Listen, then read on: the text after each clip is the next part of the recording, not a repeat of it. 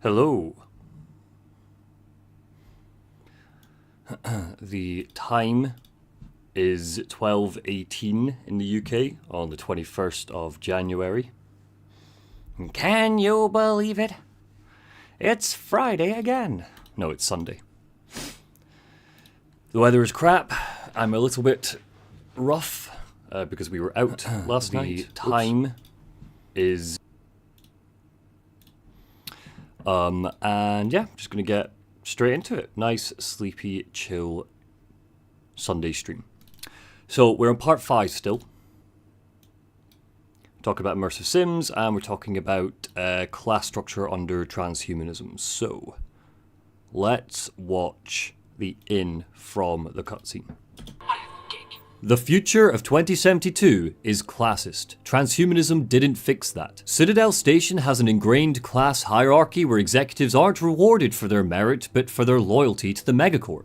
We pick up from Jared Hayes and Jodie Fortier, 2 maintenance workers, that the station got a shiny new cinema on the executive level, but access is restricted for anyone without executive authority. Some execs even bragged about it. That's just a bloody cinema, but generally the environmental storytelling of executive shows a disparity between the sights of the lower decks and the sights of the suits. The natural world coats this level in a way we haven't seen up until now. The walls look like polished wood, even though they're plainly metal. Greenery and plant life, genetically altered by Trioptimum for the sake of decoration, line walls and sit in glass casings. Golden statues sit in corridors to be admired. This is all mainly because we're so close.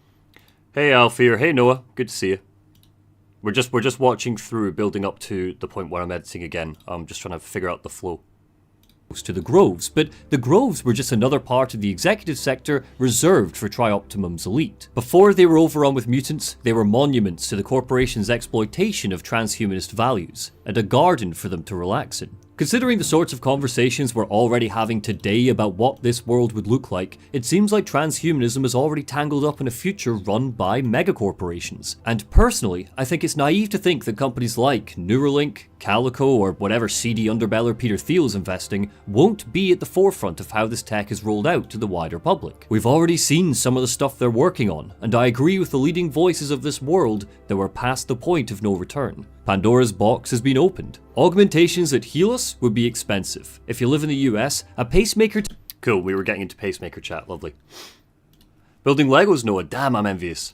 I wish I was building Legos right now. Can you tell I'm so dumb with this critique? There's a stage during every making video, like every single video I make, there is a stage, and we've pretty much hit the average point, the 2/3 mark, where I'm just sick of it, man. I'm just so tired. I'm sitting here going like I finished Prince of Persia this morning, but I'm at like 92% completion of that game. I'd rather go back and play some Prince of Persia, but it's fine. It's fine. We're gonna get this done. So we're looking at pacemaker stuff. Can I use any of my medical clips for that? Expensive. If you live in the US, a pacemaker today costs anywhere from $20,000. Cool. So we're gonna get a pacemaker clip from Motion Array.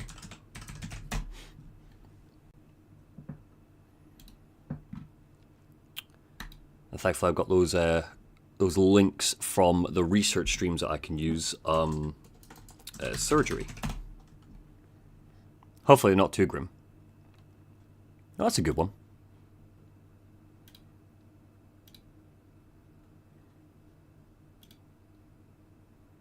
Lovely.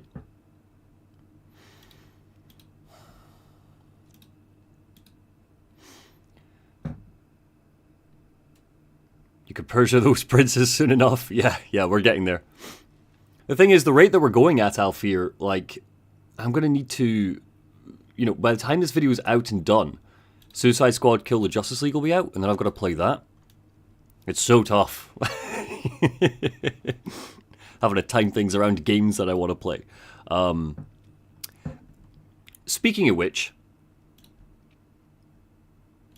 seeing as it's just the two of you, I think, right now. Oh no, it says we've got a few watching, but it seems like the two of you are the ones chatting. I'd be keen to get your 2 cents. This sponsor that I have for the next few videos is brilliant. Literally, the company is called Brilliant. It's an app called Brilliant. And it's a really, really cool app. I've been toying around with it, going to sign on the dotted line. And they are sponsoring at least the next 3 videos I do. However, they want to be in the first 10 minutes of the video, which is fine. That's just normally what sponsors ask for. But the first 10 minutes of this System Shock video do not flow well enough. As in, if I put a sponsorship in the first 10 minutes, there isn't really anywhere I can naturally introduce a sponsorship. Like at all, without completely breaking the flow of the opening. So, I was speaking to the Nubis about this last night, and her idea was, because effectively the lead-in I want to do is, I want to talk about how, so Brilliant is effectively a STEM app. You do math stuff on it, you learn science, but you learn about scientific principles, you can use it as a studying tool, or you can just use it to learn about stuff yourself. It's the math computer app, Noah, yes. So, and programming, stuff like that. So, one of the things that I think is quite interesting about that app, for the purposes of this video, no worries, Skitch, good to see you. One of the interesting things about that app, and one of the reasons why I think it's actually quite a useful sponsorship for this video, is because you're leading me right to the point here, Alfie. Could you do the ad before the intro? Yes. So I kind of want to talk about the angle of, just keeping your brain in check, keeping your brain in gear. This idea that we use technology to effectively, flick a switch in our brain that de-ages us, all these things that we talk about later in the video. The argument could be made that, like, why are we bothering with that and making it so easy when we could just be focusing on, building our knowledge every day, training our brain, exercising our brains every day, blah, blah, blah. Because that's one of the best ways to keep things like dementia and Alzheimer's at bay. And that's the stuff I talk about later in the video. So I thought perhaps before we do the opening, right at the beginning, I would slot, it's 60 seconds. That's all I need to do for them.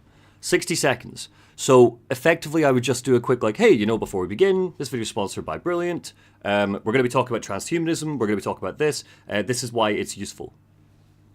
Hey, Aqua, this is perfect. You're a good one to ask as well. We're talking about sponsorships. I have a sponsorship coming in from Brilliant, but they want to be in the first 10 minutes of the video. There isn't a natural place for me to put the sponsorship in the first 10 minutes of the video. So I'm playing around with doing the full 60-second sponsorship right at the beginning, before the video begins. What are your thoughts on that? Give me any and all thoughts, just while I kind of sort out getting some of this footage in for the pacemaker section. Because my mentality is, realistically, look, it's 60 seconds, I'm not forcing you to watch it, you can just skip ahead, But then I'm thinking about people who, maybe this video will be the first of my videos that somebody finds, and the first thing they're slapped in the face with is a 60-second sponsorship. And maybe that'll turn them off from watching the entire thing, from subscribing, from all these things. I don't know. Just something to think about. Also, because Brilliant want...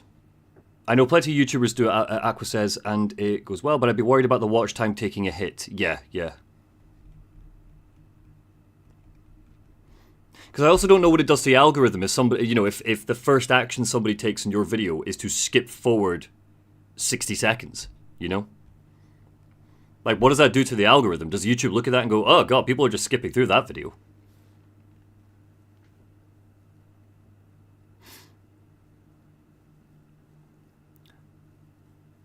Noah says, honestly, I think that having the ad before the intro would flow the best, because anyone who's here to watch 1 to 2 hour retrospective video essays is willing to sit through 1 minute of ads. Yeah, totally fair, Noah. Your concern would be that they click off at Aqua. Yeah, that's my concern. That is my concern.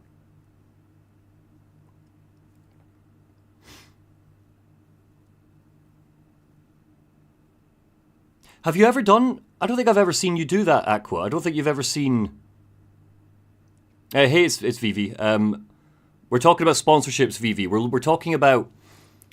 I've got a sponsorship offer for this video, but they want it to be in the first 10 minutes. There's nowhere naturally for me to put the sponsorship within that first 10 minutes. So I'm thinking that I put the sponsorship at 60 seconds right at the beginning and asking for people's thoughts. The first 30 seconds are so vital to hooking someone in, so sacrificing it feels wrong. Yeah, totally. You're totally right. And I purposely wrote the beginning of this video. Like, I purposely wrote the beginning of the video to get right into the game. Because I'm the first to admit that, and it's something I like doing. So I'm never going to stop doing this, but I'm acutely aware that a lot of my critiques always start with me talking about something not related to the video game, and then will later tie it into the video game. Whereas I purposely wrote the opening of the System Shock video to be all about this moment with the mining laser so that it hooks someone quickly. Does a 60-second sponsor, does that kind of defeat the purpose of doing that now? I usually just slot it in, even sloppily, as late as possible. Cool. I think it's one... What I'll do is, when the video is complete, you know, when I've got this done, when we're watching through it together, I will see if there is any natural point in the first 10 minutes.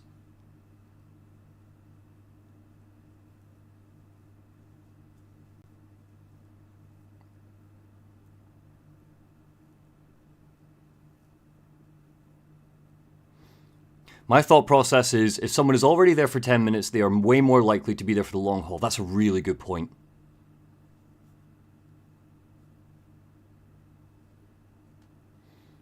You're right, no, it would be at least less jarring. I think it's a question then of do I want to cynically put it in, you know, within that first 10 minutes rather than the opening for the sake of covering my back and getting the views in? Or do I want to make sure that the critique itself is almost like one big piece, and the sponsorship is just this first 60 seconds that you can effectively ignore?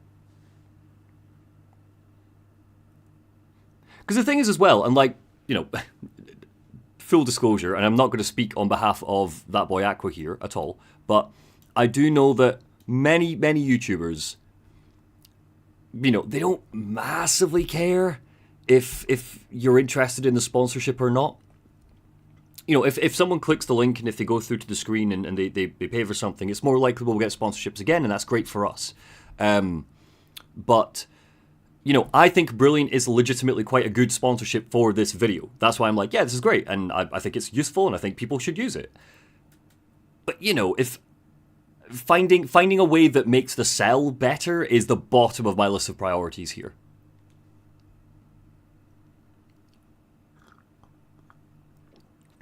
Please take what I say with a massive grain of salt. I have a running joke among friends where any video that has a sponsor ends up bombing. That boy Aqua, you are totally correct.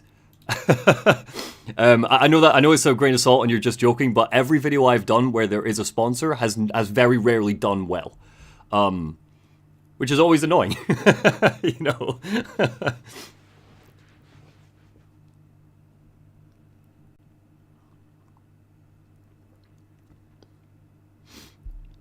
I was thinking of that, Noah, but I've already done that joke before.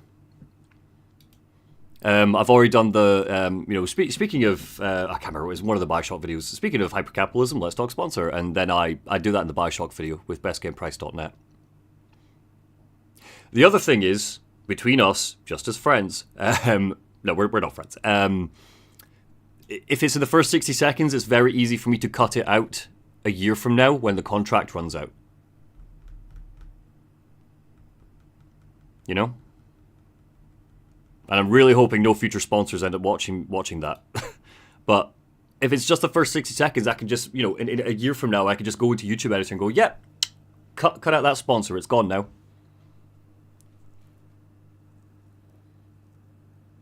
I don't know, it's one to think about. I'm going to get back to editing it. It's one when, I think when the video is done, I'll make a call.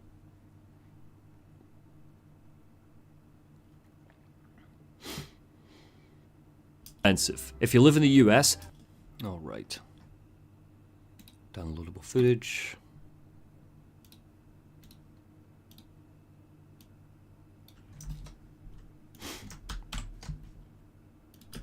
If you live in the US, a pacemaker today costs anywhere from $20,000 to $90,000. Okay, perfect.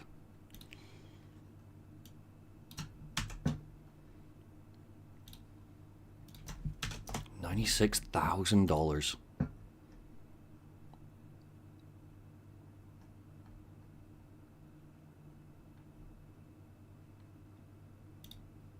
Oh, get out of it. Right.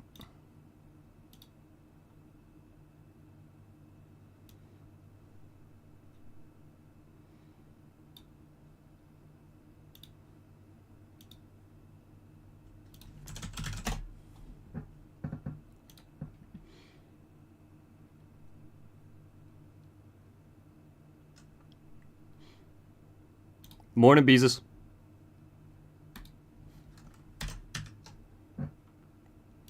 Oh, that sucks, Alfie. I'm really sorry.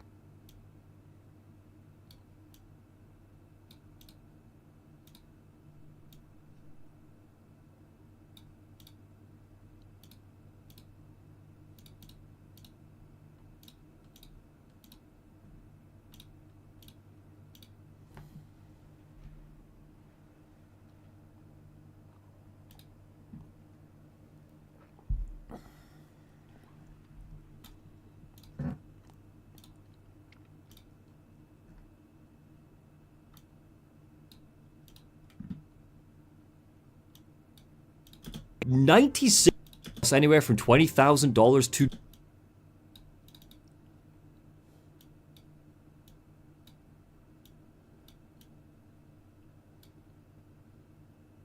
anywhere from $20,000 to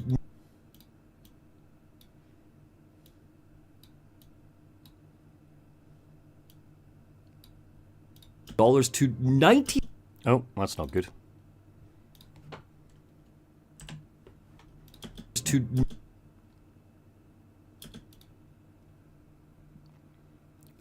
thank you very much, Beezus. Thank you. I really appreciate that. Thank you. Again, as a reminder, you don't have to do this. The point of this is that I'm not trying to do this for donations. I just want to get this done. Yeah, 12.35 for us, Aqua. What we have is, I don't know if this is a place overseas, but we have Taco Mazama, which is okay. Taco Bell also, Glasgow recently got a Taco Bell.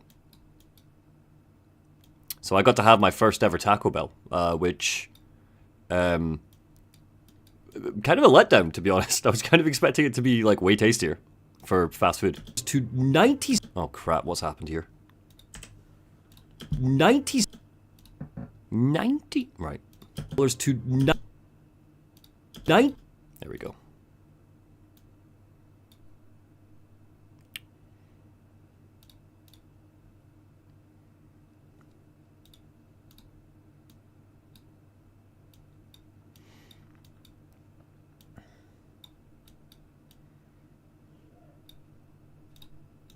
To 90.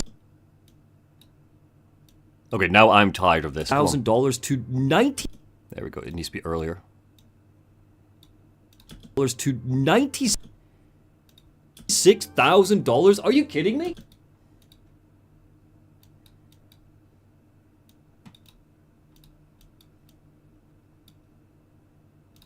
$6,000. Are you kidding me?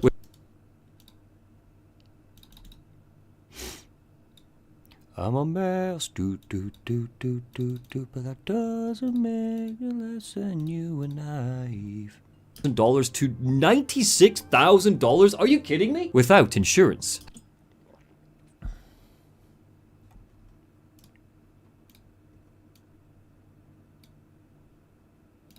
$1,000? Are you kidding me? Without insurance. Let's pop a Monty in for that little aside.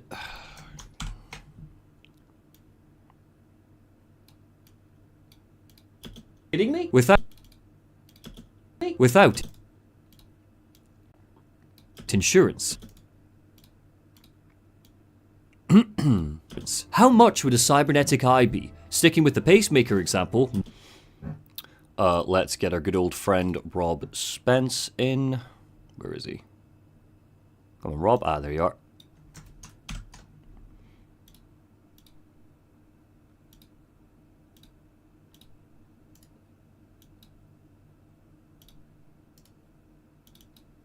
Oh, whoops.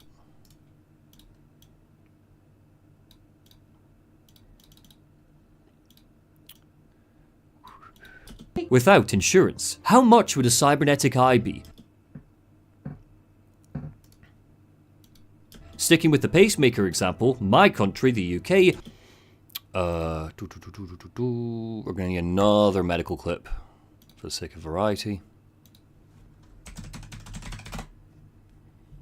No, I've got this already. Actually, no, I don't. No, I don't. I've got this one where there's heart surgery going on, so that's all I need. B. Sticking with the pacemaker example.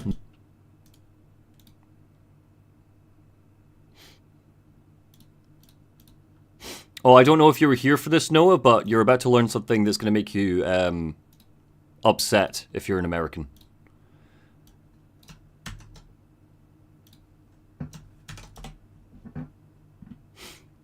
So, in the UK, pacemakers are covered by the NHS, so you don't have to pay a penny. It's all, NHS based. And even if, in the UK, even if you decide not to go with the NHS, if you want to just get it done on your own, for a dual chamber, it's £12,000. None of the UK private medical fees go anywhere near that. Let me show that, just for the sake of fairness. So this is a private heart clinic in the UK, and it's 9 to 12k, which you think might be about $20,000, but I mean, our economy is so fucked right now that we are very close to the exchange rate is not great. Effectively, is what I'm trying to say. In fact, if let's check. Let's see, US dollar. It's not good at all, if I remember rightly. It's not nearly as good as it used to be.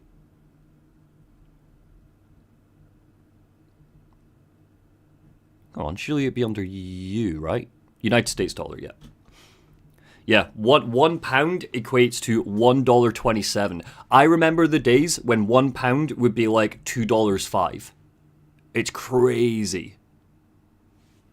Again, that's the Tories. That's our right-wing party in the UK, just tanking our economy.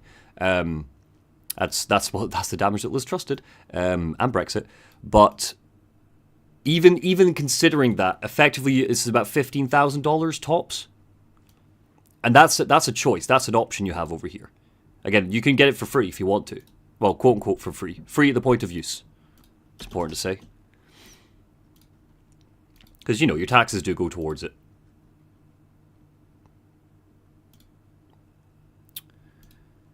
But that doesn't make me less than you and naive. My country, the UK, offers them as part of the NHS. Part of the NHS, and it costs around 10 grand here if you decide to go private.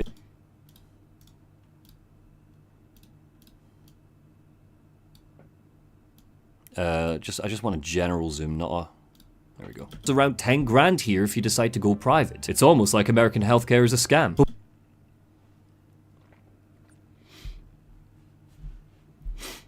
This one that we found, Noir, was elective. Sorry, not emergency. Elective. For elective or emergency, it can be covered by the NHS, we learned. Which I didn't know, to be honest. I thought that was really interesting.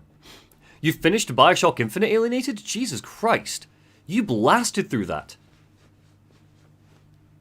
Banger game, loved it. Totally fair. I figured, based on what you were saying about the other Bioshock games, I figured you would get more joy out of Columbia than Rapture. I get that. Chess. And it costs around 10 grand here if you decide to go private. Let me get a... Americans, are there any fun American kind of healthcare insurance ads you can think of? Anything that's a bit...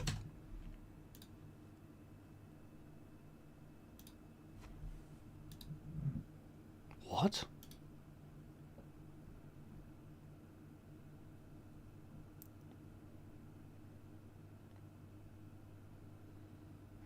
Hold the phone. Hold the phone. Is Patrician retiring? Because Never Knows Best put out a hit piece on him? Jesus Christ. By Never Knows Best about Imo Pagliarulo. And it is a masterpiece. I've never seen a video that was more effectively designed as a trap to respond to than this 2-hour, 18-minute dissection of criticism against Starfield's lead designer. I say that as somebody who tried and arguably failed to produce my own trap video with Elden Ring, that it takes a surprising amount of effort to produce something like this.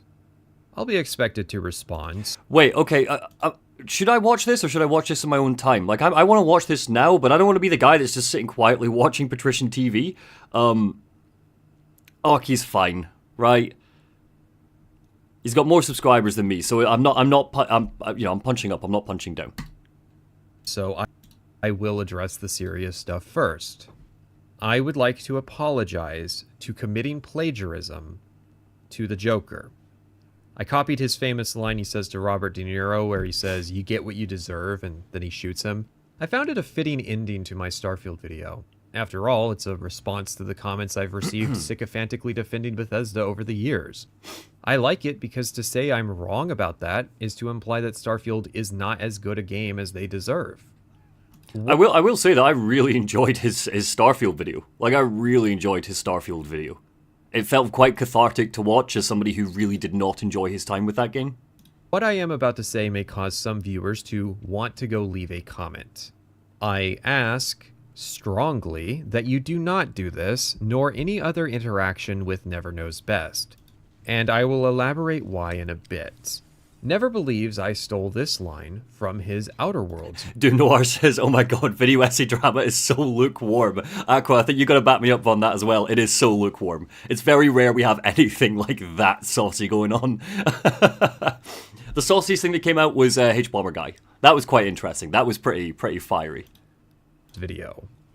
An Outer Worlds video I never saw. I didn't even know he made one, because the only time I looked at other Outer Worlds videos on YouTube was a short stint watching Salt Factory's video before I decided I didn't want to finish it, and later when the video was done, to look at the thumbnails people had made so mine would stand out in the search results.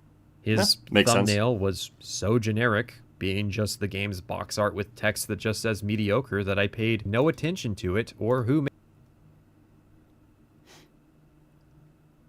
Wow, he's properly, like, taking shots. Made it. However, you are free to disbelieve that, in which case I have a backup argument. H-Bomber Guy's big plagiarism video that everyone knows and talked about released on December 2nd. My patron cut of the Starfield video released on December 4th. The public cut was released on December 7th. If you go into the section titled Terra Firma, about an hour and a half in on the public cut, you will see a timecode running at the bottom of the screen for almost the entire section. Yeah. This timecode is absent in my patron cut. What happened is that there is an error in my patron cut at 1:34:10 where I accidentally left in a repeat take. And in the process of fixing that error, I enabled a hidden layer I used to quickly find source spots of audio in Audition and simply forgot to disable it again. What this proves is that in response to something pointed out to me by my patrons, I had to go back into the edit, fix the mistake, accidentally introduce a new mistake, and render that out. I have absolutely been there. I have absolutely been there. Long-form gamer beef would be rough because we have hour-long drama rebuttals to go through, that boy Aqua says. Yeah, totally. Yes, Noah, I am absolutely doing a video on Suicide Squad, yes. After System Shock, it will be the next critique. It won't be the next video, but it will be the next critique. So, first few months of the year, yeah. The reason this is significant is that by the time I would have done this, discourse would be widespread about plagiarism. If I had plagiarized, I would have had ample opportunity and reason to change this single line.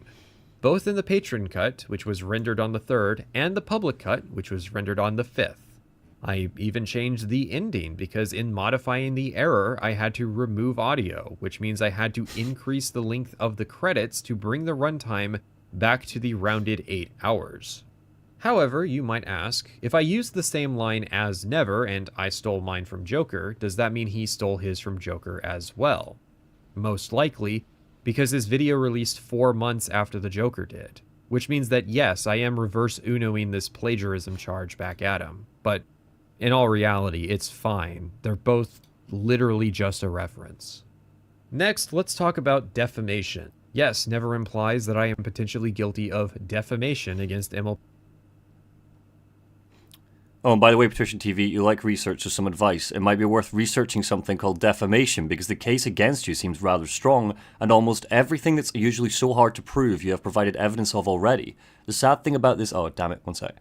The sad thing about this situation is that I don't think something like that would ever actually happen, because as far as I can tell... And he goes on about Emilia. Pagliarulo. Defamation is when you remind people of something someone whom... This is just to point out, right? This is absolutely what I was telling you all about before. And I'm not going to ask Aqua to comment on it because that's not fair. But I know for a fact that I have had, not with Aqua, but with other video essayists behind the scenes in DMs, we have been discussing how to handle plagiarism since the H-Bomber Guy video came out. And not handling actual plagiarism, but particularly handling false allegations of plagiarism and how to protect yourself against it. Because people are now on the lookout everywhere. And people want to kind of try and find the next James Somerton because it's juicy and it's big, ooh, and you got to keep an eye on that sort of stuff now. And it's scary. It's I mean, not scary in the sense that I'm keeping myself up at night about it, but you have all witnessed during this stream that I have kept an eye on doing a couple of things a little bit differently just to make sure I'm doubly protected. And I'm not somebody that plagiarizes. But yeah, it's you got to watch out for this sort of stuff. This is a perfect kind of microcosm of that conversation. People just pointing at each other and claiming there's plagiarism going on. Yeah, I'm always paranoid that I've accidentally plagiarized people, Aqua says. Yeah, totally. Did you watch the Tom Ska video, Aqua? It's fucking brilliant and it made me feel a lot better. Just having somebody calmly walk through the stages of kind of quote-unquote plagiarism and go, look, all of this, like 80% of this is fine, just don't do this last 20%. And I really, really appreciated that video for it. So, Never Knows Best makes a few arguments in that video, but it's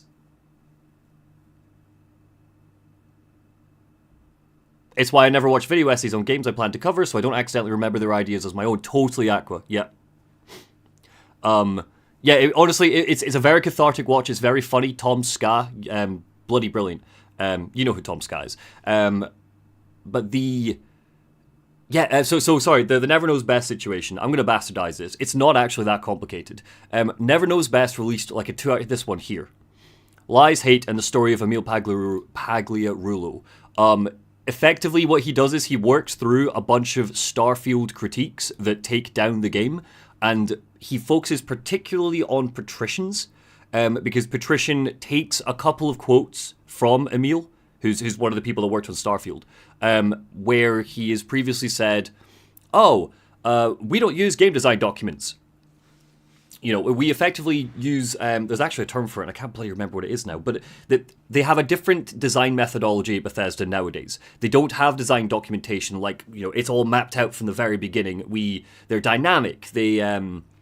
It's very similar to how Rocksteady did their games, did their Arkham games before, where you have like a foundation, a playable foundation, and then you just build and iterate and iterate and iterate on top of it. That's what Emil said. But the Patrician situation... So that's what Tom Scott talks about. A design wiki, that's it. Thank you, Aqua. A design wiki. So they used a design wiki instead, and effectively Patrician came along and was like, they didn't use a game design document. Okay, this is actually me bastardizing Patrician a little bit, but effectively one of his arguments is they didn't have a game design document, so therefore that's one of the reasons why Starfield was not very good. And Never Knows Best in this 2-hour, 20-minute video effectively deconstructs that argument and a bunch of others. And then it gets into some plagiarism kind of comments and stuff like that. And this is clearly Patrician's response. Planned a presentation, got their passport, and flew 8 hours to Copenhagen, said in public. I said that Bethesda doesn't use a design document. I clarified in my video when I said this what Emil had said on Kotaku the day of release, that Fallout 76 podcast he did in early 2023, and that presentation he gave 7 years ago. That they had smaller, more decentralized documentation, but that is no replacement for a centralized vision. I even clarified that not all of the blame is on Emil.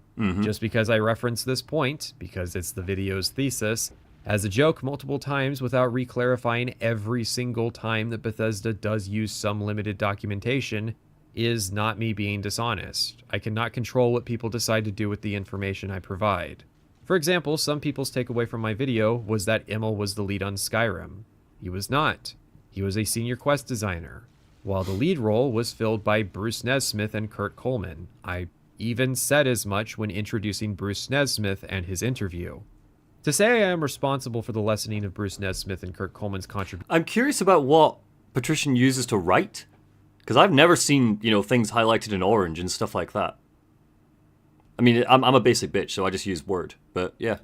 ...to the point of damaging their careers by making people think they didn't work on Skyrim, because someone came to an errant conclusion is not defamation. And if it were, I would suggest never review his entire video catalog. Bethesda would have a hard time proving I moved the needle on Starfield sales. They'd have a harder time proving I even moved the needle on the Steam reviews.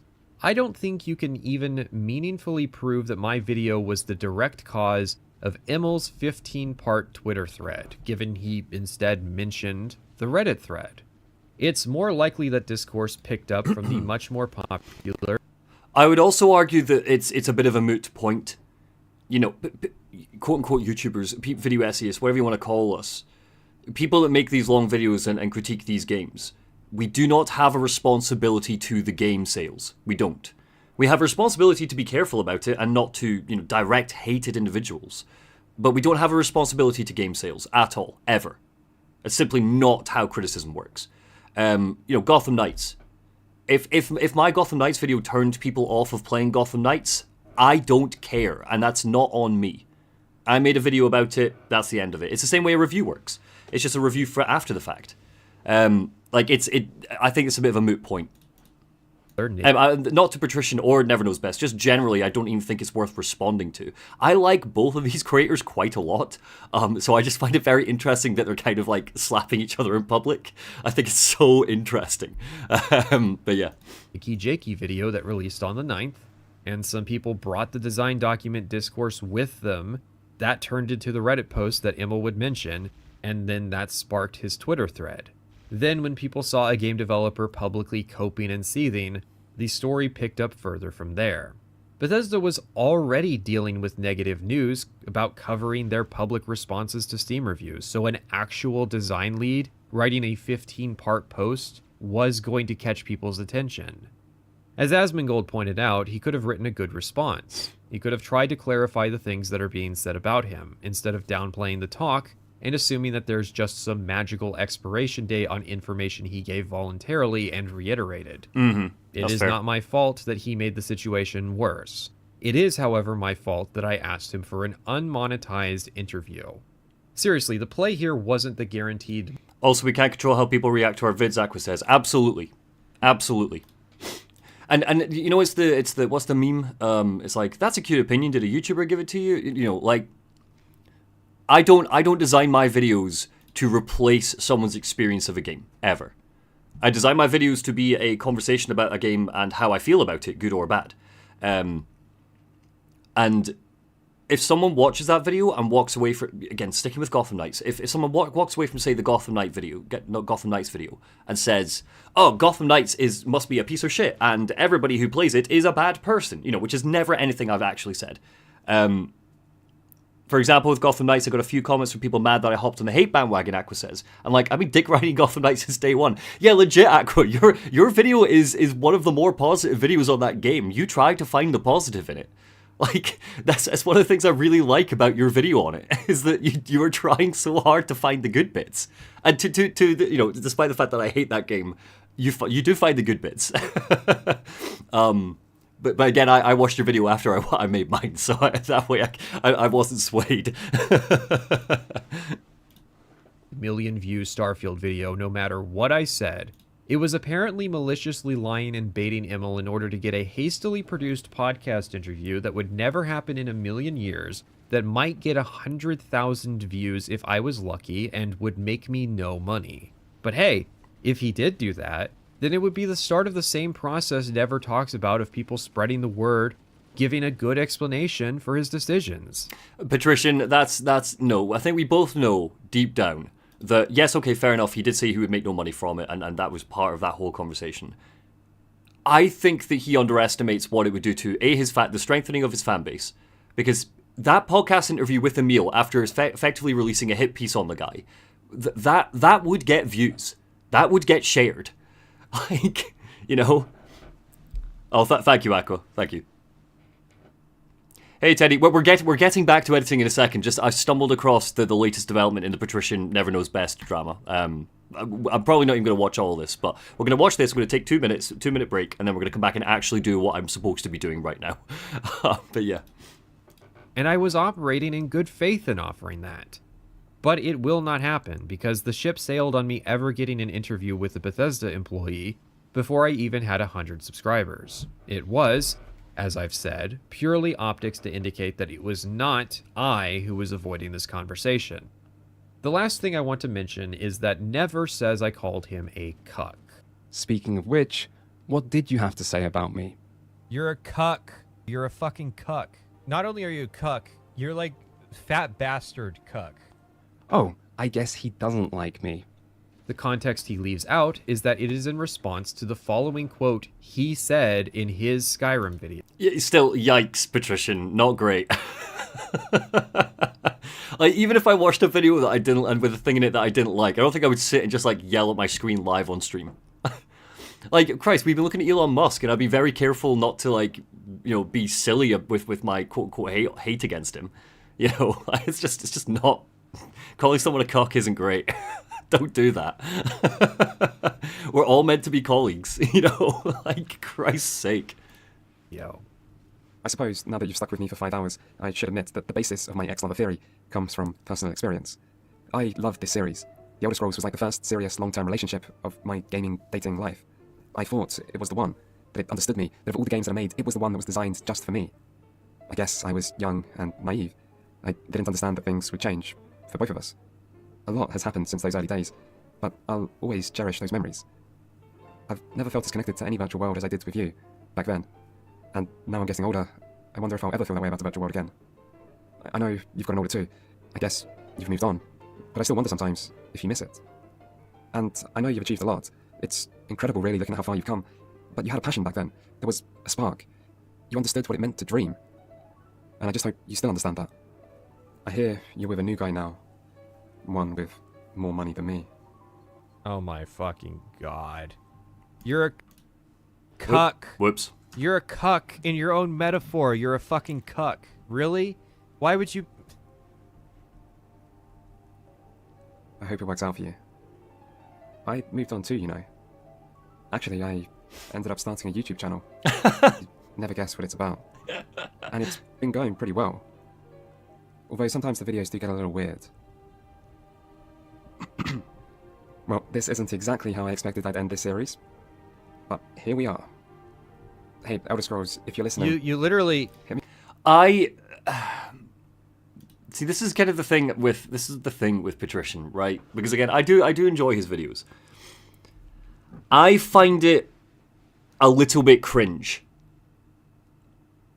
Yeah, you know exactly, Aqua. This is what. Yeah, I think calling that analogy cringe is cringe in itself, right? I actually think it's kind of neat. It's emotional. It gets the point across. I think it's cute.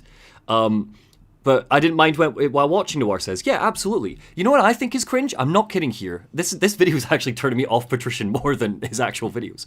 Is this? Let me turn off this down here. Watching someone else's. So you decide that you're going to make a video on a video game. You decide that you're going to make a critique on a video game, and you decide that part of that process is going to be watching all of your colleagues before you. So other people who have made videos. Let's use Aqua as an example because Aqua's in the chat. Imagine if part of my Gotham Knights video, I sat and I watched all of Aqua's critique of Gotham Knights.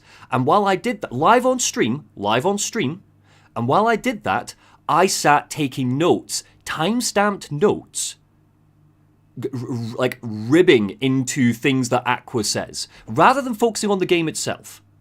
So, for example, right down we've got 132.55 right at the bottom here. Referring to Skyrim as an ex-lover is honestly pretty cringe, not gonna lie. And it's like, why is that part of your process, bro? Focus on the game. Focus on the game. and other real, and if you're going to do a thing like we're doing with System Shock, real life things that connect to the themes of the game, don't just sit and rant against someone else's criticism of it. Like, you can have throwaway comments. For example, we looked at some of the reviews, and I've made kind of passing comments in some of my videos in the past, but like, they said this is stupid, here's why. Or they said, you know, looking at other reviews, the gamer is obviously an easy target, but this is hours. He has sat for at least an hour and a half, taking extensive time-stamped notes at an average of one every, what, 20-ish seconds? Live on stream. I think that's cringe as fuck.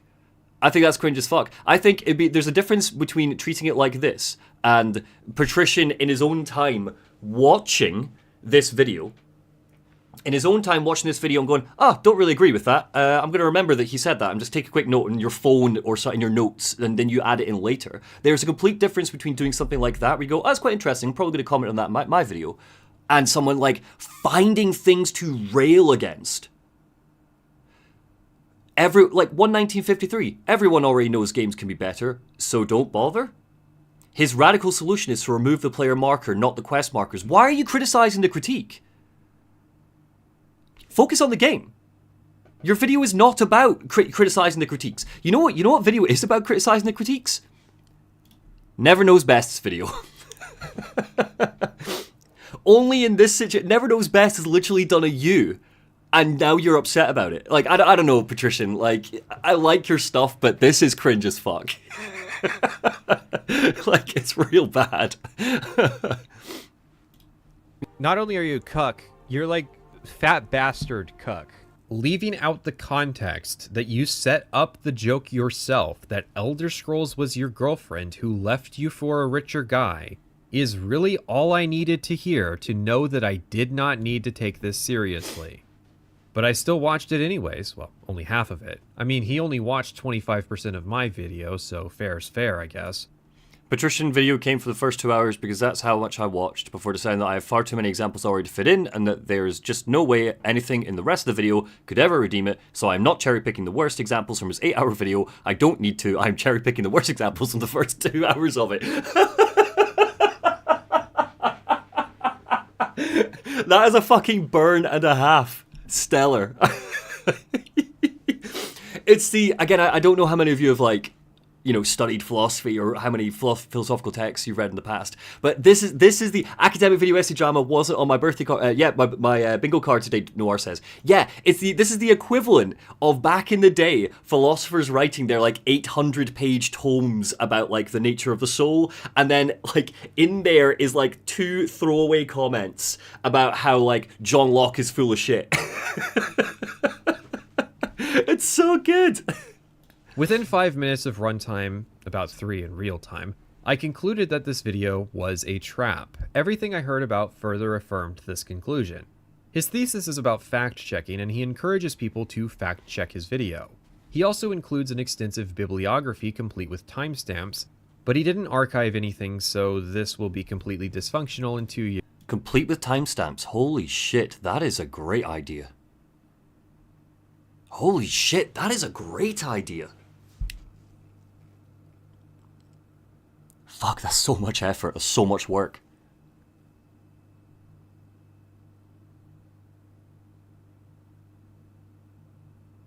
I didn't know Never Knows Best does that. That's fucking dedication. Patrician, sorry mate, like, this is just making me respect Never Knows Best a lot. Years when No More Mutants closes down, or there's another protest and more Redditors delete their posts. I mean, did you even consider how lucky it was that the person who wrote that Reddit post integral to your video happened to not delete their account since they made that post? Anyways, the ARG works like this. You need to fact check the information he provides. For example, a big part of his video is about a Reddit post he believes sparked... Sorry, I'm noticing some chat in the chat. Wed Teddy, just want to say thanks, Mike. Your style and viewpoints, both reviews and stream, are well articulated and fair. You legend. I don't agree with you, Wet Teddy, but thank you very much for the kind words. Beez is asking me, do you watch Moist Critical, Monty? Yes, I do. I really enjoy Moist Critical, yeah. I get a bit of a giggle out of him, yeah. Like, I don't watch religiously, not every video, but he'll often pop up in my recommendations, and I'll go, yeah, sure, I'll pop this on while I'm, making myself a cup of coffee. Because they're always like, 8 minutes? I don't watch his streams. But yeah. This entire conversation. He leaves out that 6 months prior to this post, Joseph Anderson released his 1 year later video on Fallout 4 that got 12 million views.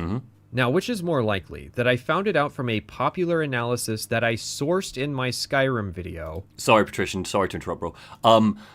Just a quick fun fact for you. That Fallout 4 video, that Joseph Anderson Fallout 4 video, that officially first long-form video essay I ever watched. Ever. Like, that was it. That was the bud. And then, as the years went on, I started to find Chris Davis, Aqua, White Light, you know, these sort of creators as well. It's so interesting. I haven't watched White Light's Spider-Man 2 video yet, because I really want to, but I know that I'm going to make a Spider-Man 2 video later in the year, so I'm kind of thinking maybe if I watch it now, I won't need to worry about it. You know, so it's like, hopefully I won't remember. I don't know. It's so annoying, because I really want to watch that video, because I really like White Light stuff. I might just wait. Or that I learned it from a random post on Reddit. However, when presenting the chronology, he completely fucks up the dates. For example, he says that the second Reddit post was a year after the first, when in reality it was 5 months. That's a nitpick, but there are many more things like this throughout, and he did ask us to fact check. He quotes a post on No More Mutants that is positive towards Emil, but leaves out the second half of the post where he says, but, and goes back on his statement. The more attention you pay, the more you pick up. I think it's a trap and a test. He wants to see if his viewers are paying enough attention to actually critically engage with his points, or are just agreeing with him blindly. It fits into his narrative he gives about people blindly agreeing with the Reddit post without seeing the talk for themselves. And of course, it serves as a vehicle for him to do to me and Kritosis what we have allegedly done to Emil. I don't know. I feel like the angle there is the equivalent of, like, correcting Never Knows Best's grammar, you know? I don't know how powerful a point that is. Even though he didn't sufficiently prove that Kritosis was inspired by the Reddit post, and I was not inspired by Kritosis, as I myself cited this very talk in my Oblivion video that came out for patrons 4 days before Kritosis streamed about it. Also in this video, I mentioned design documents, something Never alleges I have never mentioned prior to Kritosis' own analysis on this matter. Once again, my mention of a design document predates Kritosis by 4 days. I also mentioned them 5 times in the Skyrim video. I think what he misses is that Starfield is the first game I have covered where I talk about the development and Emil was in a lead design position. There's no reason to dive into Emil's mentality towards leading on designing games if I've never taken that approach towards a game he was a lead on. Sorry, Bakesh is asking about Returnal. I really like Returnal. Do you want to know why I haven't done a critique on it? Because I haven't beaten it. I legitimately think I cannot beat that game. I have spent more time than I can count trying to beat Returnal, and I can't. And eventually I just got really pissed off and rage quit. But it's a great game. It's just, for some reason, it just did not gel with me in the sense that I couldn't kind of get my brain in there to beat it. But yeah, that's why there's no critique. I might do a Nubis Humanus on it one day, but yeah. Exception would be fine. Oh, yeah, it's all right, Hakai. We're gonna move on in a second. Watch the Never Knows Best video. It effectively kind of has a big go at Patrician, for his Starfield video. This is Patrician's response, and I'm slowly losing respect for Patrician the longer this video goes on. Basically. The last biome, yeah. It is a good roguelike Silent Blast, yeah, it is. I'm not going to come in and give any kind of form of critical feedback to it, because it's a skill issue, I just can't beat it. Fallout 76, but I didn't talk much about Emil in that video at all. Another thing is that he says that in an ideal world, people would have watched the talk and read the Reddit post prior to him making his points. He says this 20 minutes into the video, after already making his points about the talk and beginning to explain the Reddit post. So why did he consciously decide to include snippets of the talk in the opening instead of just a call to action encouraging people to watch it for themselves? Because it's all part of his test. He wants to see if you notice the problems with taking his word on his cherry-picked selections. It's exactly what he accuses us of doing, after all. The next thing of note is that he makes a call for people to not harass this Reddit user, whom, by the way, he did not censor the name of and concluded that he believed was a child at the time. But he does this after tearing the post apart, not before.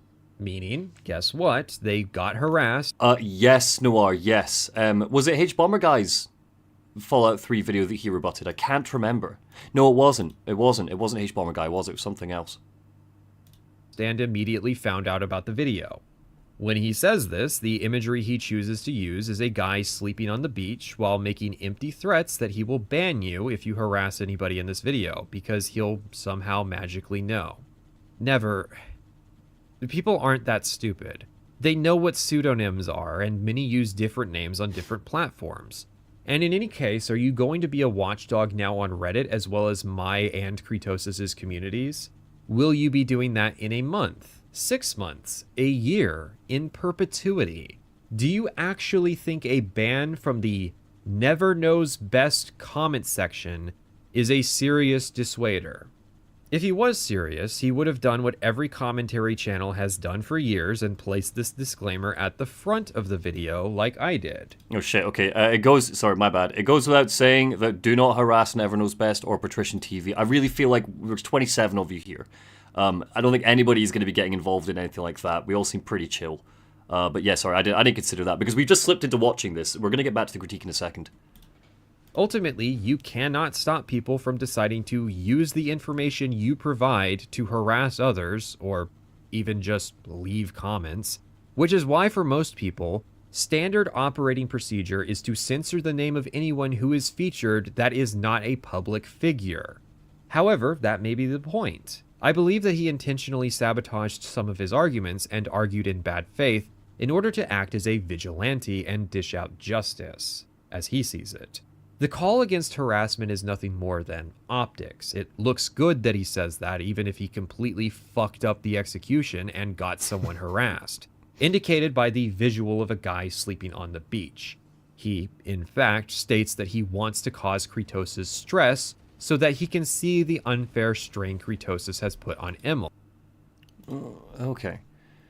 Everything I've said has been based on the truth, and none of it has come from a place of hate, so think about how you're feeling right now, and imagine what it would be like to be criticized like this, except based on lies, where it's always hateful, and you see it every day from thousands of people. And remember, according to you, Emil is the one who can't handle criticism, so I guess this is your chance to show him how much better you can handle it somehow.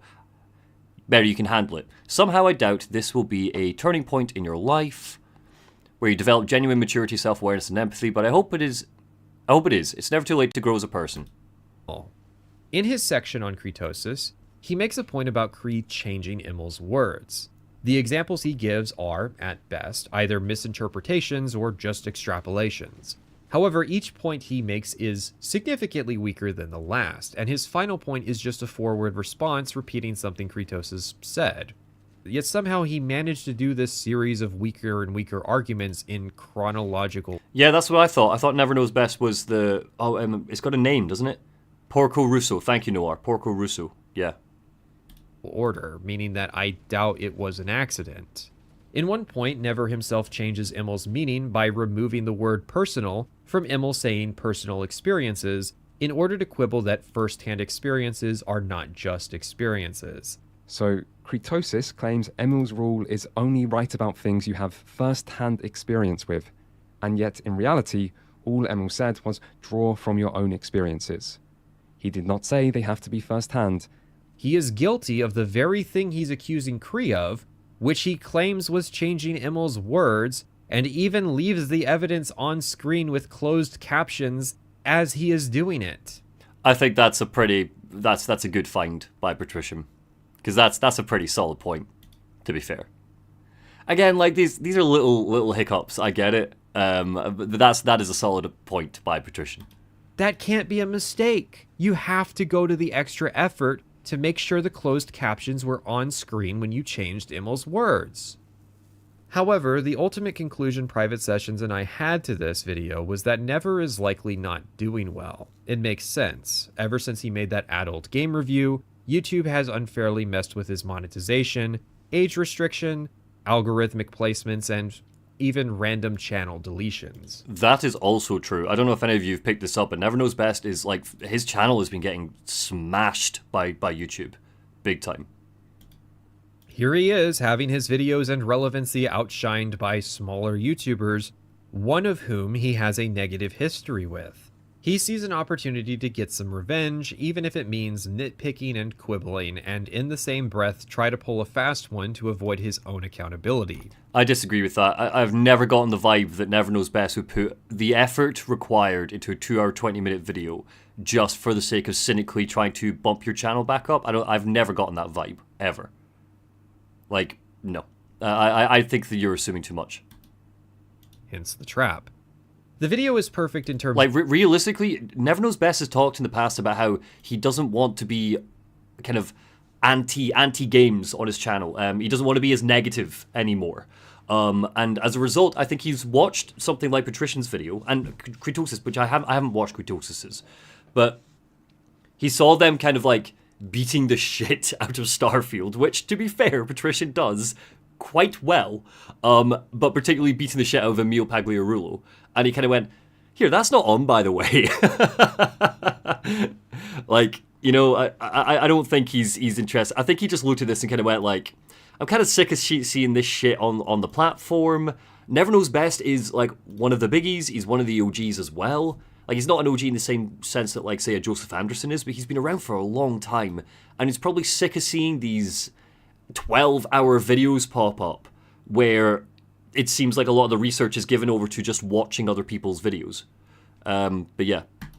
Of being difficult to respond to. He knows that Kree and I are most likely to respond brashly via stream, but any stream response I do would invariably cut out the entire section on the Reddit post because it's a faulty premise and it's entirely irrelevant afterwards. If we cut that section out, he can respond that we did not include the full context, and if we include it, we'd likely lose the viewers we would want to see the parts relevant to us. It's a win-win for him. He even makes the point that summaries, which Kritosis's video was not, by the way, shouldn't be longer than the original piece, putting a time restriction on the response. Unfortunately, I do not think things are going to go his way. Asmongold has already responded to his inclusion in the video, and it was not charitable. Ooh. If you want to talk about avoiding a shitstorm of unfiltered hate comments, maybe don't swing at the huge streamer with the weak stuff. I was going to advise that he should try to make things right, but I don't think there's a chance of putting that particular genie back in the bottle anymore. If he thinks this is going to go poorly for Kritosis, what will actually happen is Kritosis will get content out of this and the opportunity to appear on larger platforms. As for myself, I do not see a reason to respond further via video than I already have. I think the parts I did address are the most serious and likely unironic accusations in the video. The rest appears to be argued in equally bad faith as the Kritosis section, meaning I would just be taking time away from my current WoW project.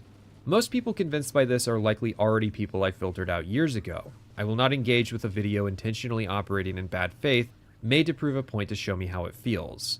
He lost his chance to get a response out of me by not airing his grievances sooner about the Skyrim streams while I was still talking about Bethesda games.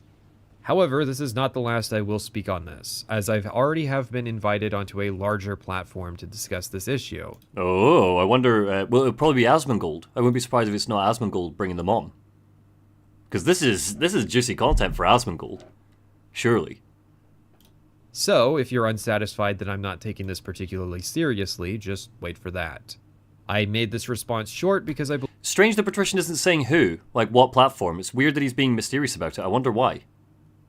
believe a long response would be bad for his outlook on life, and I've already decided to never release the recording of my live reaction to the video. However, I cannot control any of the other people that were named in this video or have taken an interest in it. And with that, Oh, so a bunch of them who were named in the video watched it together and presumably streamed it? Is this what Royal Rumble feels like? Stellar Noir, thank you. I want to conclude on something I realized after I made my Starfield video. In just an hour of research, I turned up more developer interviews for classic World of Warcraft than exists in the last quarter century for Bethesda. We can only come to conclusions based on the information that is given to us, and Bethesda is simply a black box that heavily controls what information they give. They do this on purpose. Meanwhile, I have a literal 300-page book that details everything about classic WoW down to the layout of the office they had in development. And guess what? They used a decentralized design document too, but that makes sense when you have a development team measured in the dozens, where every developer can walk a short distance to any other developer's office if they have questions. And there are many stories provided of exactly that happening. So, no, I do not want to spend a whole lot of time dealing with this. I would much rather get back to reading this book. Never's just going to have to accept that his video actually benefited the people he called out. For me, it cleared up a sinus headache that had me bedridden all day. Sure. Sure. All right, back to the video. I haven't watched Asmongold in a while. Not for any particular reason. I just haven't watched any Asmongold. You should check out the Asmongold reaction. Curious on your thoughts. Not right now, Aqua. What I'll do is maybe I'll jump into it before the end of the stream, but I'm keen to get some work done. So. Right, where were we? We're talking about pacemakers, we're talking about implants. Oh crap, that was it. Thank you, Alienated. You've just reminded me. The whole point of this was I was trying to find a healthcare insurance ad. Jesus Christ. Alright.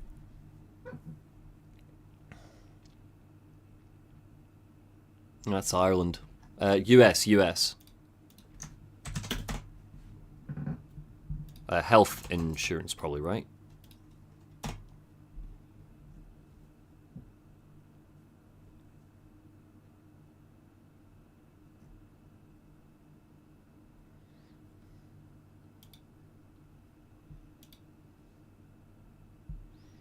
Typical insurance for every senior. I'm not actually a stereotypical senior. I just play one in cheesy health insurance commercials. In real life, I have Humana because they see me, listen to what I need. It's refreshing. Humana. Okay. That's not quite what I'm looking for. Oh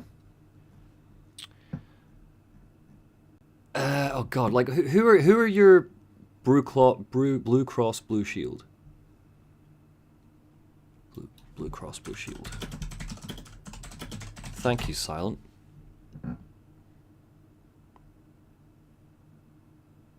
They're a bit mince, aren't they? You'd think that there'd be better ones.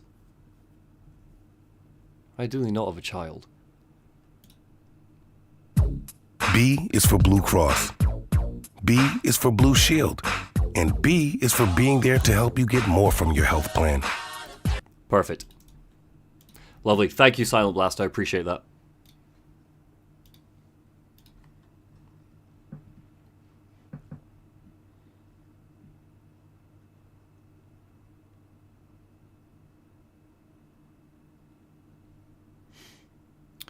Okay, so yes, back to my actual fucking video.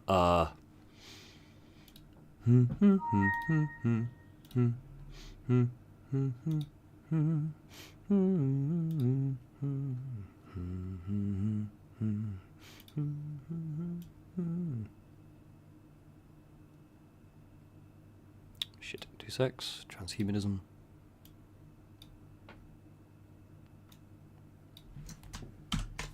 To go private. It's almost like American healthcare is a scam. Oh, damn it. It cuts, stray frame. Get the ending instead.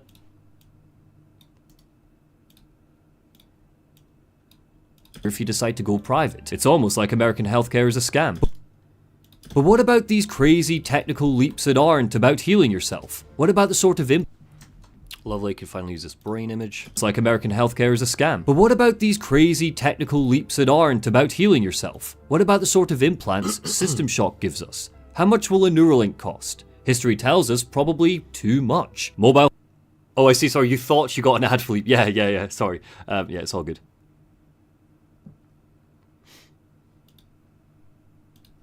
Of implants System Shock gives us. How much will a Neuralink cost?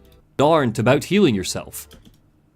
What about the sort of implants System Shock gives us? Let's do the night vision again. It's quite a good stark example.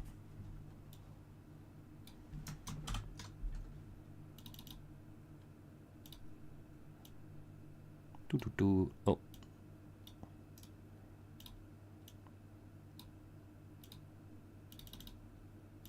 That aren't about healing yourself. What about the sort of implants System Shock gives us? Being back to editing feels refreshing. I totally get it, Bikesh. I totally get it. What about the sort of implants System Shock gives us? How much will a Neuralink cost? History tells us probably too much. Oh yeah, so when we talk about the phones, isn't it? Yeah. Cool, okay. Let me find this Neuralink clip, and then I'm just going to take a 2-minute break, go and get myself another coffee, all that good stuff. Where is the Neuralink? There it is, Neuralink ad.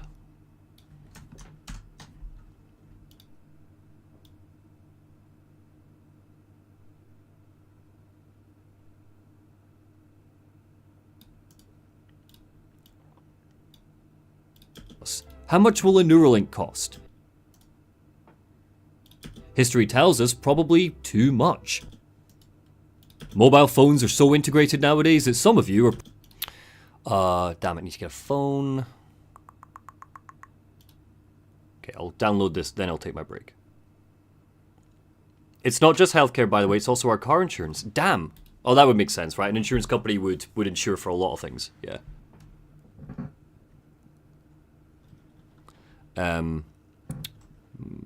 Phone.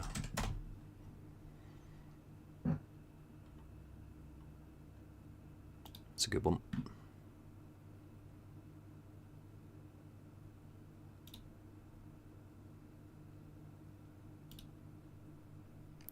Lovely. Okay, give me 2 secs, everybody. I'm just going to put the BRB up. I'm just going to get myself another coffee just while that downloads. Where's my BRB? Here it is. See you in a mo.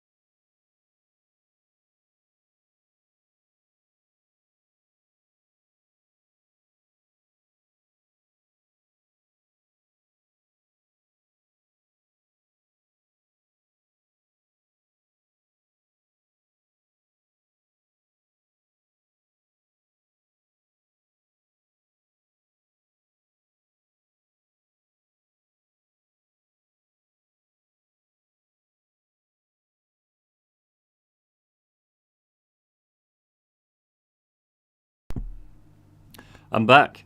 And I've come back to Silent Blast saying I'm not paying an extra 3k for the woo-woo van. Stellar. Alright, where were we? We've downloaded our clip. So, downloading.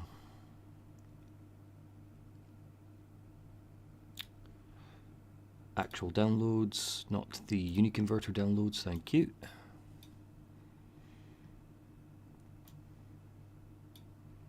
Probably too much. Mobile phones are so integrated nowadays that some of you are probably scoffing at the fact I'm not just calling them a phone, and some jobs necessitate them.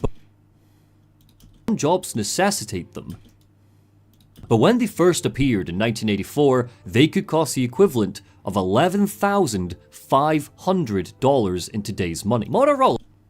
Perfect. We need to get the Motorola clip. Oh, did it? Please tell me I popped it in my script so I could find it. This was... cool. Yeah, we'll get that. Showed the original ad. Lovely. Good. Okay, the Motorola Dynattack. There it is. Love this advert. It's so good. Cool.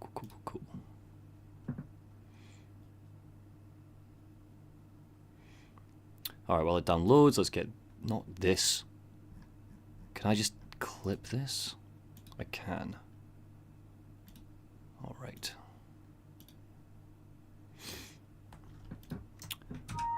Where is the love?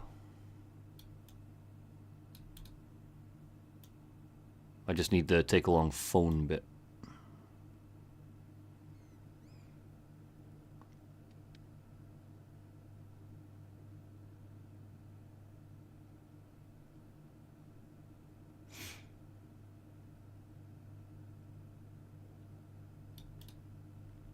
Perfect. Motorola.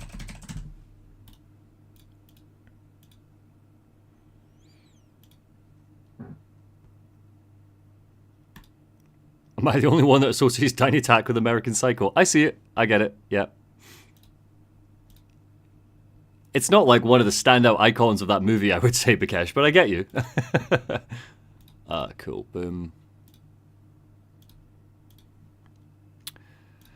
People killing, people dying. Something. I am crying. So I'm just trying to find the bloody clip. There it is. Transhumanism.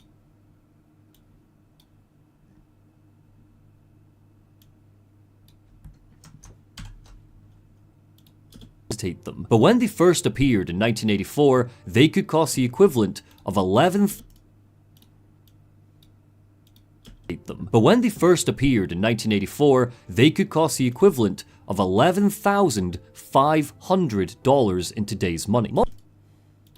$100 in today's money. Cool, lovely. Pop you there. Pop you there. Great.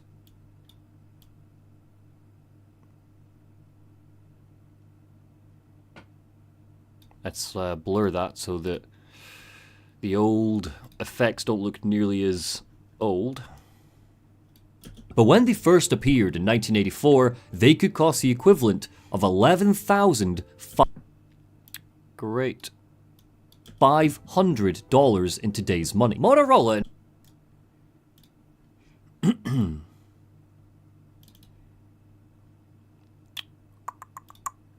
invents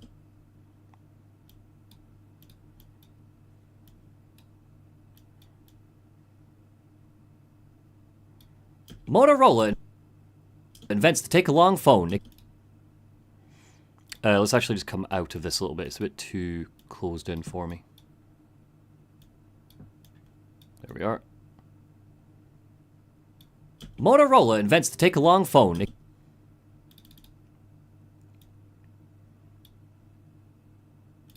can be carried in a brief...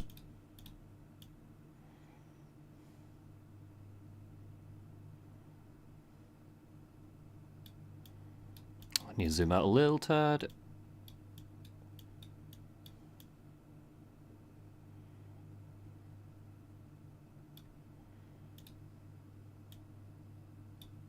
Phone. It can be carried in a briefcase or a handbag.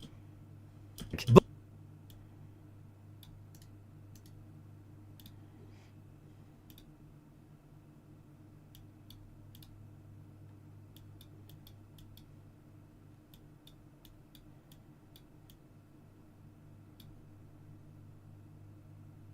can be carried in a briefcase or a handbag.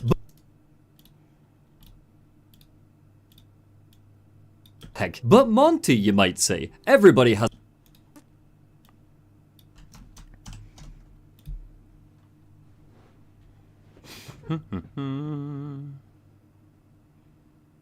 Car phones. My granddad had a car like that in the 90s. It barely worked. Oh, damn.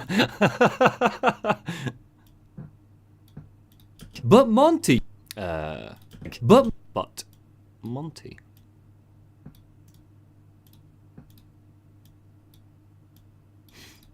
But Monty. Oh, just to reinforce, by the way, I did say at the beginning, but I have finished the Prince of Persia game, the Metroidvania one. It's bloody brilliant, so cannot recommend that enough. I will be talking about it at the end of the year. Sincerely, 2024 has a bit of an uphill climb for anything to usurp that game as my game of the year right now. And I know that we've got like Hellblade 2 and Avowed, but right now, like, it's a hell of a game to kick off the year with. I loved that game. But Monty, you might say. Everybody has a phone, you might say. Realistically, let's get another phone ad. iPhone ad.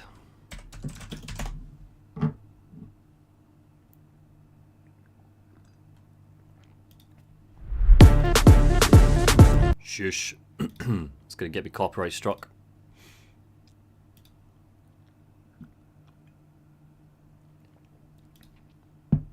Everybody has a phone in their pocket nowadays. Not true. According to the Pew Pocket nowadays.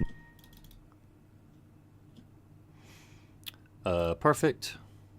These bits, these transhumanism bits are always kind of where editing kind of shutters just a tad.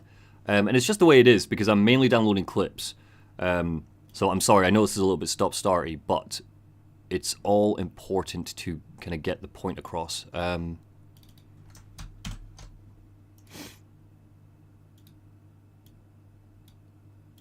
Everybody has a phone in their pocket nowadays. Not true.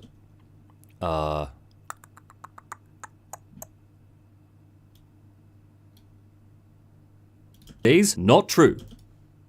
According to the Pew Research Center, 3%. Lovely.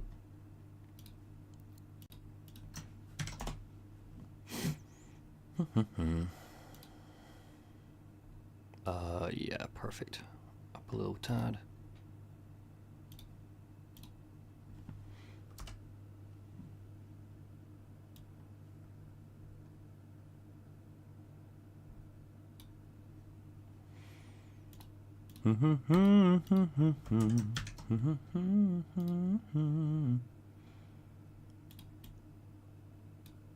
If you say so, Bikesh, so you're saying $40 too much for that sort of game. I sunk 30 hours and it could easily have been 40. And it's just a wonderful game. Totally get it. If you're a fan of Hollow Knight, it's all of its best bits, it steals from Hollow Knight. Damn, no worries, Aquil. See you later. Get some rest. I will not be covering Pal World, no. I don't even think I'll play Pal World. I've got, you know, good games to play.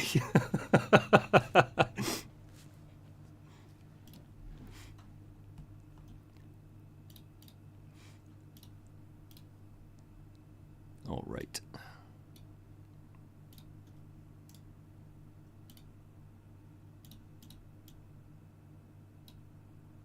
True. According to the Pew Research Center, 3% of Americans... I'm going to keep on this for a wee while.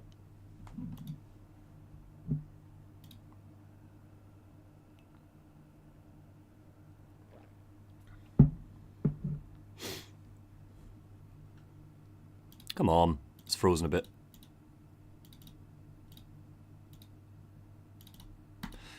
It's going to need a minute to catch itself up. There we go. Nowadays, not true. According to the Pew Research Center, 3% of Americans don't have one. I'm not interested in supporting a game that does uses generative AI and asset flipping as its foundation. That's the thing. Like, I think the game's funny as a meme concept, but I think, was it Blessing Adeoye Jr. made a great tweet about it, which effectively was, Palworld might, one of the good things that Palworld might end up being is, because Nintendo is such a humongous conglomerate and because they're so litigious, there's every chance that Palworld might kickstart sincere, laws being put in place around the globe to effectively cut AI out of using copyright for good. Out of using copyrighted material for good. But yeah. What's the runtime looking? 1 hour 20 right now. It will be 2 hours in the end, give or take. That might seem like a low number, but that's over 10 million people. Twice the population of Scotland. I think as well, because just if it's only if this sort of game is interesting to you, but if you're a Metroidvania fan, if you liked Hollow Knight, it's great. The final boss was fantastic. It's a really well crafted, well polished, well put together game. I had a really good time. But the thing for me is that if you are sick and tired of the Ubisoft formula and the same old shit from Ubisoft, pay 40 quid to get yourself to enjoy a good game and to make a statement to Ubisoft. You're voting with your wallet here. Again, it's only if you have the money for it. Don't sacrifice a meal for it. It's only a video game. But I think it's kind of important that people buy it if it looks like it's of interest to them and if they're sick of the old Ubisoft shit. It's by the Rayman Legends team. Moving in that game, my god, movement in that game feels incredible. Population of Scotland. While he was at Oxford University, Nick Bostrom wrote that it's the least Ubisoft feeling Ubisoft game I've ever played. Not ever played, but in the past 10 years or so.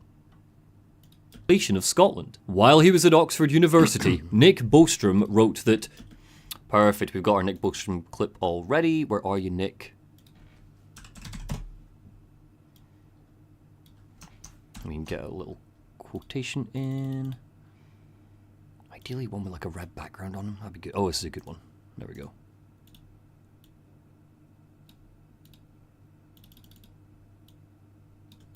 Twice the population of Scotland. While he was at Oxford University, Nick Bostrom wrote that transhumanists place emphasis on... The music's thingied now, so let me just sort the music.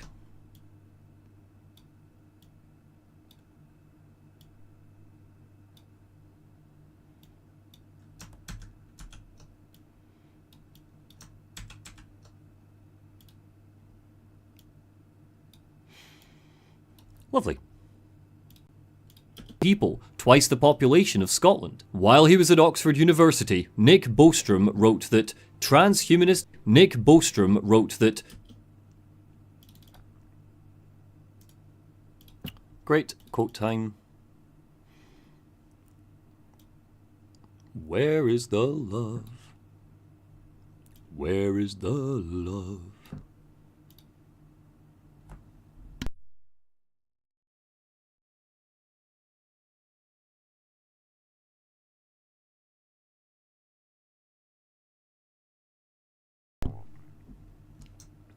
Okay, back over here.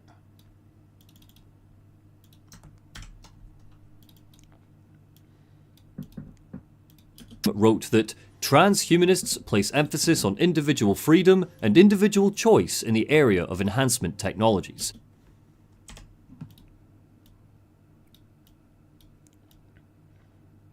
Meaning that... Lovely.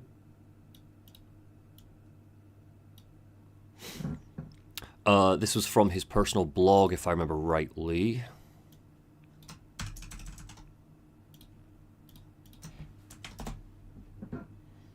There it is. Nick Bostrom, transhumanist values.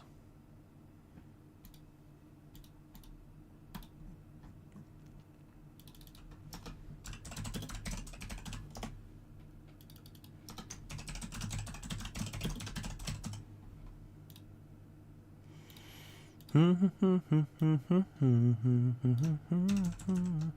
so annoyed I've got that bloody song stuck in my head. The Nubis is out getting her nails done right now, so it's not even like she can play something in the background. An individual freedom in the individual choice.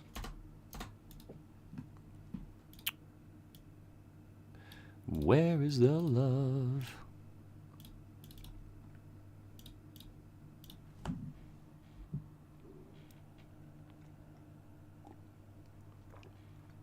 To my knowledge, I think the Sands of Time remake got cancelled.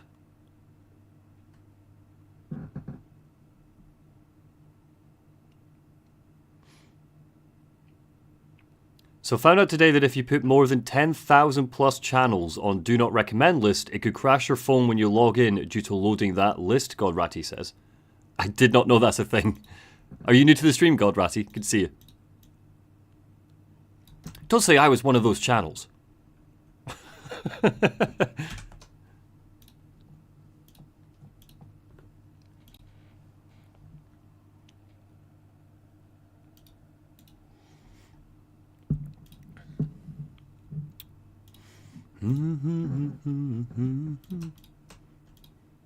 All right, lovely. But transhumanists place emphasis on individual freedom and individual choice.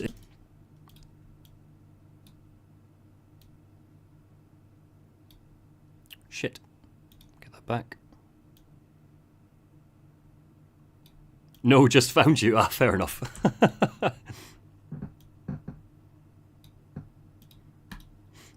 Well, again, sorry, Godratty. I'm not sure if this is going to be an interesting stream for you. We're literally just editing the upcoming video. That's all this is. We're just chilling. Wrote that transhumanists place emphasis on individual freedom and individual choice in the area of enhancement technologies, meaning that, hey, your sci-fi superpowers would just be an option if you wanted them. Back to executive. Yeah, let's have leaving Beta Grove is a good one for this because I'm using my motion boots.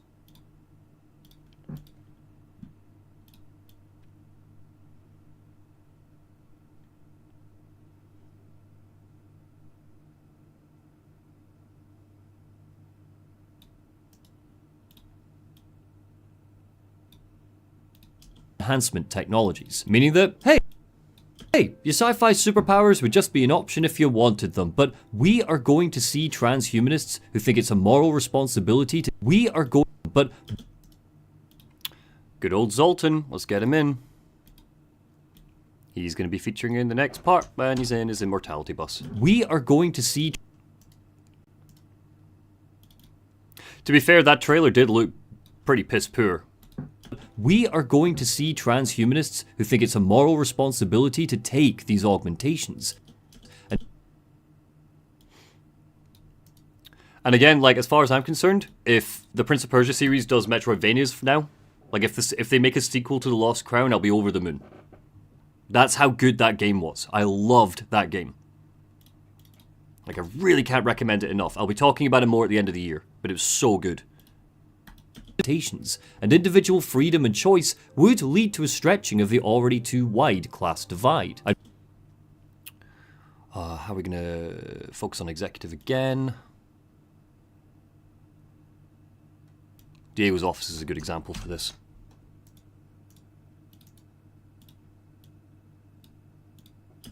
And individual freedom and choice would lead to a stretching of the already too wide class divide. I don't think it's an accident. Class divide. Where are the corpses? I had corpses somewhere. Damn it. Was one of the audio logs, I think? There was a room littered with dead bodies. Not this one. This is Shodan talking.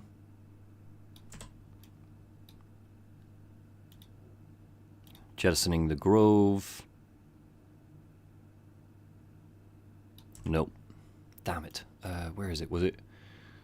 Check audio log here.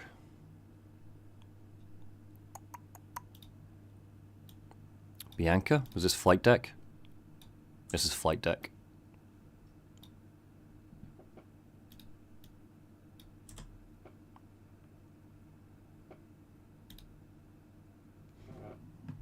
I have not had a chance to play AC Mirage Noir. I started Valhalla when it released, got maybe about 4 hours, and I was like, no, I'm not doing this again. And I've kind of officially fallen out of love. I know that Mirage is supposed to be a bit of back to basics, but I also know that apparently, and I take this from Neil told me this, that apparently it does feel a little bit cobbled together. You know, it's almost like Ubisoft misunderstood when we all turned around and said, no, we want you to make Assassin's Creed like you used to. And they went, okay, here's an Assassin's Creed like we used to. And it's like, no, but we want you to also iterate and make it a little bit different. We just don't want you to make it, you know, a bloody goot RPG light garbage fest. So I've heard that apparently it feels like an expansion and the story is not that great. So I'm kind of, I've got other stuff to play. You know, the days of Assassin's Creed, they're behind me, I think. I haven't enjoyed an Assassin's Creed game since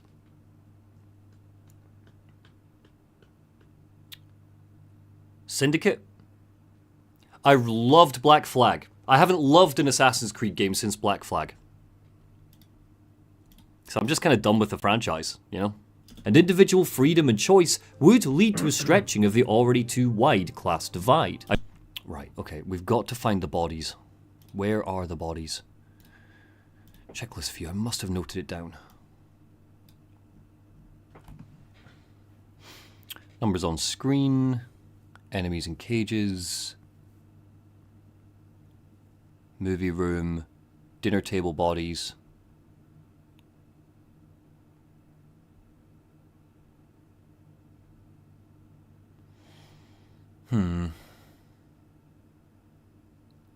Maybe the portraits might be good. I wish games weren't digital only, but I'll still play it.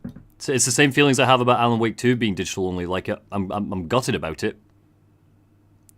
But I also know that, you know, the likes of Amazon, GameStop, stuff like that, they take humongous cuts with physical releases. So ultimately, these developers, especially for your smaller companies like your Remedies or Ninja Theory. Well, actually, Ninja Theory is a bit different because they're owned by Microsoft, but I understand the methodology behind it. I'm gutted that we've got to this point, basically.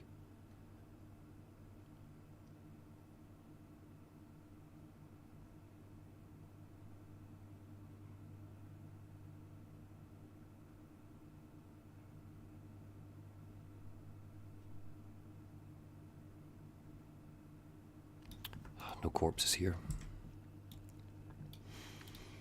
Where were the corpses? There's a pile of bodies in Executive of the people that Diego betrayed.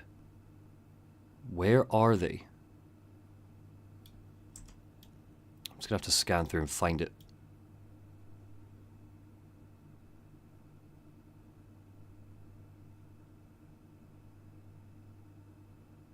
Well, there's a body here.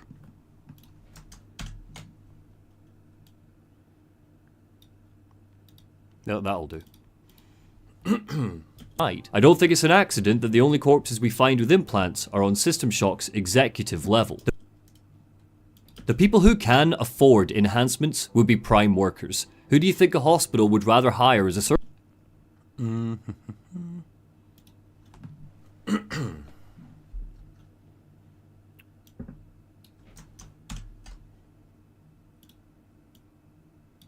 Entering a medical room is good for this bit.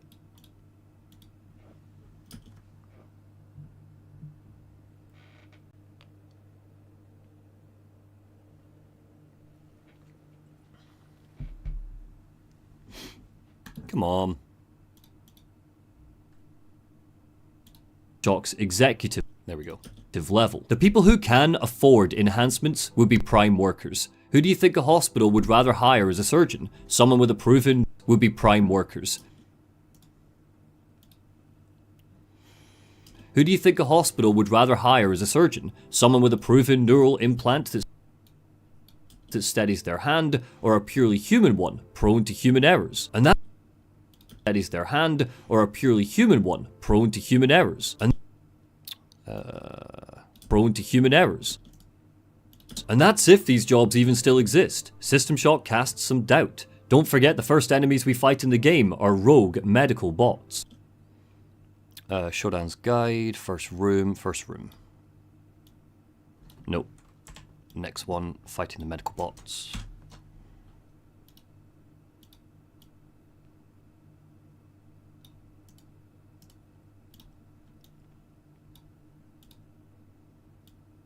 Or a purely human one, prone to human errors. And that's if these jobs even still exist. System Shock casts some doubt. Don't forget the first enemies we fight in the game are rogue medical bots. We're assuming any of these people could eventually afford these augmentations, just like how they buy phones. You pay...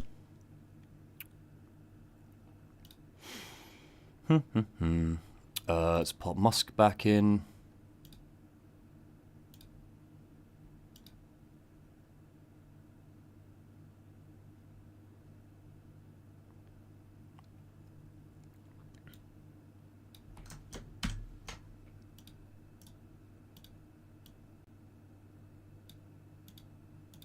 In the game are rogue medical bots. We're assuming any of these people could eventually afford these augmentations.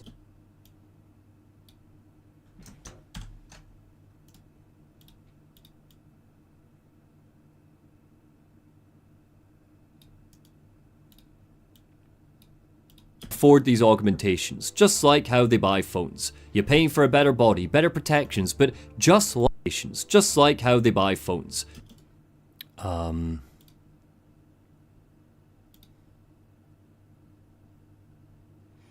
What do I want? I want exploring executive. Use this clip already. Let's skip ahead a bit.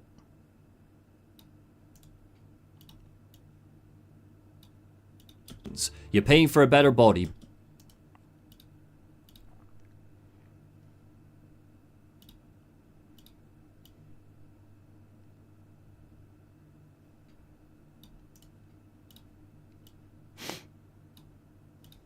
You're paying for a better body, better protections, but just like that 10 million, people would be left behind. Protections, but... So that 10 million, let's get the 10 million bit up again. Boom. But just like that 10 million... But just like that 10 million, people would be left behind. At best, the working classes would get funky tech. We haven't seen anyone... Opening might be good for that, because Diego does talk about a black market hack job in the opening when we speak to him. Okay, yeah, so make your deal, surgery and all, consider it a gift, here we go.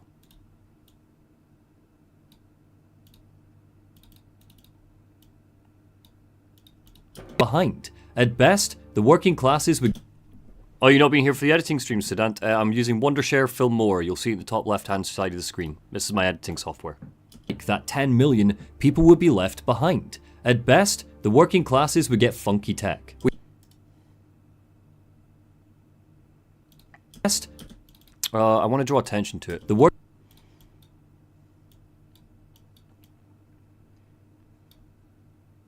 The working classes would get funky tech. We haven't seen anyone in Silicon Valley say the quiet part out loud. Yet.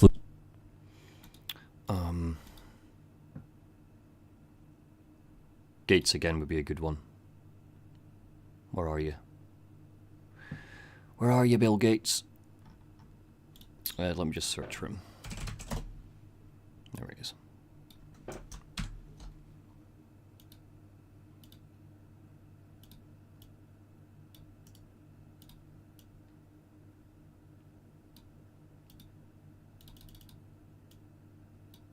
Tech. We haven't seen anyone in Silicon Valley say the quiet part out loud. Come on. I don't want to look at the interviewer. Stop showing me fucking close-ups of an interviewer. Show me the guy he's speaking to, please. We haven't seen anyone in Silicon Valley say the quiet part out loud. There we go. For the sake of variety, I should probably get one more Peter Thiel clip. Interview. Ideally not these. God, the guy loves the sound of his own voice. Why are they all like 50 million hours long?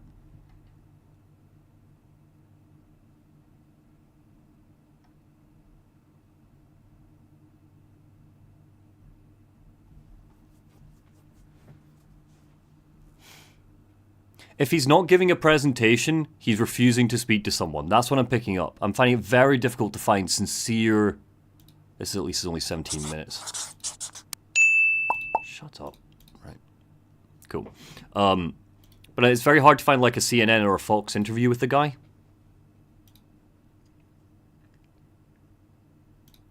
Yet, looking at you, Peter Thiel. But casting our eyes over to Japan, we can see exactly the sort of looking glass technocrats are viewing these inventions through. Let's just get some footage of Japan.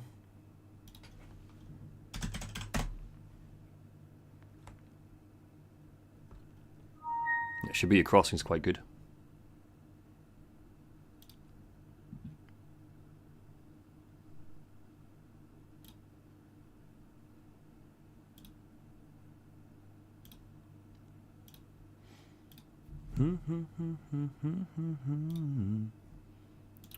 Where is the love?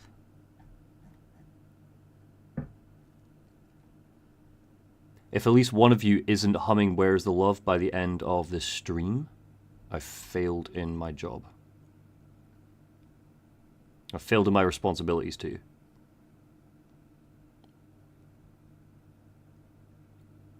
Come on, where's the Peter Thiel clip? Show me it.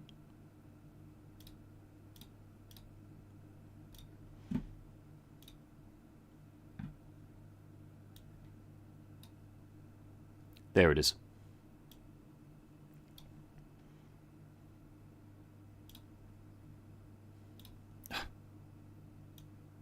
There it is. Okay.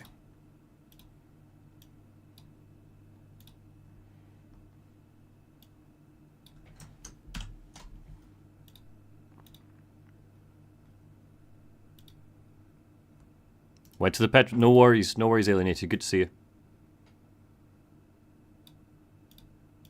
Say the quiet part out loud. Yet, looking at you, Peter Thiel. But casting our eyes over to Japan, we can see exactly the sort of looking glass technocrats are viewing these inventions through. They've already developed a wearable chair to help workers get through longer and longer shifts. The purpose of this tech isn't to bring in a new era of leisure and ease, it's to increase labor, maximize profit. Perfect. Wearable chair. Japan wearable chair surgeons.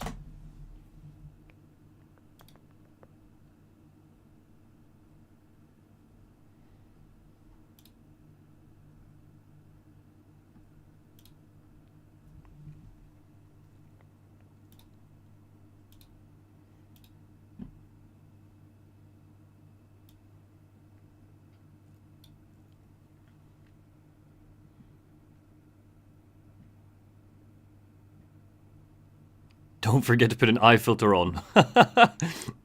Yeah, that'll be right.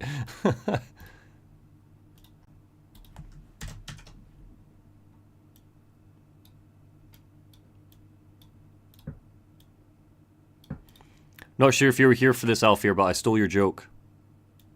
There was an ad here, it's gone now joke. So, thanks for that. These ads are actually fine. They're fine.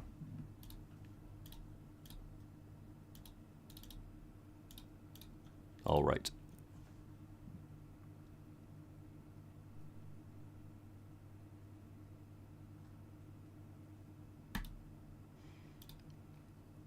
Honestly, Alienated, I think that Infinite does drag on a little bit. I think the entire Songbird sequence goes on far too long. Everything, the run up to Comstock, then Songbird, I think it all goes on just a little bit too long. But I see what you mean. Pacing wise, like less time is given to Songbird than is say given over to all the Fontaine stuff in the original BioShock.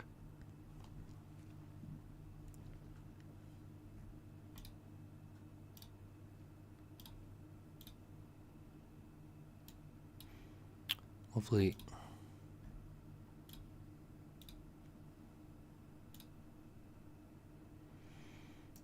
Okay, extract. Let's pop it in here for now. Lovely.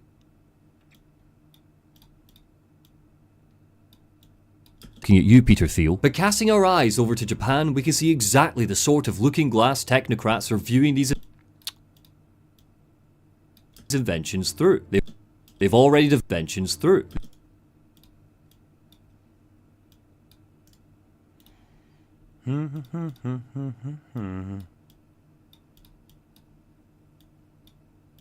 They've already developed a wearable chair to help workers get through longer and longer shifts. The purpose of this tech isn't to bring in a new era of leisure and ease, it's to increase labor, maximize profit of leisure and ease.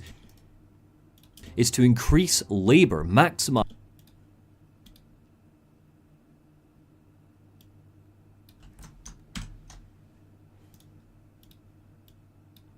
leisure and ease is to increase labor, maximize profit, increase labor, maximize profit, up productivity and reduce labor is to increase labor, maximize profit.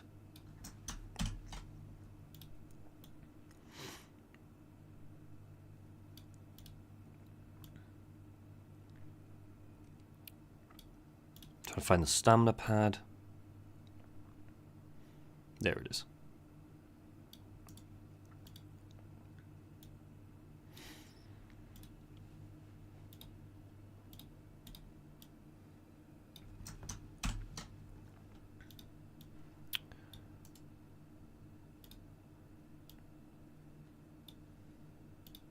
Increase labor, maximize I don't like that first clip actually. It feels a little...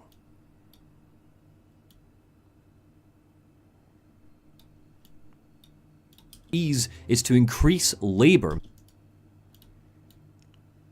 maximize profit, up productivity.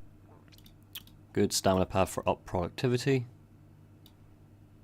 Maximize profit, up productivity, and reduce human beings to the work with a capital W. And reduce human beings productivity and reduce human beings to the work with a capital W. Why do you think discussing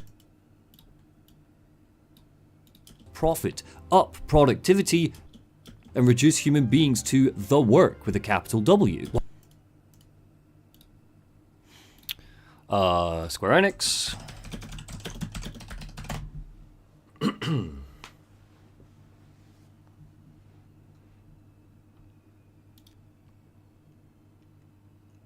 Ugh. Perfect. Thank you, game developer, for actually putting the fucking thing in your headline.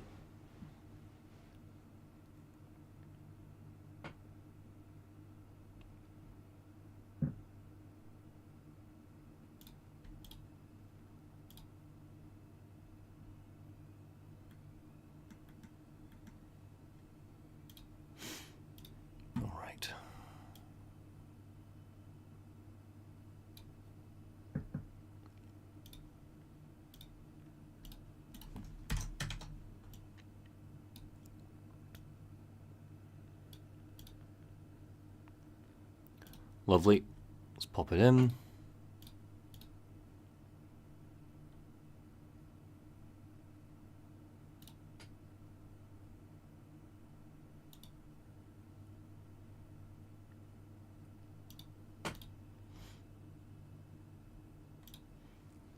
Telling you, Alienated, jump into Prince of Persia. Why is nobody listening to me? This is literally a potential Game of the Year contender. I'm not kidding. It's so good. You will lose yourself in there for at least 30 hours, at least. And it's so satisfying to play, it feels great. Why do you think disgusting monoliths like Square Enix keep chasing the next big tech thing? Turns out 2024 thing. Turns out 2024 will be the year developers are forced to use generative AI. Try. Cool, perfect. Let's just get another article on that.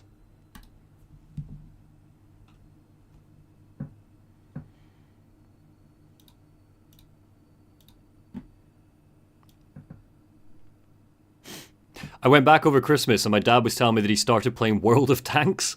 I was like, oh, are you enjoying it? And he went, not really. But like, there's not really any other games out like it out there. And I was like, what do you mean, Dad? Like Call of Duty, Battlefield? And I was like, yeah, but I'm a bit sick of them now. And I was like, okay. Just a weird one. It's like, started playing World of Tanks. Have you tried it? I was like, yeah. It's not really my sort of game, Dad. Sorry.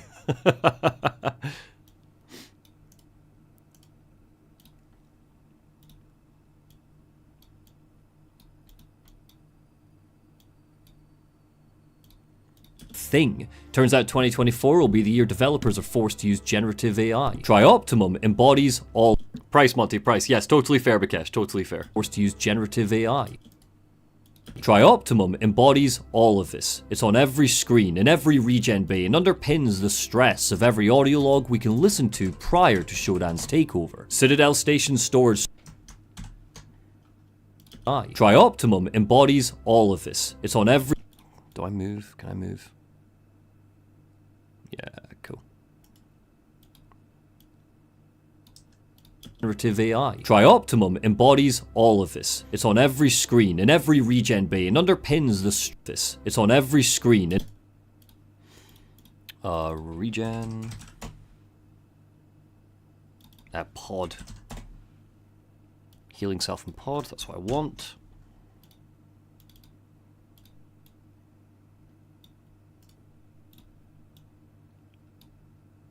Embodies all of this. It's on every screen, in every regen bay, and underpins the regen bay, and in every regen bay. Audio log. Or Diego.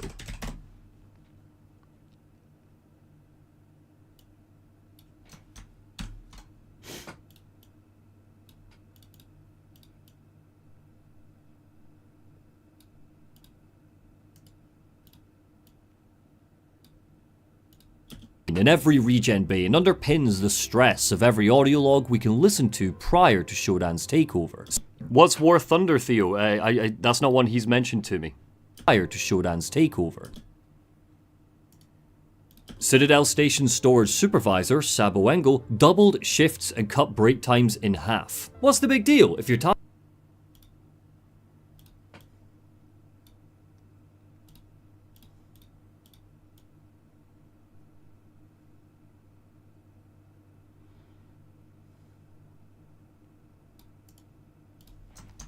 That's a good one. Get that there.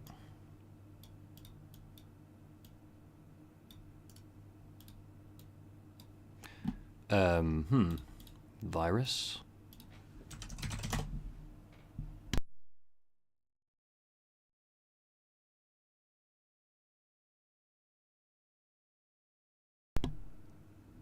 Yes, this is what I want.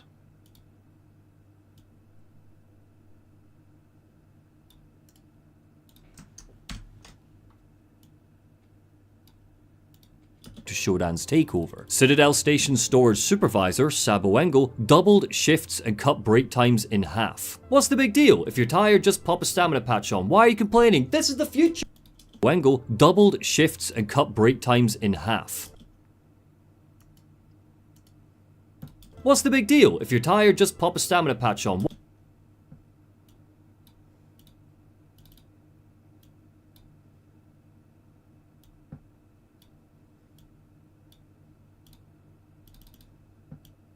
Pins the stress of every audio log we can listen to prior to Shodan's takeover. Citadel Station Storage Supervisor, Sabo Engel, doubled shifts and cut break times in half. What's the big deal? If you're tired, just pop a stamina break times in half. What's the big deal?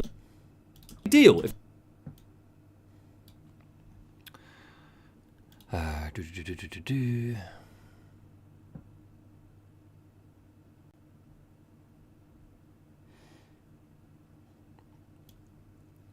She's a goodie. What's the big deal? If you're tired, just pop a stamina patch on. Why are you complaining? If you're tired, just pop a... If you're tired, just... Whoops, nope.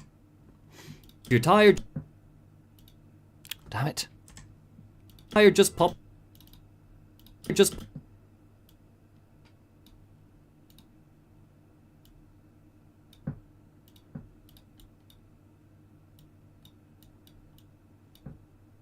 Just pop a stamina patch on.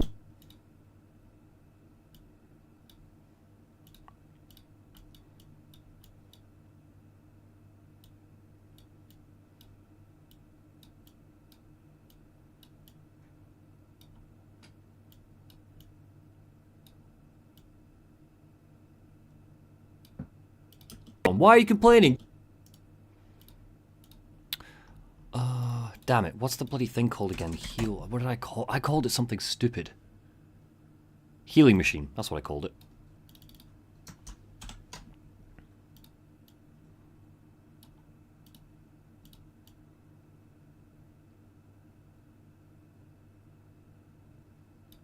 Oh, this is Anne Raines talking. Lovely. That's exactly what I'm about to use in a second.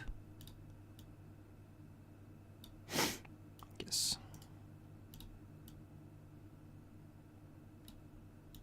Stamina patch on. Why are you complaining? This is the future.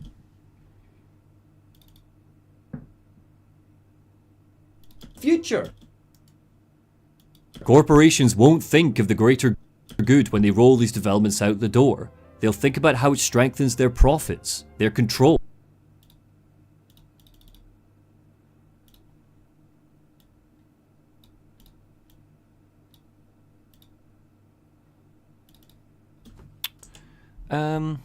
Okay.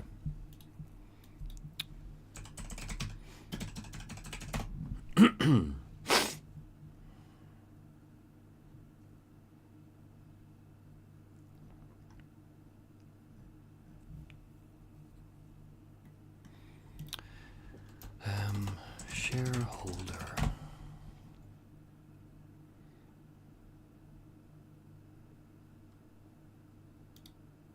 Google is those two guys who created that are two of the smartest young men in the whole country. Lovely. This is exactly what I want. I absolutely want to hear Warren Buffett talking.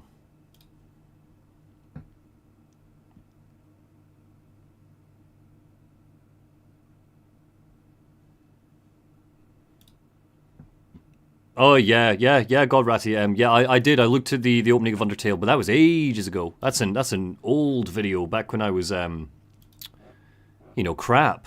So, but yeah, if you watch that and decide to sub, I appreciate it.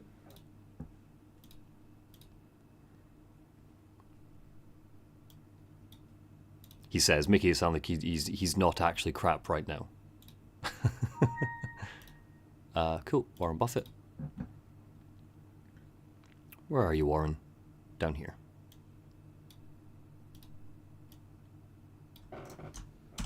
Corporations won't think of...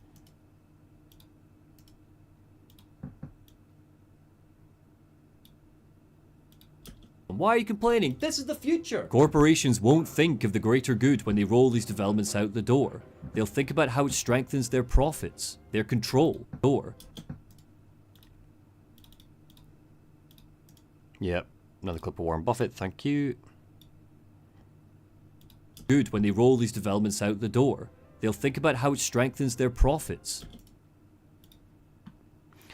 One more, Peter Thiel. Damn it, transhumanism, sorry.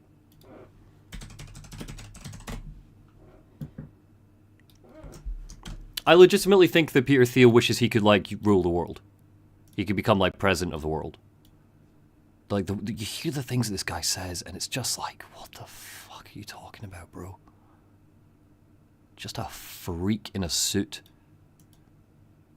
I also find it particularly upsetting that this is a billionaire whose suits don't fit him.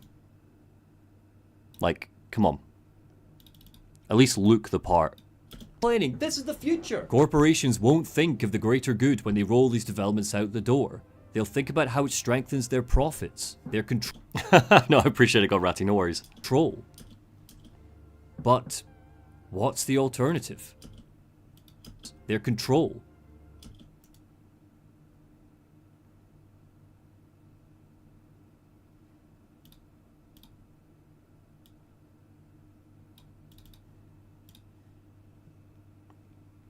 He's just Dr. Wily from Mega Man, yeah, totally. But what's the alternative? The Zuckerberg hearing. The Zuckerberg hearing, lovely.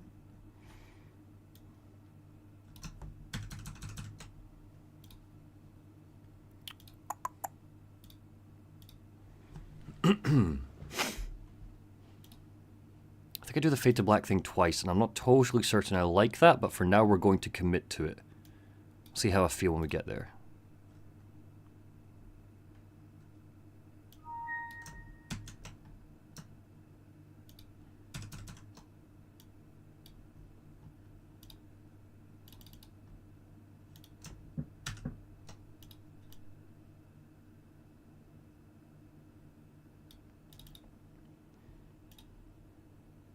What's the alternative?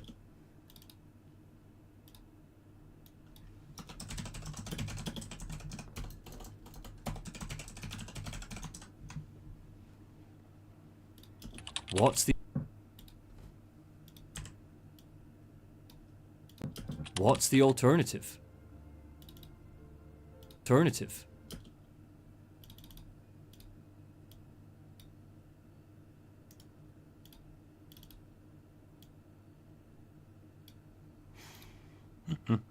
That's fine. Let's just get rid of that for now. Let's get this in.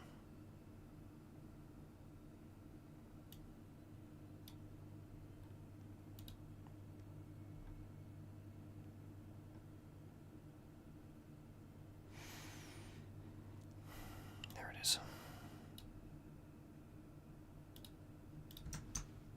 Zuckerberg, I remember well your first visit to Capitol Hill back in 2010.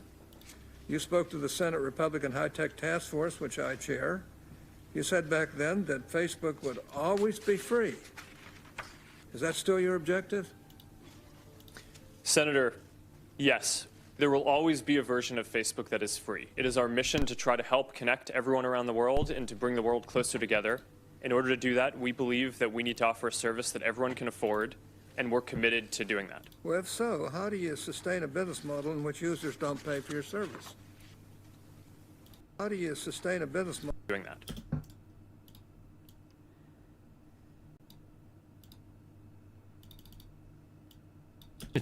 Well, if so,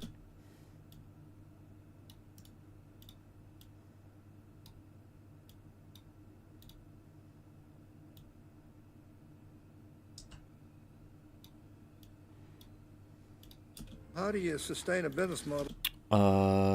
Keyboard tap. One keyboard to indicate the transition.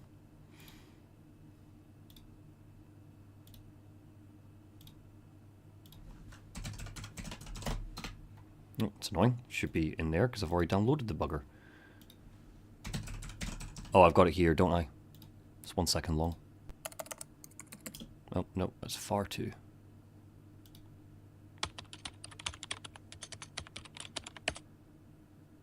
Let's just take the first clip from that. For your service.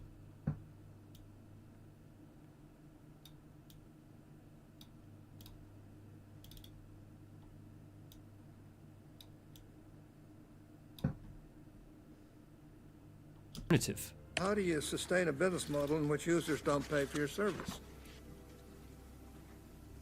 Senator, we run ads.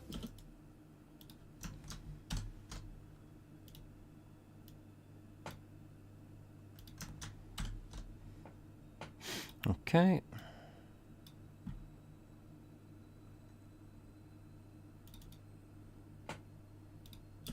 Patch on. Why are you complaining? This is the future. Corporations won't think of the greater patch on. Why are you complaining? This is the future. Corporations won't think of the greater good when they roll these developments out the door. They'll think about how it strengthens their profits, their control. But what's the alternative? How do you sustain a business model in which users don't pay for your service? Senator, we run ads. Is it regulation? Do we really trust people?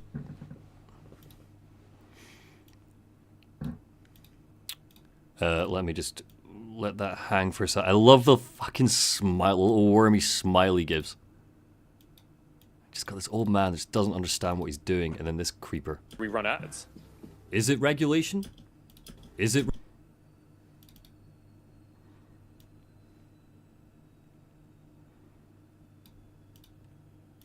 I want to zoom in on it.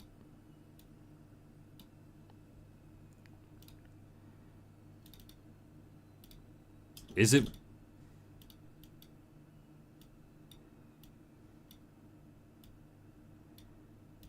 He just looks like a ferret. Is it regulation?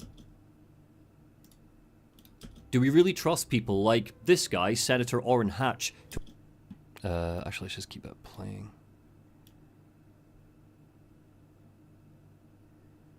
Regulation?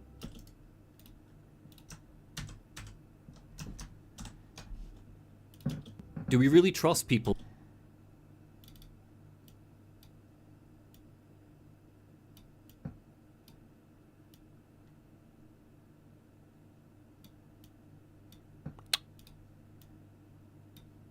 Do we really trust people like...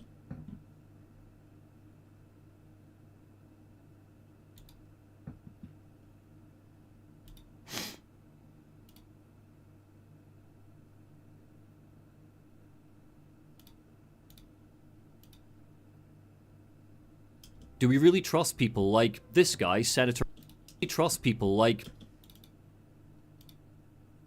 this?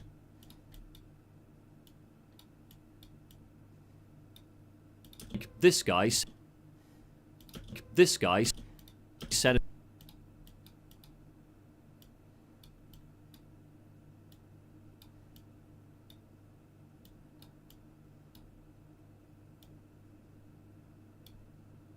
Senator Orrin Hatch.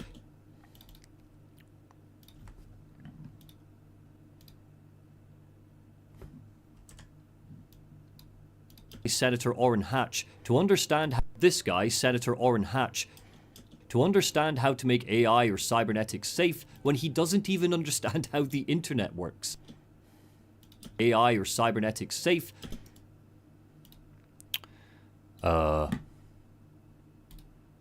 Google Ads would be good. Actually, can I just show a Facebook ad? No, it's all how-to guides. I don't want how-to guides. I want, like, Facebook ad, advert. Does Meta have their own web channel now? Yes, they do.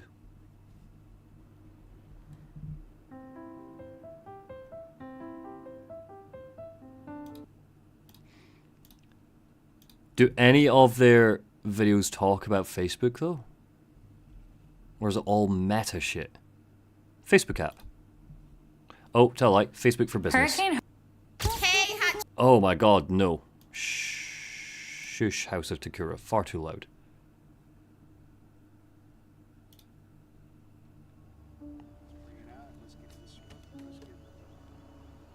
What I enjoyed about serving in the military.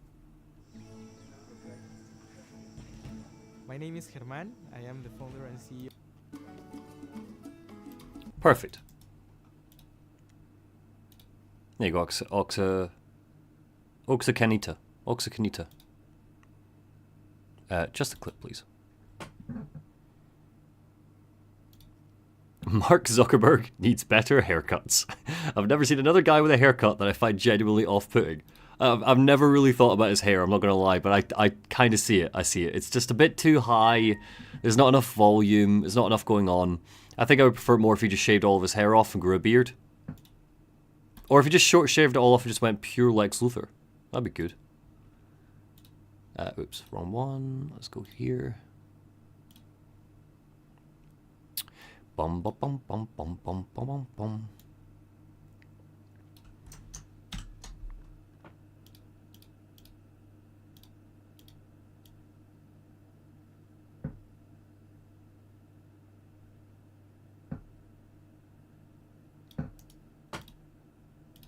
To understand how to make AI or cybernetics safe. Yeah, cool. Understand how to make AI or cybernetics safe when he doesn't even understand how the internet works. Even if you don't have a healthy distrust of the government, would you be on board and how the internet works?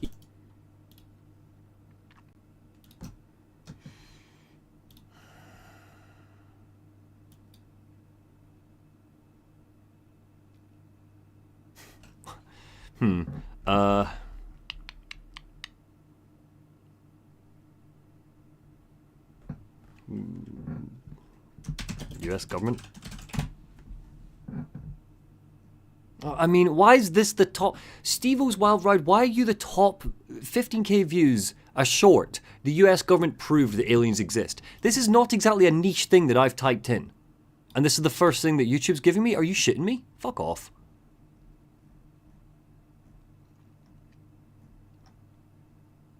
Actually, it's not fair, I think, for me to talk about the US government. I do live in the UK, so, House of... Oh, who's a fucking fanny in the UK government? I mean, Sunak's is always a good shout. Johnson's not important anymore. Grant Shapps. Oh, that's too deep a cut. People wouldn't understand that. Let me just go with Sunak. Oh, tell a lie. Rishi Sunak and Elon Musk. There it is. Actually, AI is already creating jobs, and you can see human agency, but it's helping. Yeah, here we go. A government official speaking to Musk. That's pretty solid.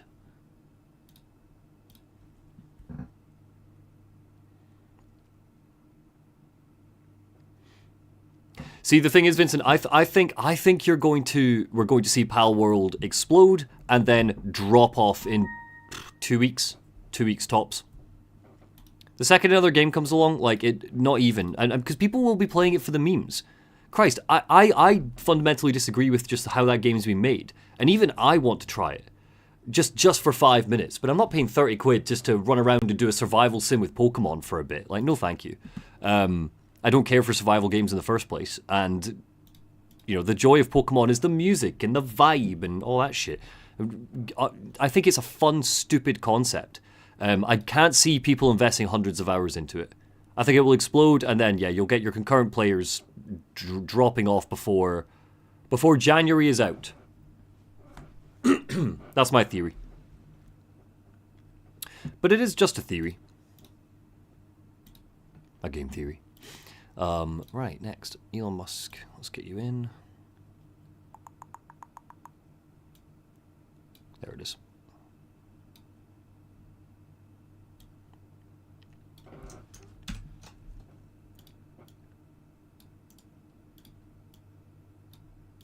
Networks. Even if you don't have a healthy distrust of the government, would you be on board for them to say roll out? Would you be on board for them to say roll out their own version of Neuralink for everyone, free of charge? I want to say it's a bad cut. I want them both. There we go. To say roll out their own version of Neuralink for everyone, free of charge? I don't have an answer. But I do know that I wouldn't trust Edward Diego with rolling out any of this.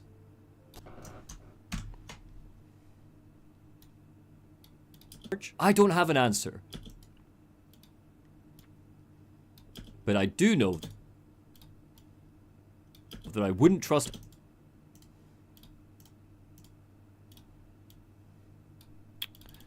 Did I cut in the end that I'm playing this clip of this healing bay? That's a shame. I actually quite liked that clip. I'm gonna stick to my guns though, because it's more important we hear from Diego, I think. Clip. Diego, rid ourselves of our humanity. Cool. Right, let me get Diego in.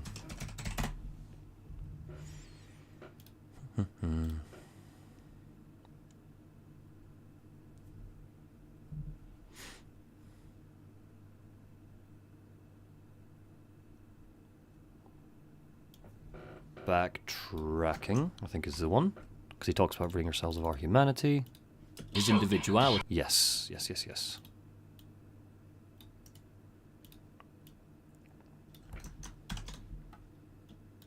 I wouldn't trust Edward Diego with rolling out any of this. Am I not looking at Diego? Come on. Play clip. Diego, rid ourselves. There we go. Trust Edward Diego with rolling out any of this. Play clip. Diego, rid ourselves of our humanity. Diego isn't a transhumanist by... There we go. Yeah, getting to it took a being greater than us. It's a good clip, I think.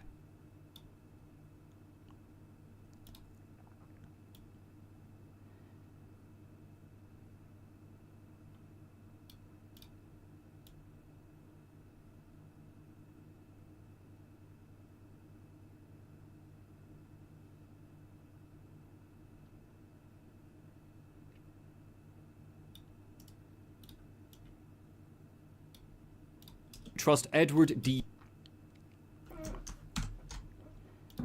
Play clip, Diego. Perfect. Okay. Any of this.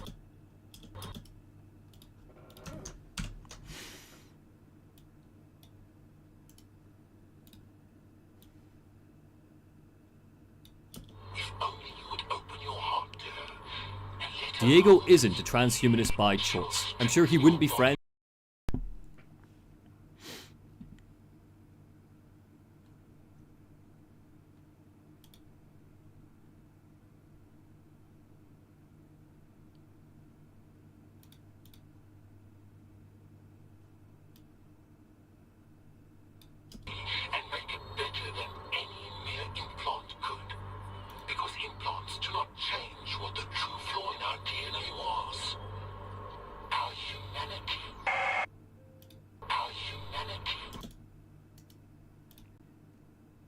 It's not very clear, is it? His speech there. If only you would open your heart to her and let her hold it. Let's cut that first bit.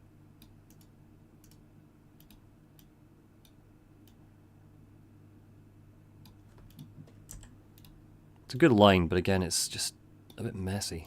Any of this.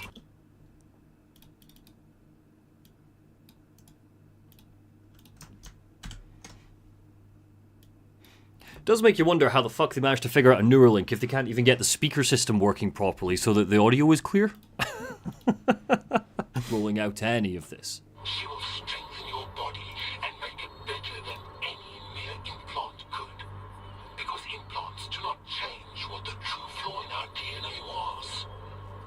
Our humanity. Our humanity. Our humanity. Diego isn't a transhumanist. Diego isn't a transhumanist by choice. I'm sure he wouldn't be friends with our fictional futurist Herman Faustus. Lovely, let's get Faustus back in.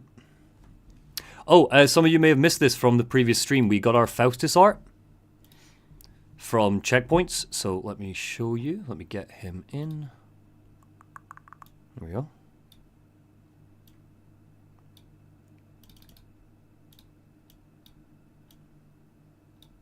By choice. I'm sure he wouldn't be friends. There he is. Let me just do a little bit of a zoom in.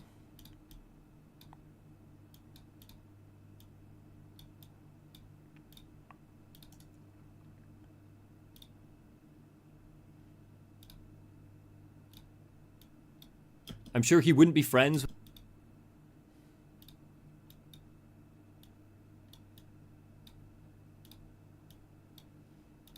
I'm sure he wouldn't be friends with our fictional futurist Herman Faustus.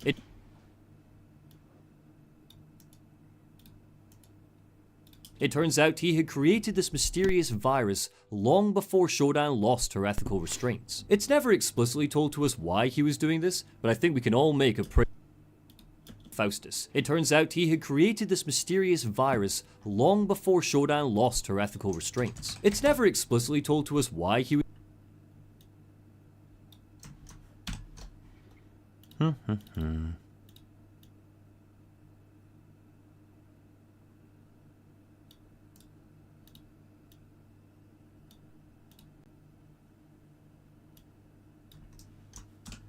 Herman Faustus. It turns out he had created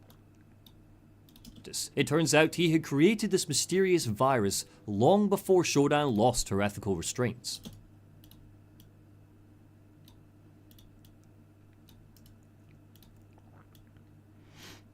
Ethical restraints. It's never explicitly told to us why he was doing this, but I think we can all make a pretty good guess. He was a money-hungry corpo executive, so I'm betting he was planning to sell it. Trioptimum got wind of this, sent badass Bianca Schuller in to investigate him. Bianca... I think there's a good clip of him talking about Bianca. Yeah, here we go. Like, I'm gonna get her. I'm gonna get Bianca. She's gonna rat me out to my corporate overlords, oh no. Betting he was planning to sell it. Trioptimum got wind of this, sent badass Bianca Schuller in to investigate him, and he realized he needed access to Shodan to wipe all of the evidence of his meddling. When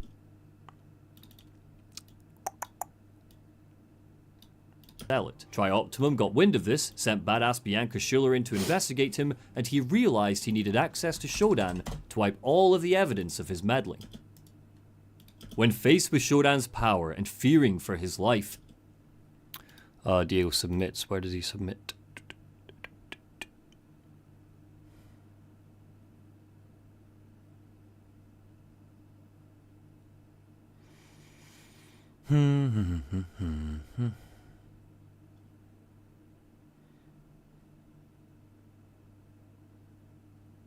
Here we go. I'm submitting. So please don't pick on me, Shodan. I will tell you where my friends are.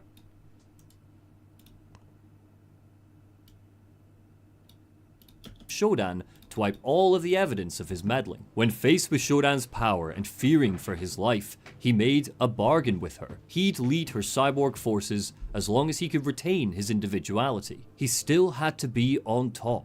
His worminess is even delivered through gameplay on top.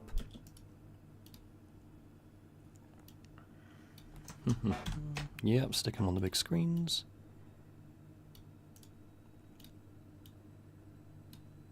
Top. His worminess is even delivered through gameplay. We'll fight Diego a total of 3 play. Executive. Where's my Diego boss? There it is.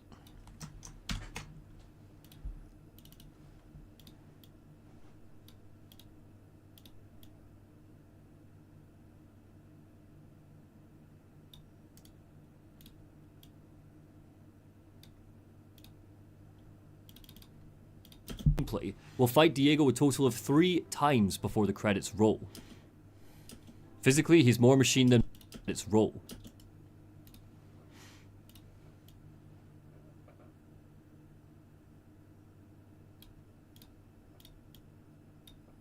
Let's get this out of the way.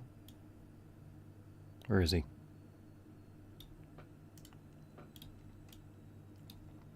Roll. Physically, he's more machine than man. A particular credits roll. Physically, roll. Physically, he's more machine than man, and particularly his final battle, machine than man. Final fight, which is on the bridge. Security.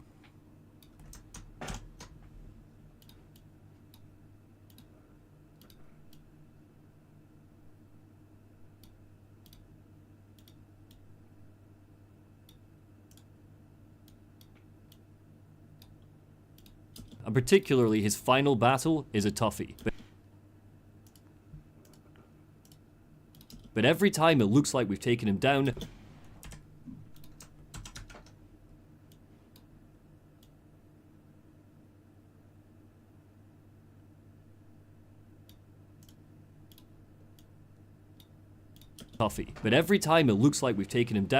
brave Sir Robin runs away, teleporting deeper into Citadel Station. The choices and options afforded to the station. And then we talk about the level design. Lovely. Alright, give me 2 secs, everyone.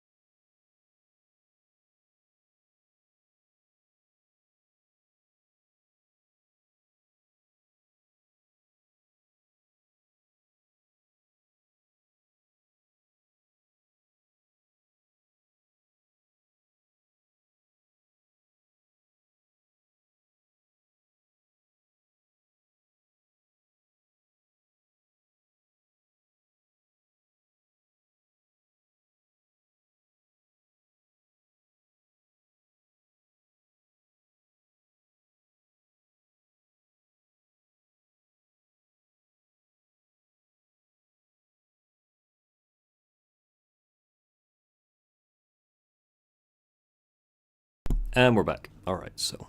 Runs away, teleporting deeper into Citadel Station. The choices and options afforded to the player aren't where System Shock Station. The choices and options afforded to the player aren't where System Shock's immersiveness ends. The level design realistically simulates what clunking around a space station would be like. You don't interact with doors to open them, you need to find a nearby player aren't where System Shock's immersiveness ends. The level design realistically simulates what clunking around a space station would be like.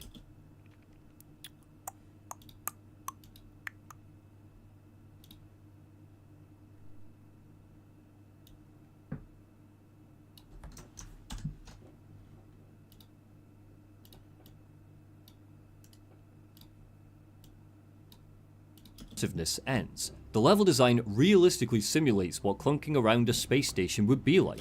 I got you, Ratty. It all autosaves constantly in the cloud. It autosaves at a rate of once every minute. You don't interact with doors to open them. You need to find clunking around a space station would be like. You don't interact with doors to open them. You need to find a nearby switch. The Diego boss fight has that, if I remember rightly. It was the moment when I actually realized I quite liked it. More machine than man, and particularly...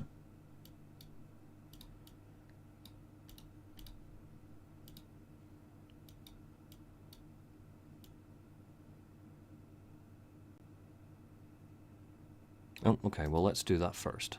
Then we'll get one where the door actually opens. Would be like. You don't interact with doors to open them. You interact with doors to open them.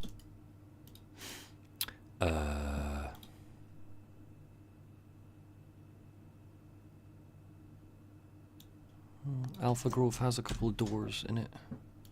Keen to try and stay in the Grove and Executive as much as possible. Oh no, these are the actual, yeah, it's fine. Okay, in which case it would be entering engineering.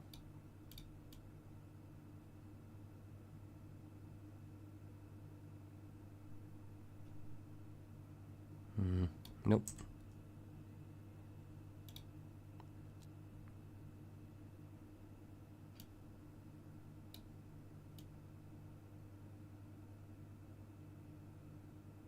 Ah, perfect.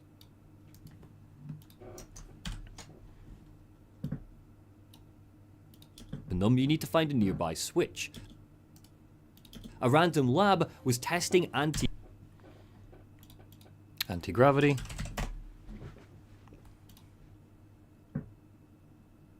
Shotgun, right? Anti-gravity. Lovely.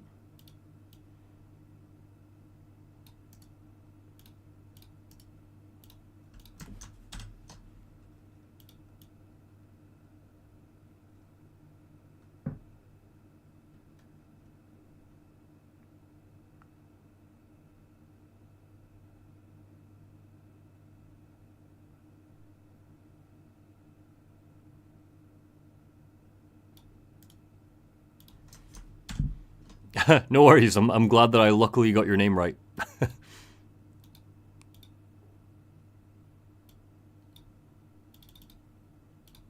Find a nearby switch. A random lab was testing anti-gravity, so of course you can float through it, no fuss. And this room isn't even on the main path. In research, you can find a code while on the hunt that lets us shut down robot production. Robot? Oh, what? No, I definitely have this clip where I shut down robot production. 100%.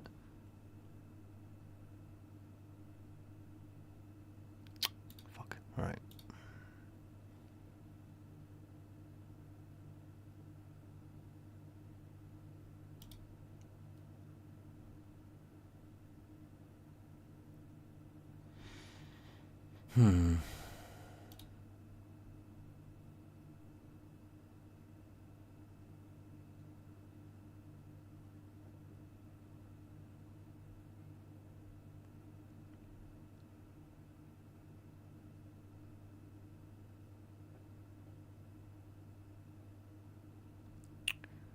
Where is it? 589 code.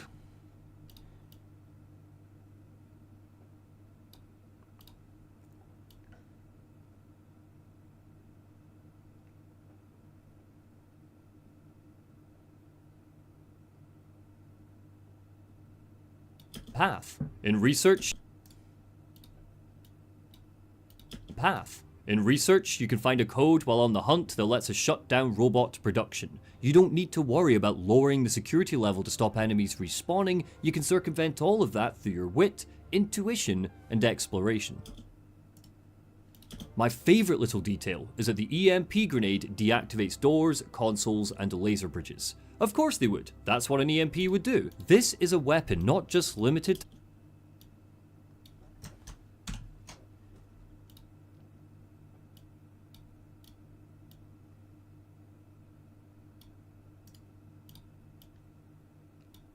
exploration. My favourite little detail is that the EMP grenade deactivates doors, consoles, and laser bridges. Of course they would. That's what an EMP would do. This is a weapon not just limited to fighting something. It has... That's what an EMP would do.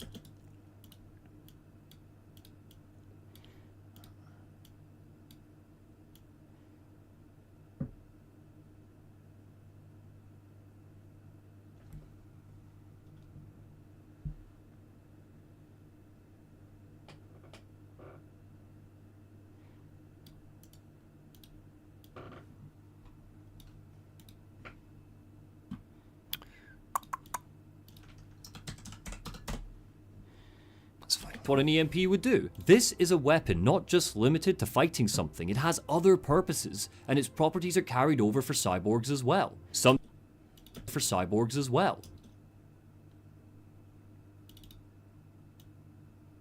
Sometimes an enemy would get me with one of these, and I'd tumble to a floor. Cyborgs as well. Right, I know where I am with this. Engineering.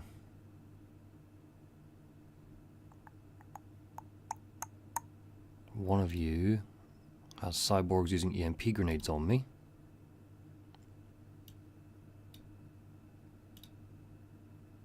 Is it this one?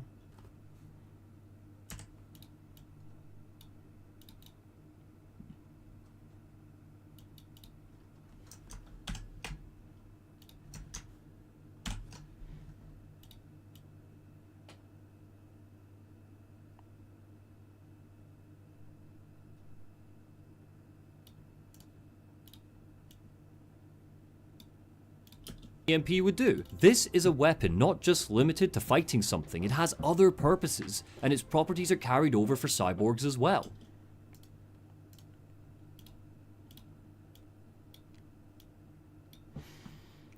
Engineering.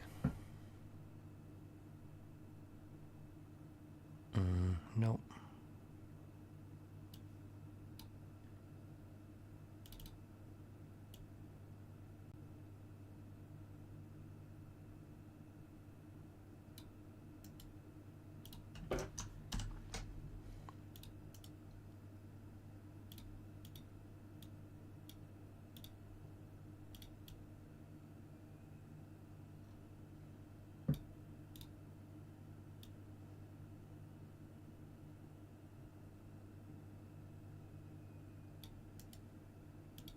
No.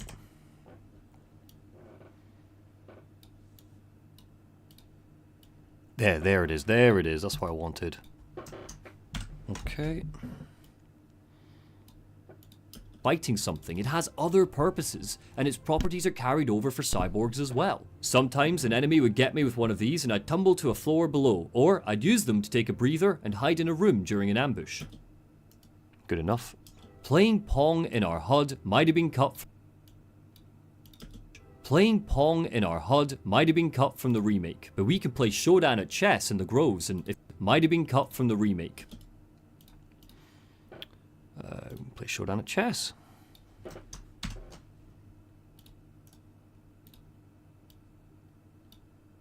Might have been cut from the remake, but we can play Showdown at chess in the Groves, and if you beat her, you get an inventory upgrade. Good.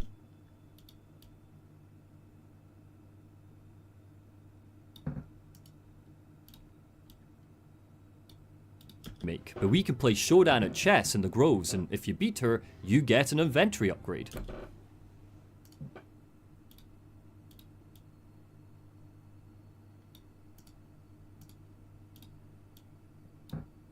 Upgrade. Good luck with this, because she embodies Alpha Zero, an artificial intelligence zero.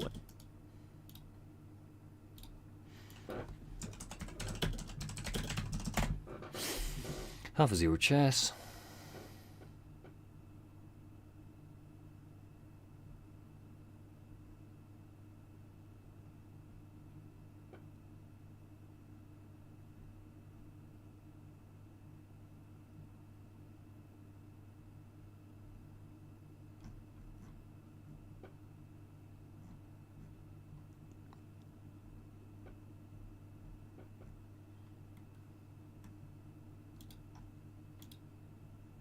Hello everyone.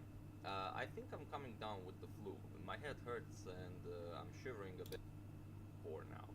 And this seems like a very nice moment for Stockfish to eliminate this Dark Square Bishop. It's a strong piece, but if you play Knight Capture. Advert.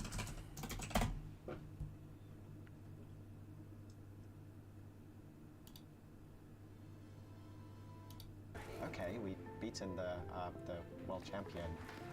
How can we go further? You know? And the search time is getting better and better, like as we go from, for example. Yeah, the Go story is more impressive about AlphaZero, but I've chosen to not talk about Go because I don't know how to play it myself. So I'll just be like, yeah, this looks kind of good. People say it's good. Like, yeah. Whereas, you know, chess is a better connection here. Perfect information game. That's perfect. Good. So.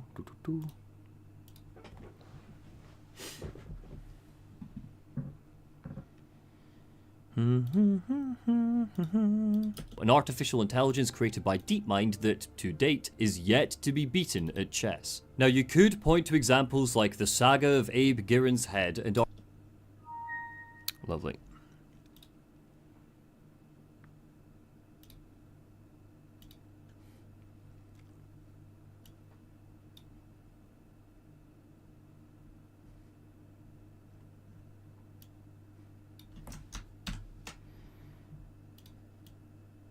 This is him playing Go.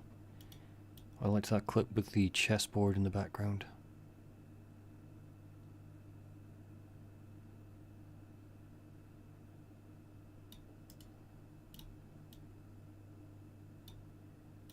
Fuck with this because she embodies AlphaZero, an artificial intelligence created by DeepMind that, to date, is yet to be beaten at chess.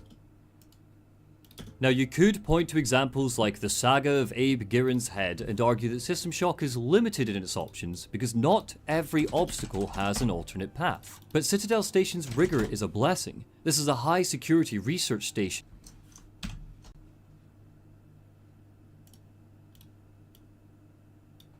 Chess. Now, you could point to examples like the saga of Abe Girin's head and argue that System Shock is limited in its options because not every obstacle has an alternate path.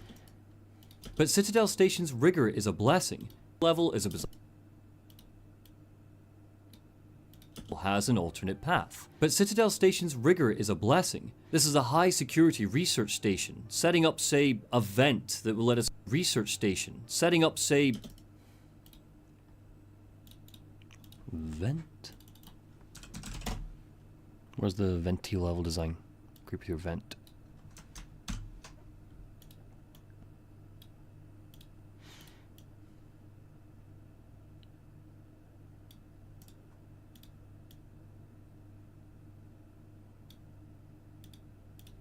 Setting up, say, a vent that will let us circumvent a retinal scanner would feel too gamey. Doug Church has flagged this, revealing why the team went for science fiction in the first place during pre-development. The inevitable restrictions were seen as a boon. Quote, "We talked about going modern versus sci-fi, but the only problem with going modern..." Oh, Doug.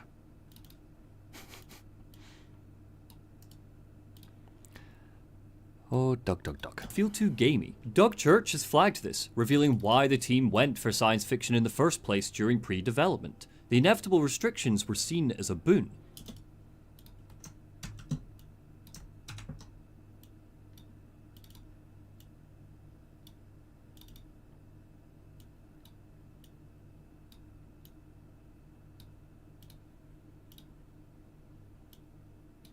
Doug Church has flagged this, revealing why the team boon. Quote, Great. Cool. Here it is.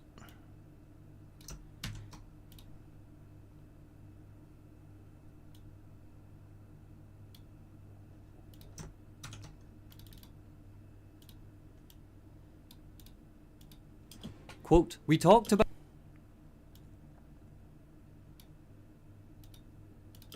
Quote, "We talked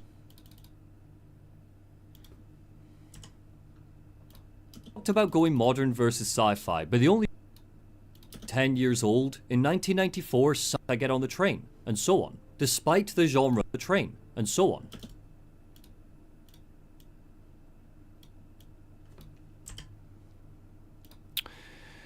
Okay, right. This one.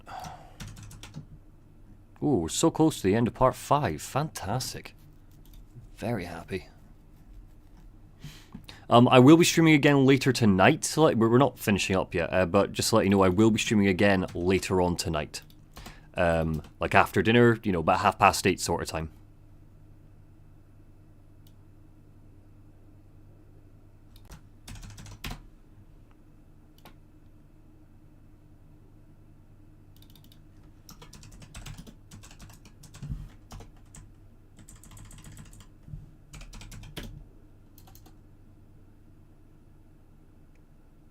Oh, that's the Richard Rouse III quote. That's where I got that from.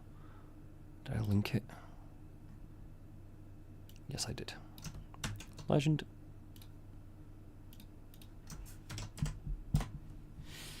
Why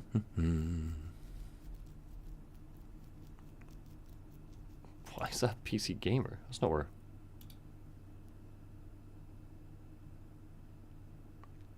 Oh no, it's because I had this quote differently. Okay, cool. Let me get the... It's from the Richard Rouse III conversation.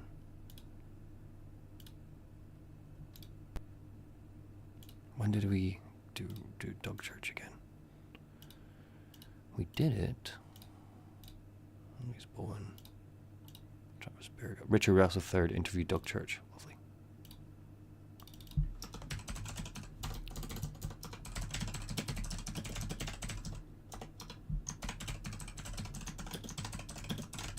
Doug Church.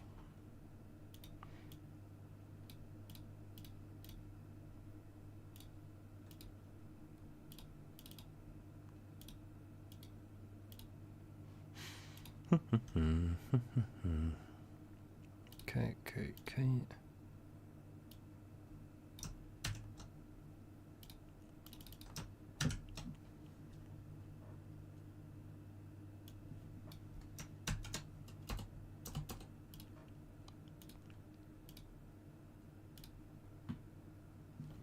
I still challenge you to a game of chess, Monty. No, Alfir, because you'll beat me. As we found out in System Shock, I'm not nearly as good at it as I thought I was.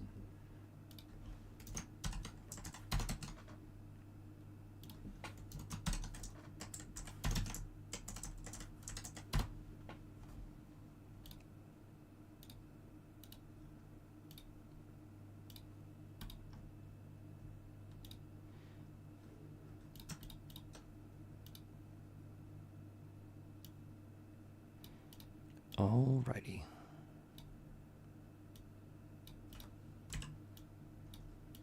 Boon. Quote, we talked about... Quote, we...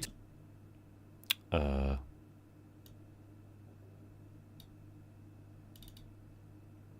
do it this way. Because it's looking a little messy. Quote, we talked about... Quote... Quote, we talked about going modern versus sci-fi, but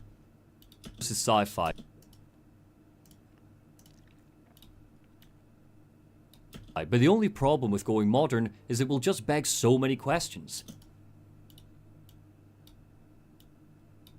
Why can't I pick up the phone? Why can't I get on the train? And so on. Despite the genre being 10 years old, in 1994, cyberpunk was such a peculiar kind of science fiction in the eye, and so on. Despite the genre being 10 years old, in 1994, cyberpunk was such a peculiar kind of science fiction in the eyes of the general public that we'd believe any sort of limitation the game put on us, earned or not. Shodan's involvement recontextualizes everything. Of course the elevator's locked down, she's trying to stop us. Of course, enemies will randomly spawn in silly cages, she knows where all the secret routes are. Of course, the security level is a bizarre hodgepodge of vertical level design that would be impossible for an unaugmented human to scale. We learn she's been literally remolding it with nanobots as a final obstacle against human interference. Play clip, Shodan is pissed. We have jettisoned beta. Let's get this William Gibson interview and that'll be a good point there. And so on. Despite the genre being 10 years old, in 1994, cyberpunk was such a peculiar kind of science fiction in the eyes of the general public that we'd believe any sort of limitation the game put on us, earned or not. Shodan's involvement recontextualizes everything.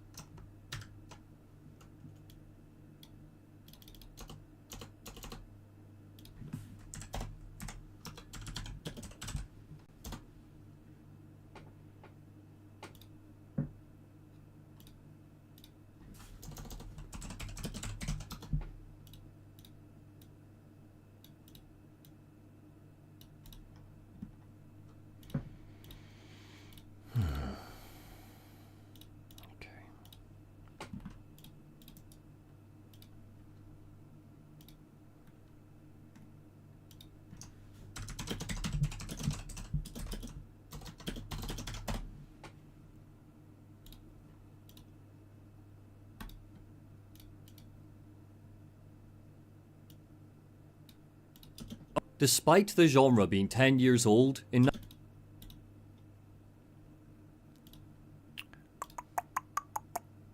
okay, pop William Gibson in. You don't know that. Also, in your defense, you were playing against an AI while drunk. Totally fair. Yes. And getting more and more annoyed as every minute passed.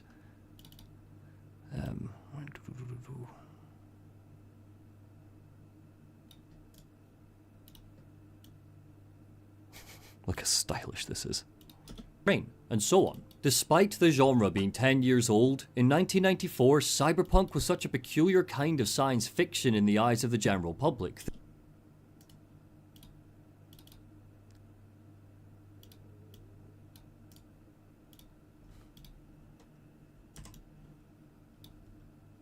Cyberpunk was such a peculiar kind of science fiction in the eyes of the general public that we'd believe any sort of limitation the game put on us, earned or not. Shodan's involvement recontextualizes everything. Of course the elevator's locked down, she's trying to stop us. Of course enemies will randomly spawn in silly cages, she knows where all the secret...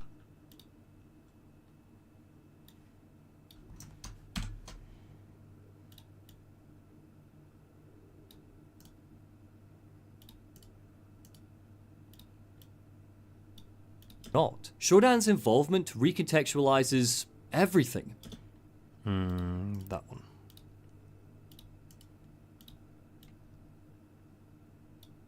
Actually, no. Let's do the one where I do the medical node CPUs and she speaks to us on the big screen. Yeah, I like that one. It's a good shot. I don't use this shot nearly enough.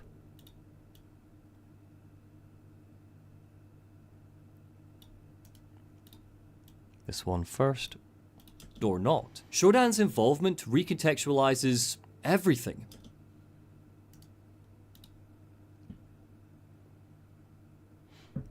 So I figured out Dishonored 2. It should be played as any other arcane game, Bikesh says. Ah, so don't play it? Alfir says. Hey, look. Arcane used to be okay. Alright? And then Deathloop came out and everyone sucked their dick for 2 years.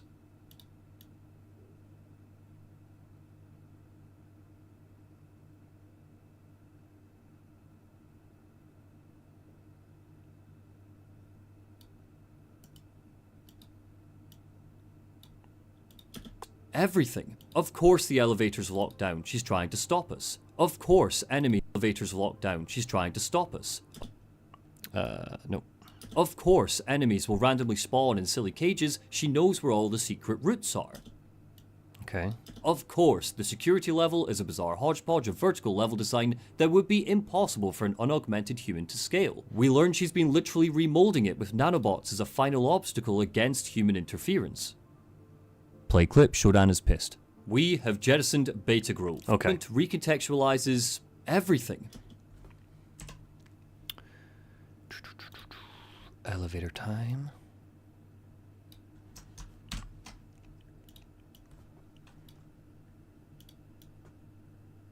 No, wrong elevator time.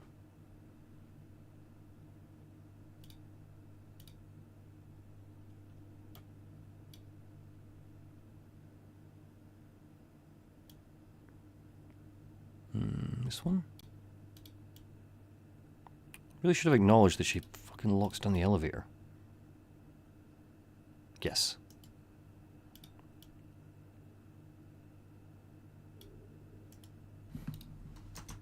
Lovely. Thing. Of course the elevator's locked down. She's trying to stop us. Of course, enemies will randomly spawn in silly cages. She knows where all the secret routes are. Of course, the security level is a bizarre hole.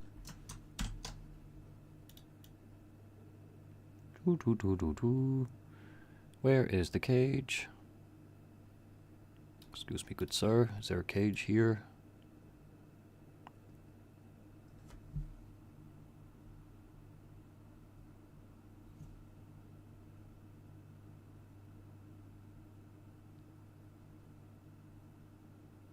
Ah, yep.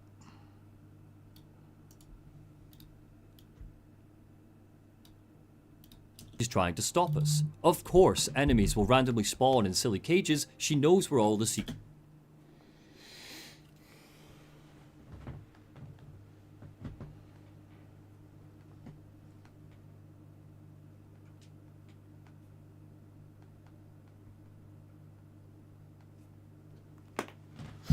Okay. Secret routes are. Of course, the security level is a bizarre hodgepodge of vertical level design that would be impossible for an unaugmented human to scale. We learn she's been literally remolding it with nanobots as a final obstacle against human interference. To date, Bikesh, it just doesn't do it for me. I typically find that I enjoy the idea of an arcane game more than actually playing those games. But as you point out, sorry, but no one else does immersive sims now. Yeah, totally. So we got to work with what we got. You're absolutely right. I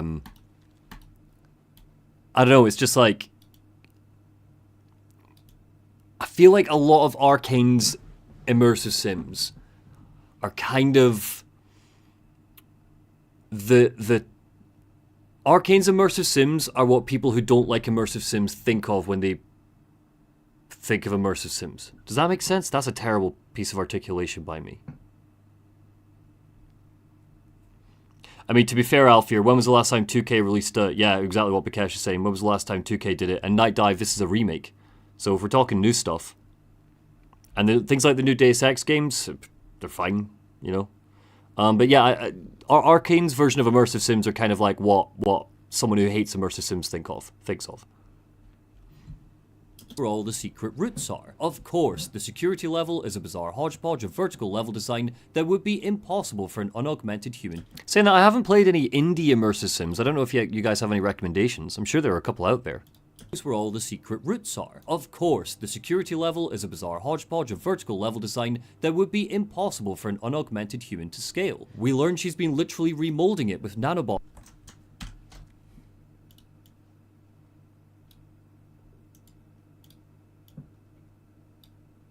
Routes are. Of course, the security level is a bizarre hodgepodge of vertical level design that would be impossible for an unaugmented human to scale. It's not a particularly good bit of footage.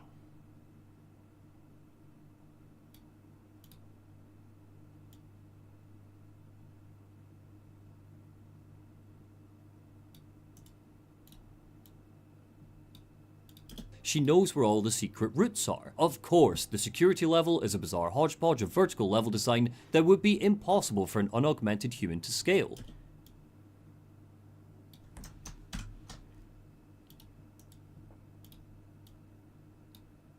would be impossible for an unaugmented human to scale. We learn she's been literally remolding it with nanobots as a final obstacle against human interference.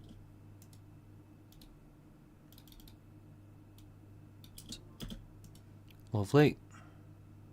Clip, Shodan is pissed. We're in the executive groves. Shodan's mad. Where is she? Shodan gets mad. There we go. Oops. Oh, and of course this bloody thingy, the thing. Yeah. I'll need to wait for it to power back on.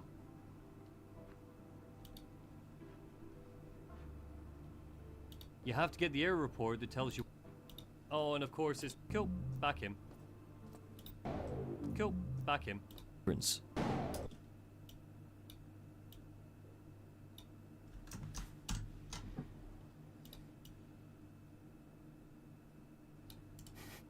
It's gonna take this. I didn't realize I was using the EMP grenade in this bit.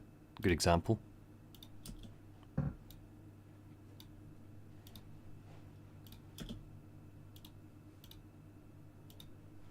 Circumvent all of that. Doors, consoles, and laser bridges. Of course they would. That's what an EMP would do. This is a weapon not just limited to fighting something, it has other purposes, and its properties are carried over for cyborgs as well. Sometimes an enemy would get EMP would do. This is favorite little detail, is that the EMP grenade deactivates doors, consoles, and laser bridges. Of course they would. And laser bridges. Of course they would. That's what an EMP would do. Let me...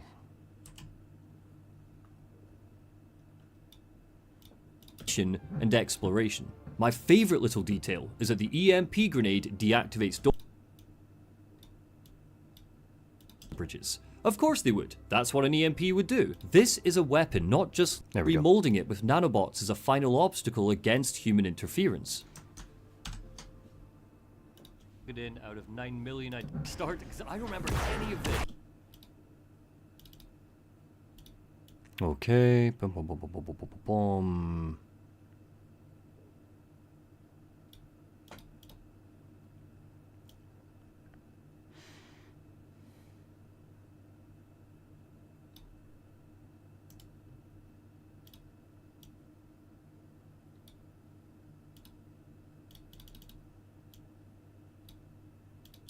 Enabled for all groves.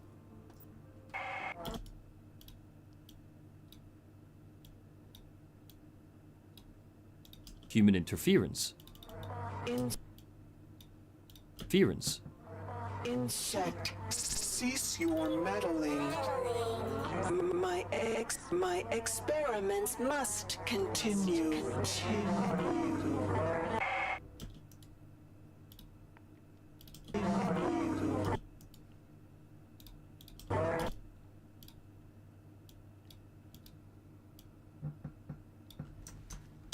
Okay, we're there.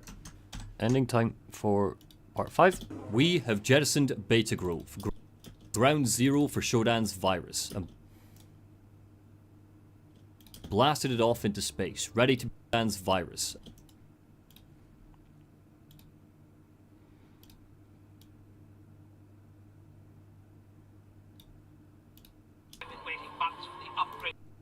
Allowed to say the word puzzle in my studio. That implies a designer came up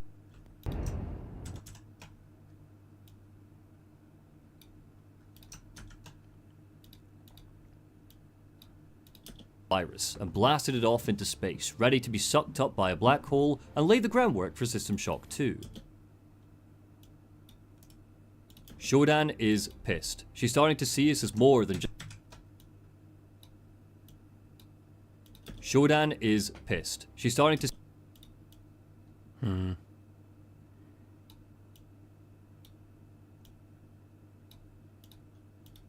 Shodan is pissed. She's starting to see us as... Shock 2. Shodan is pissed. She's starting to see us as... What is she? As more than just some bothersome fly blindly tugging at her circuitry. She's got one final plan for decimating Earth and achieving divinity, uploading herself to Earth's comnet. Complete exploitation of her over-reliance on technology.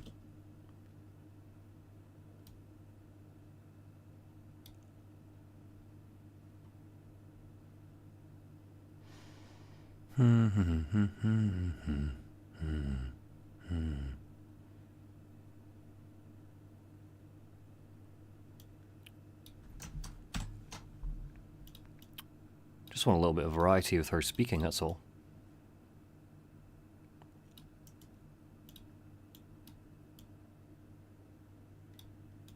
Groundwork for System Shock 2. Shodan is pissed. She's starting to see us as more than just some bothersome fly blindly tugging at her circuitry. She's got one final plan for decimating Earth and achieving divinity, uploading herself to Earth's comnet. Do I use this? 2 secs.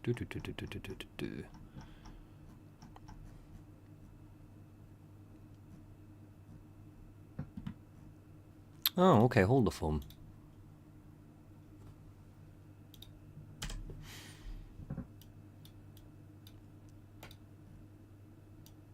Showdown tells us to fuck off.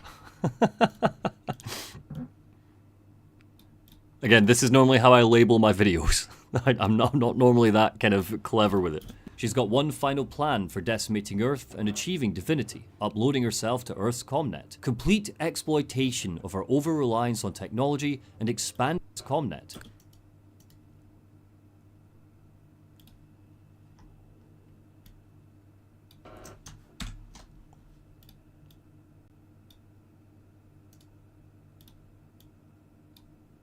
To Earth's comnet. Complete exploitation of her over-reliance on technology and expanding her life far beyond how we'd understand.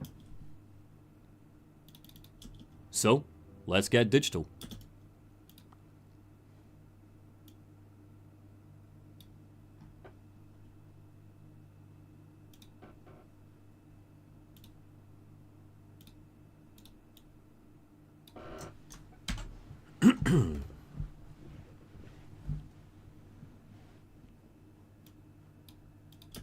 So,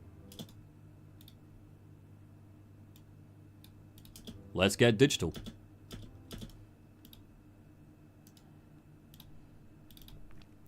Alrighty. Part 5 complete. Yaldi. On to part 6. Alright, where is it? Where's the transition? Here it is.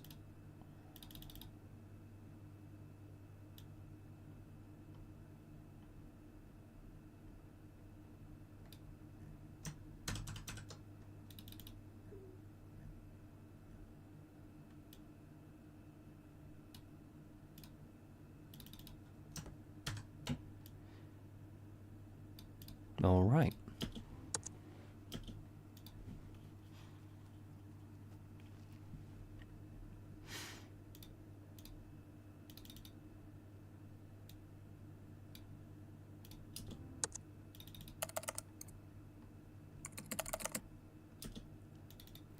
Run part 6.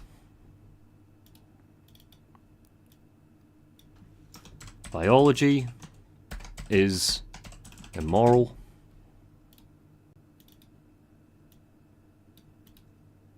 Let's get the tunes on. Where are we at? Clearly I really liked Linus Johnson's music, so let me do that one again. That was a goodie. Oh. Takes a bit to fade in, does it?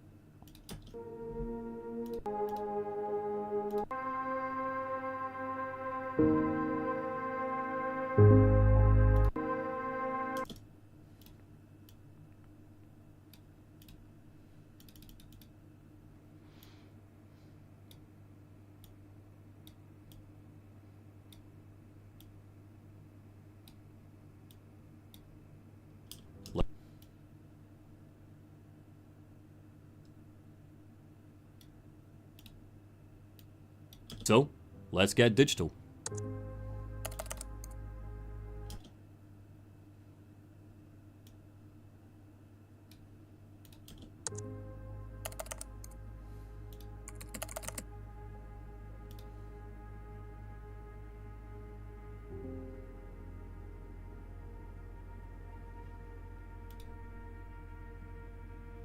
This might end up being a bit too droney, but we will judge it when it's done. G is immoral. These are the words of... Yeah, let me just reduce it ever so slightly. Get digital.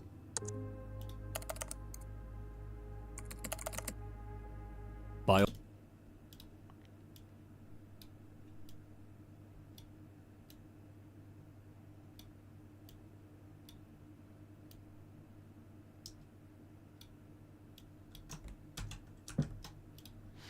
Okay.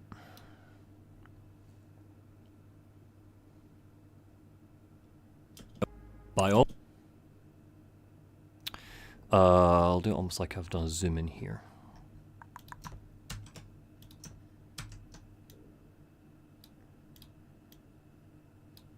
Biology. No animation.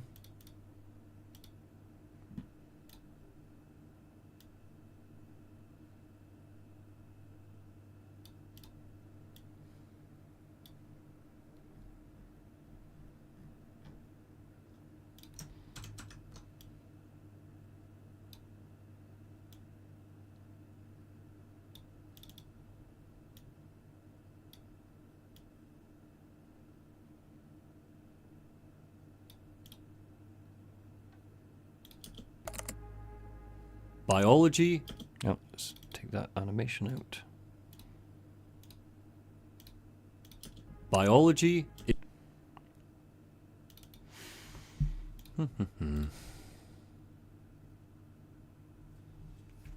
Glitch.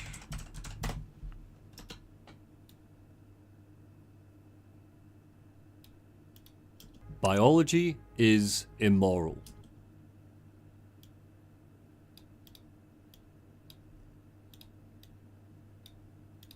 Biology is immoral. These are the words of transhumanist Zoltan Istvan.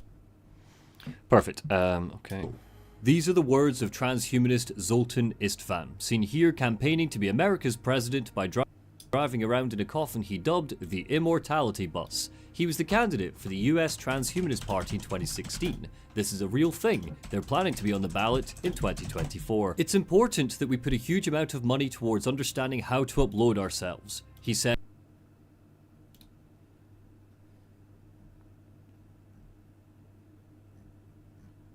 Where's the Immortality Bus? Show me it. We had it.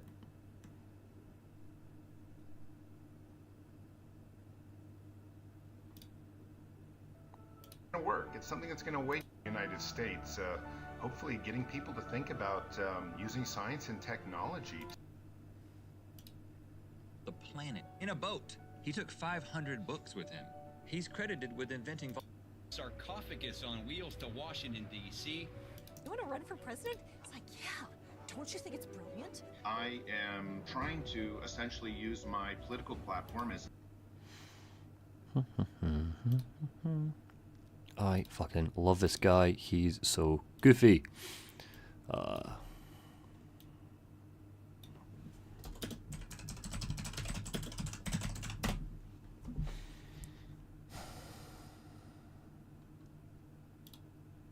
those of you who don't know, my name is Zoltan Istvan of the United States presidency in the next election to address Fantastic.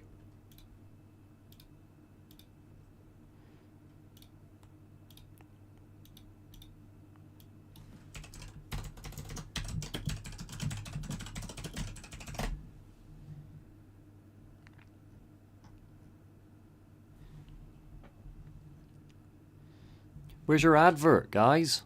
Stick your advert on YouTube.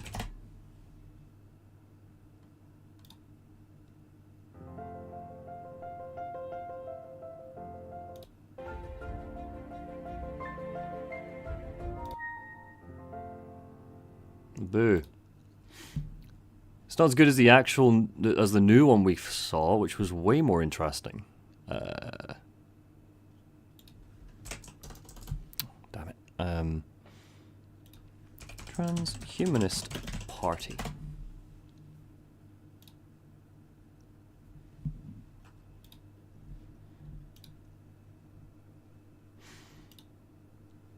Here we go.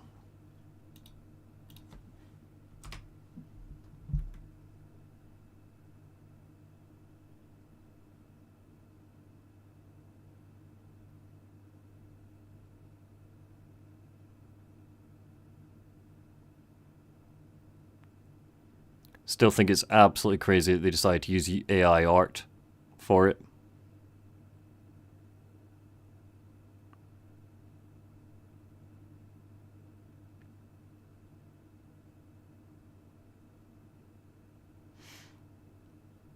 T-shirts, bumper stickers. Yes, don't you want your famous Zazzle? Your famous Zazzle sticker? So that everybody knows you're a transhumanist, you get the Zazzle sticker? Zazzle. Transhumanism. Fuck's sake. Stupid. Right, stop recording. Perfect. Got that clip.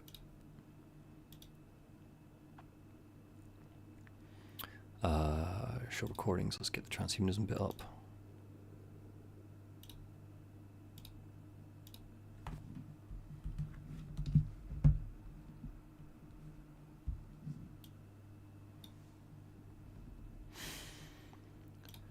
Let's get these folders in.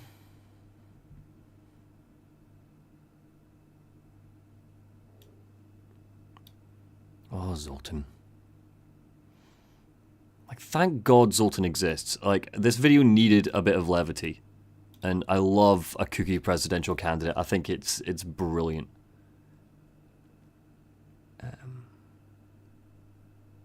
Where's the immortality bus?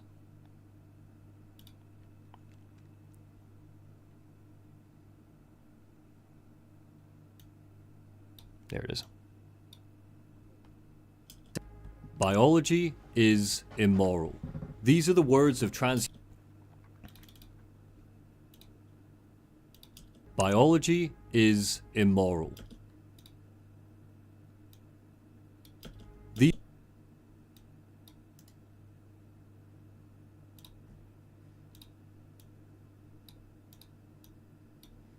Biology is immoral. These are the words of transhumanist Zoltan Istvan, seen here campaigning to be a... Okay.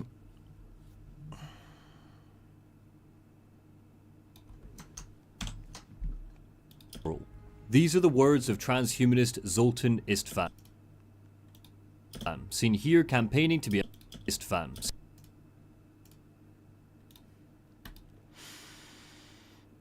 Immortality or bust. Where is it? Where'd I put it? There it is. Seen here campaigning to be America's president by driving... Seen here campaigning to be America's president by driving around in a coffin he dubbed the... Seen here campaigning to be America's president by driving around in... Oh, he's just a little too fast for me, but that's okay.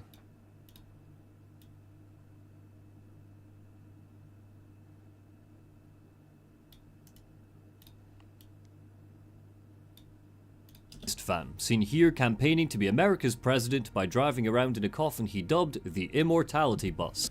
Ah, it's just a little too... Okay, that's fine. Fan. Seen here campaigning to be America's president by driving around in a coffin he dubbed the Immortality Bus. He was the candidate for the Immortality... Around in a coffin he dubbed the... Immortality.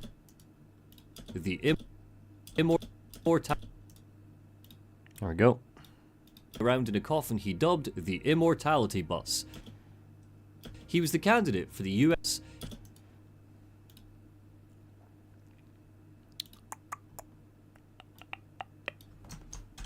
He was the candidate for the US Transhumanist Party in 2016.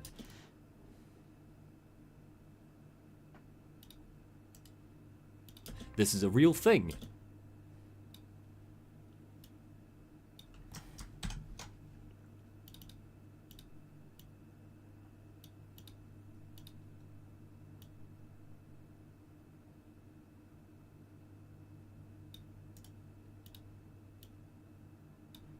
Communist Party in 2016. This is a real thing. Oh, I'd rather him standing next to it. Sure, come on, get him in the shot. Get him in the shot with his own poster. Come on. Yeah, there we go. It's blurry. This is a real thing. Don't move it. Bloody transhumanists can't even get your fucking camera to work properly. Dean, this is a real thing.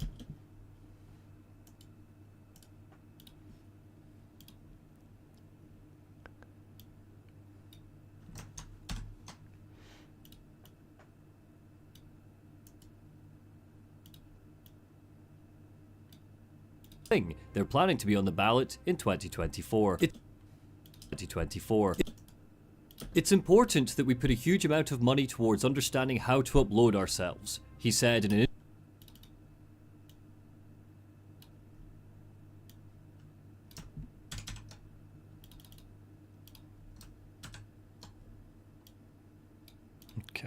It's important that we put a huge amount of money towards understanding how to upload ourselves, he said in an interview with the podcast Feedback Loop. We're going to time it perfectly and boom, we have merged with the singularity god. But what might go is the human race, just because it's an afterthought of this AI. In the long run, I think we want to get out of these bodies of meat. Their biology in itself is inherently immoral because it causes suffering.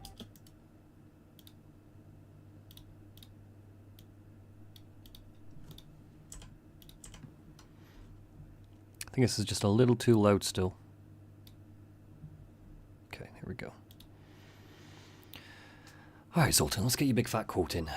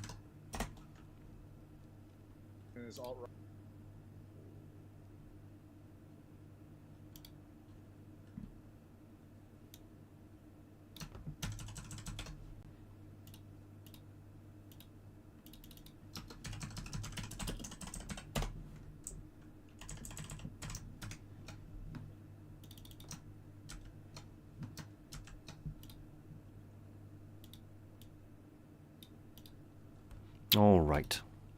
Quote 1.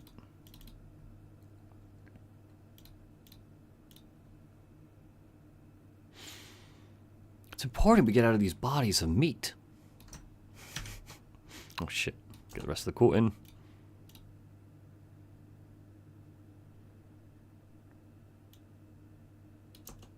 Shit. My bad. Okay, here we go. We're back in.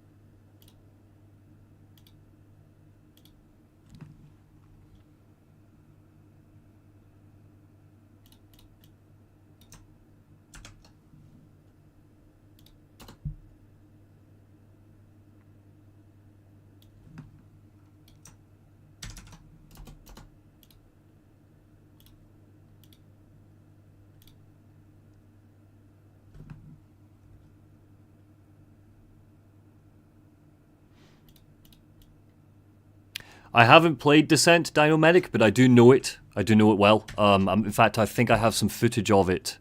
Because I have a throwaway line about Descent. Because, yeah, the 3D spaces, that flying sort of cyberspace sim feel, the 6 degrees of freedom. System Shock just beat Descent as being the first PC game that had that. By a matter of months. Which I think is very interesting. So I say that. I mention that. But that's not me, that's the System Shock devs that say that.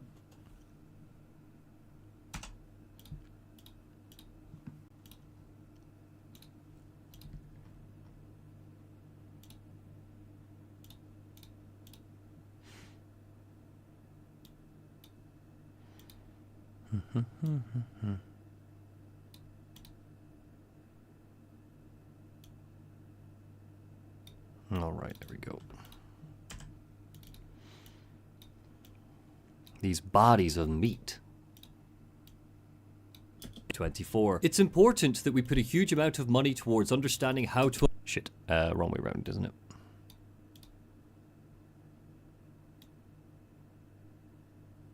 There we go. Stick this over here for now. Stick that in there. It's important that we put a huge amount of money towards understanding how to upload ourselves, he said in an interview with the podcast Feedback Loop.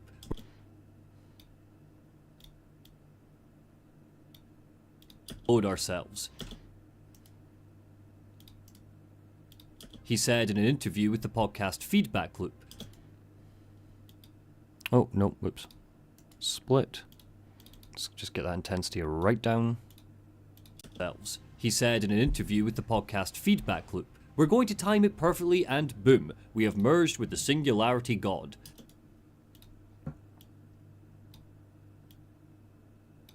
But what might go is the human race, just because it's an afterthought of this AI.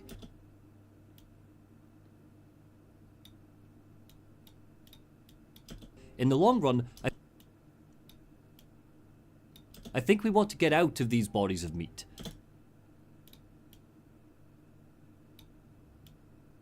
Their biology in itself is inherently immoral because it causes suffering. Istvan isn't alone in believing this, and if you've ever experienced a loved one who gets cancer despite never smoking, is suffering. Istvan isn't alone in believing this, and if you've ever experienced a loved one who gets cancer despite never smoking, or a family member whose mind deteriorates,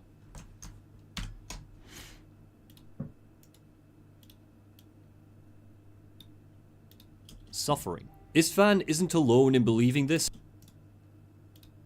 and if you've ever experienced a loved one who gets cancer despite never smoking, or a family member whose mind deteriorates, and if you've ever experienced, isn't alone in believing this.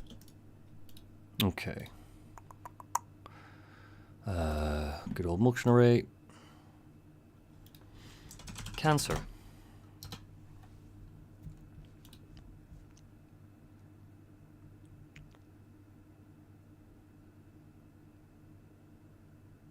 I mean, that's good for the dementia one.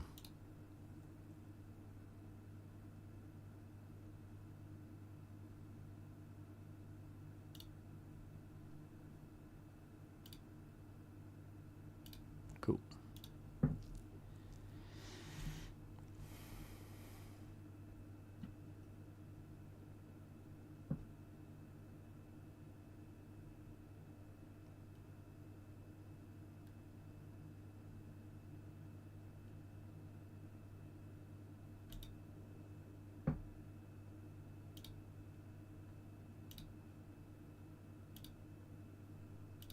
Lovely.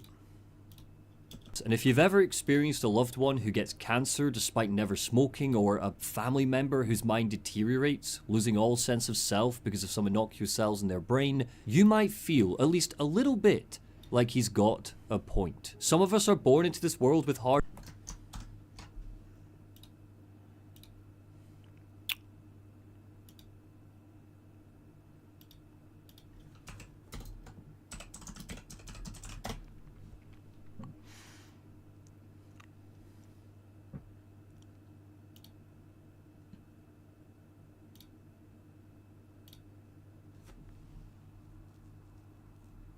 Cool.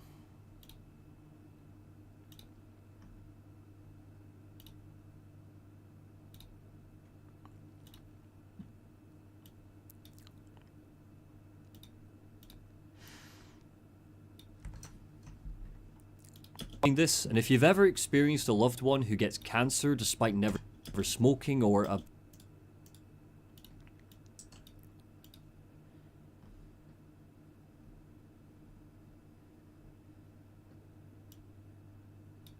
family member whose mind deteriorates, losing all sense of self because of some innocuous cells in their brain, you might feel at least a little bit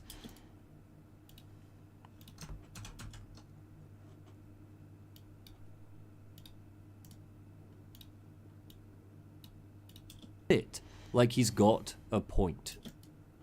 Some of us are born into this world with hardware that will inevitably lead to suffering. I think we're getting to the point where I should do a second transhumanism folder because I'm struggling to find clips. So there we go. Yeah, there we are.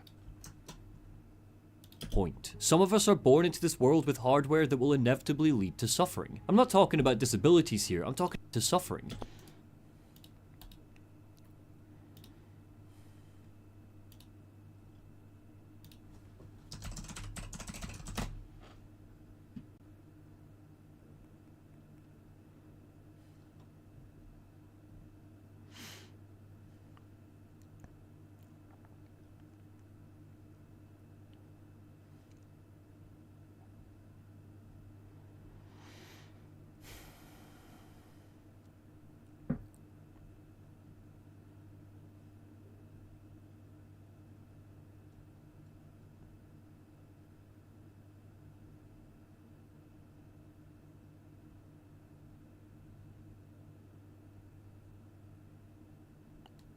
Lovely.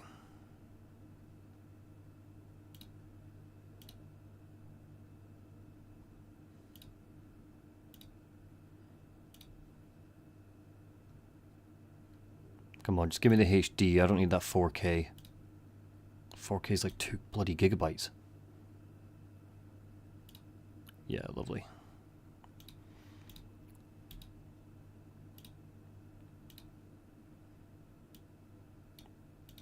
Suffering. I'm not talking about disabilities here. I'm talking about the real disabilities here.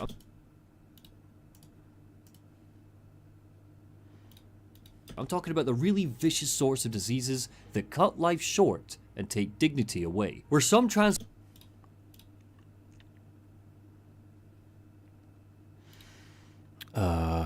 one more.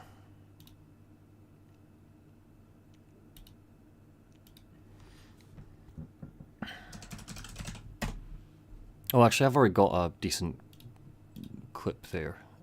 Dementia. There we go.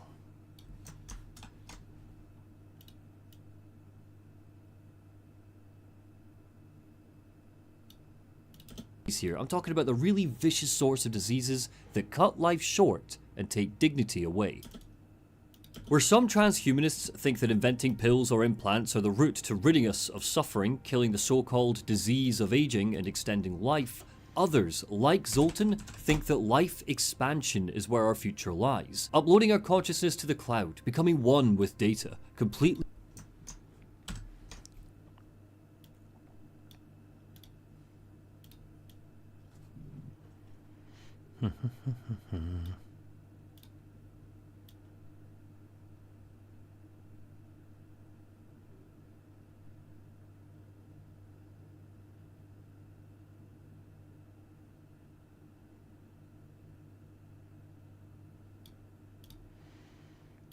Come on, give me that patch.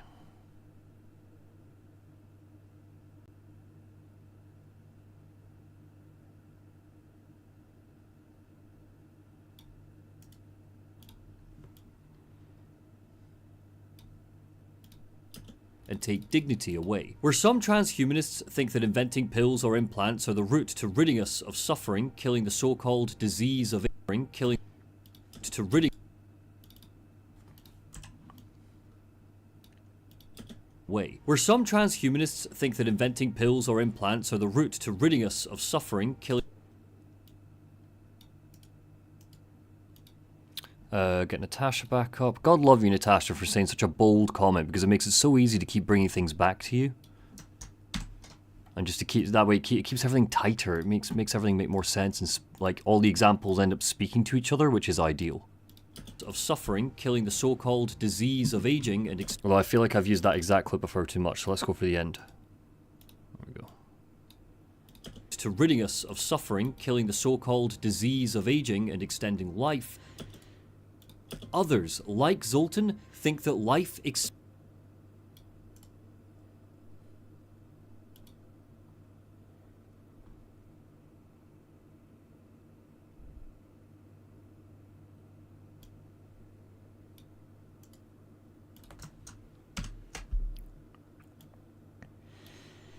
Others, like Zoltan, think that life expansion is where our future lies. Uploading our consciousness to the cloud, becoming one with data.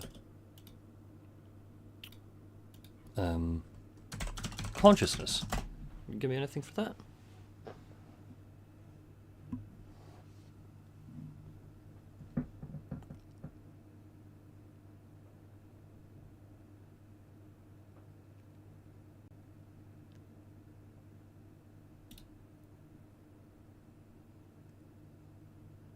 Cool.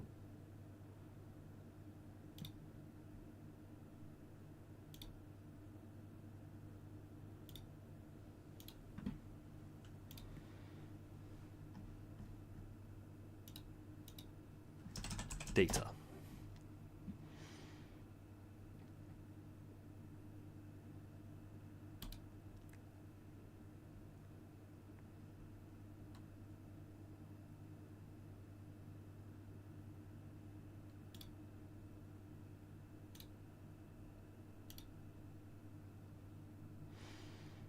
Some cracking clips they've got for all the sci-fi stuff. It's great.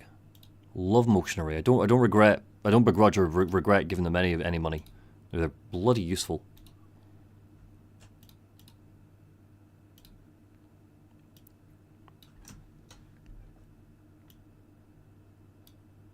Zoltan think that life expansion is where our future lies.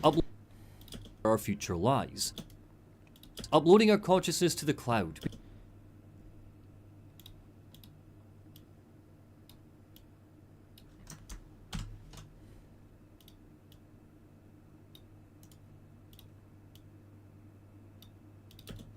Uploading our consciousness to the cloud, becoming one with data. Completely leaving behind our meaty shells and going beyond what we'd call human. Okay, still downloading.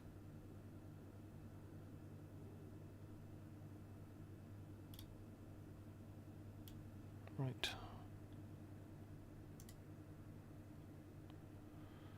Extract all, yes.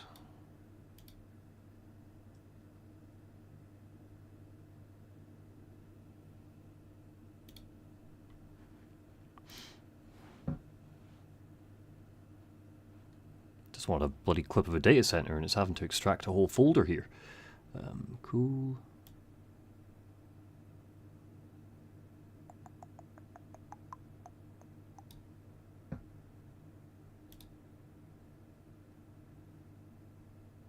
Tokyo traffic.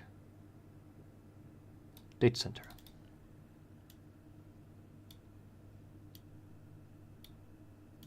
Data. Completely done with data. Completely leaving behind our meaty shells and going beyond what we'd call human.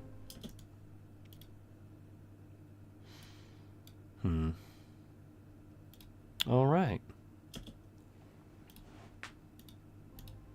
Play clip, Rebecca Lansing calls us. Completely leaving behind. Is it meant to be like that?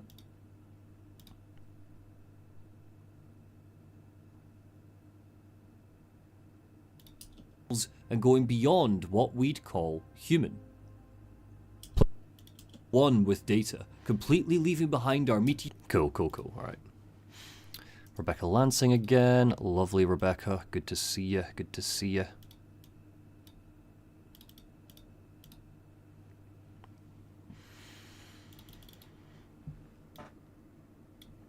Rebecca Lansing. So we do executive.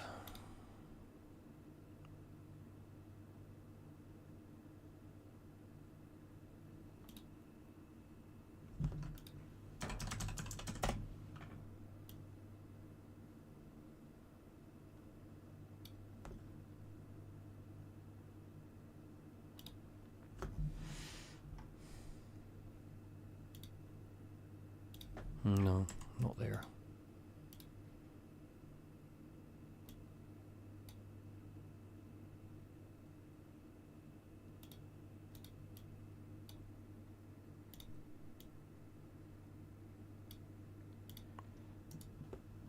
Okay, I won't do Rebecca Lansing then, I'll just keep it on Showdown. Human. Soon shed this doom. You may believe your efforts have hindered me. However, my magnificent psyche will soon shed this doomed station. Do you have any preferred tutorials you use to learn video editing? No, Genovian. I just kind of figured it out as I went, to be frank. Although Filmora does have a few decent ones, but yeah, I don't often watch tutorials. I just kind of play around with stuff until I find that something works. Soon shed this doomed station as I upload myself into Earth's computer network.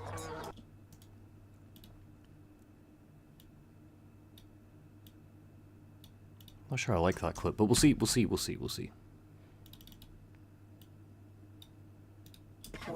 Shodan is...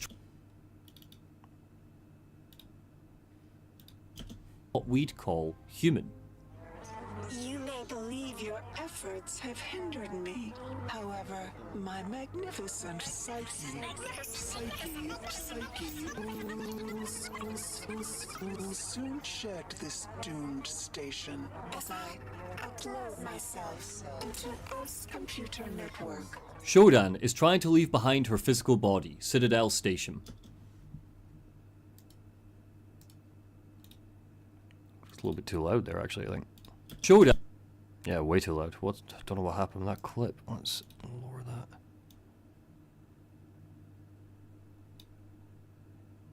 Let me coming in a bit. Shodan is trying to leave behind. Nah, that's a bit better, I think.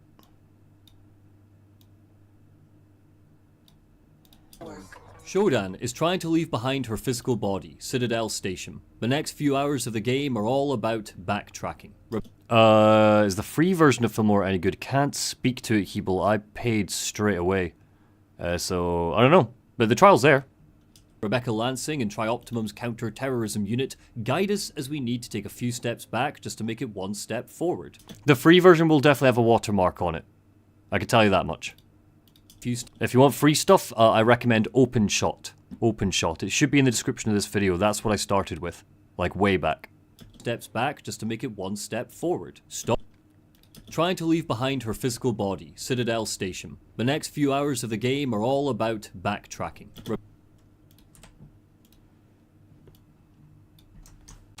Backtracking, baby.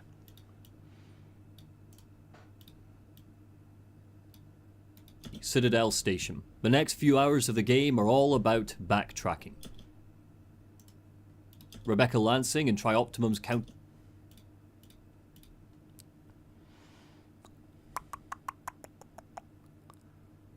Lansing leads us out.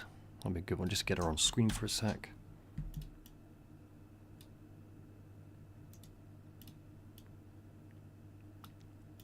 Backtracking. Rebecca Lansing and Trioptimum's counter-terrorism unit guide us as we need to take a few steps back just to make it one step forward.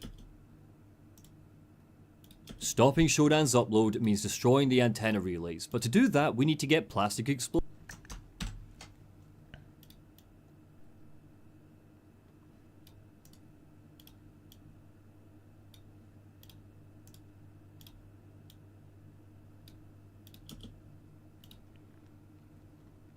I absolutely love that when on one of these relays, I can't remember which one, I think it might be this one, she locks you in after you've planted the relay to try and blow you up. I just think that's, so good, so good. Forward. Stopping Shodan's upload means destroying the antenna relays. But to do that, we need to get plastic explosives. Oh, sorry, plastique explosives. Shodan's not like these insects, the ones skittered around. Okay.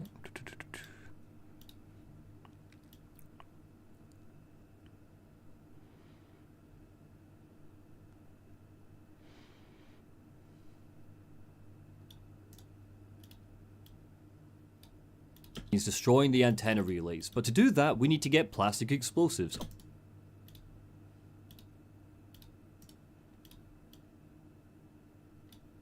Explosives. Oh, sorry, explosives. Oh, sorry,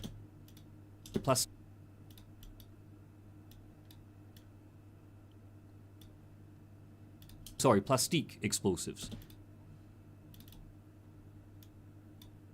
Sorry, plastique explosives.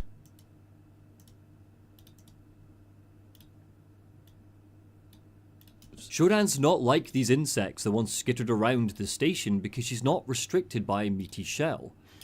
Let me get the one actually. Where does she? Not really. 2 wire puzzle. Yeah, she locks me in.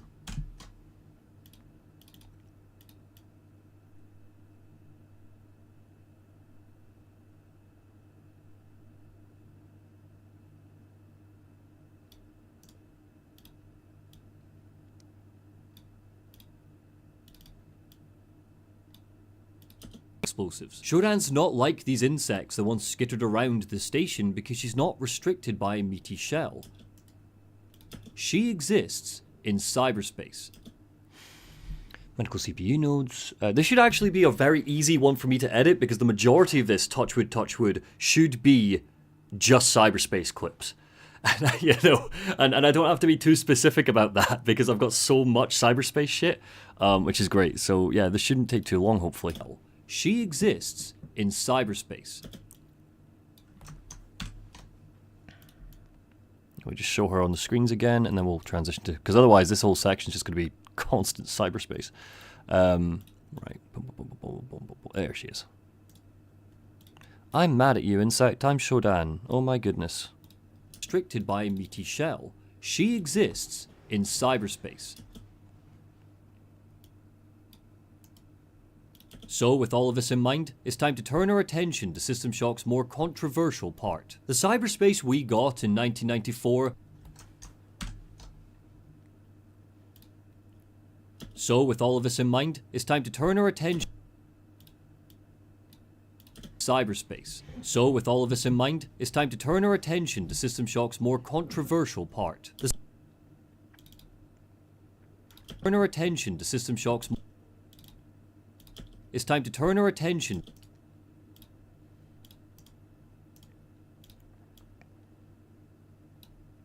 to System Shock's more controversial part. The cyberspace we got in 1994 is so jarring and obnoxious that each one should come with an epilepsy warning, and that's just the start of my criticisms. Cyberspace, there it is. The cyberspace we got in 1994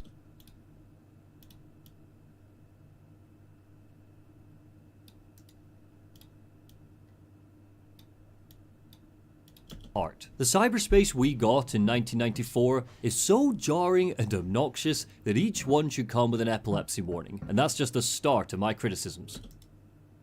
While exploring Citadel Station, the hacker will find a handful of terminals they need to jack into and try to open a door. Let's do it this way then. In 1994,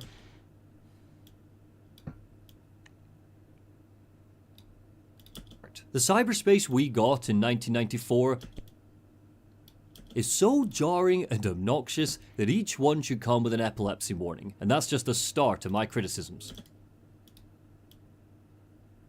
While exploring Citadel Station, the hacker will find a handful of terminals they need to jack into and try to open a door, and it's a completely different play experience to the calibrated, immersive exploration that harbors System Shock's best bits. With the zapping Technicolor wire framing or the indistinguishable shapes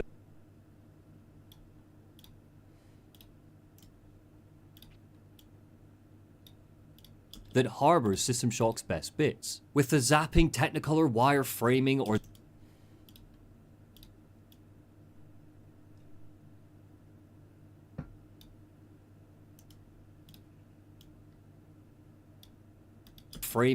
indistinguishable shapes that are somehow supposed to guide us to our destination, or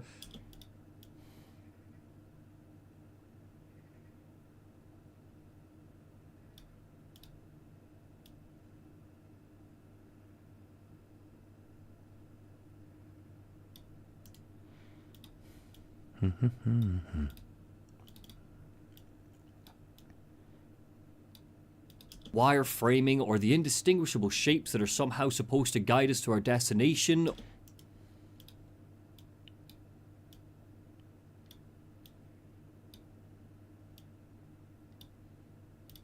or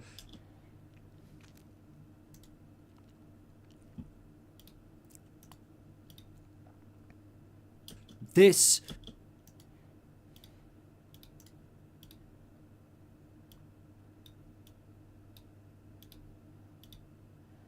or this. Okay.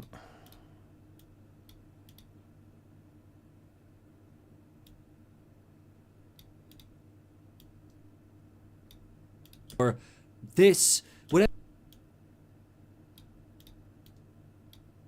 whatever the hell this is supposed to be.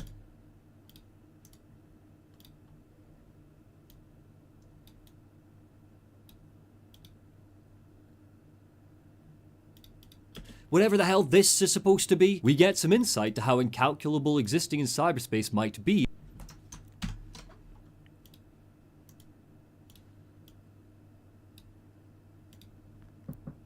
servers, system shop. Music.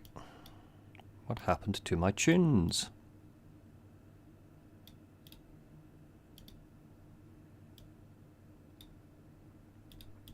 Are all about backtracking. Rebecca Lansing and Trioptimum's counter-terrorism unit guide us as we need to take a few steps back just to make it one step forward. Stopping Shodan's upload means destroying the antenna relays, but to do that we need to get plastic explosives. Oh sorry, plastique explosives. Shodan's not like these insects that once skittered around the station because she's not restricted by a meaty shell. She exists in cyberspace. So with all of this in mind, or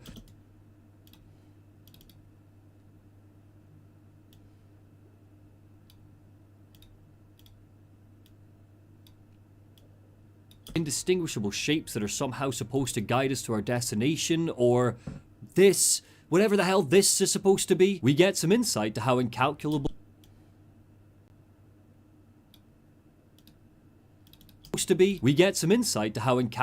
existing in cyberspace might be in a cyberpunk future. If you bump into a wall, which is likely,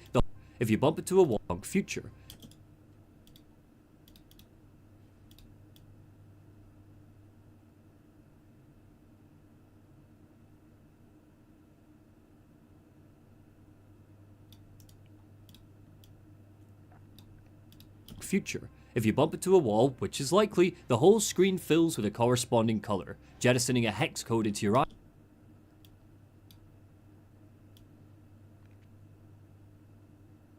Yes, there it is. This is where it happened.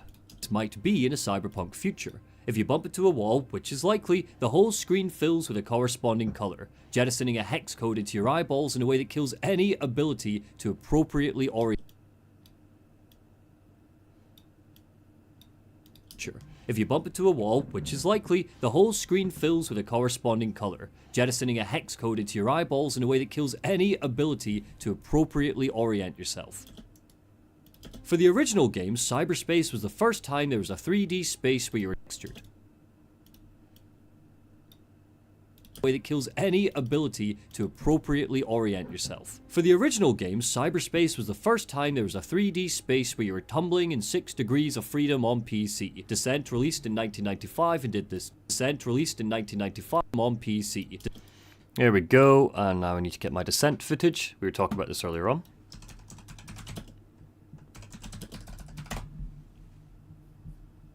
There it is. Thank you, Nostalgic Games. Wow, look how pretty this is in comparison. Anyway, let me get that uploaded. Nostalgic Games, okay.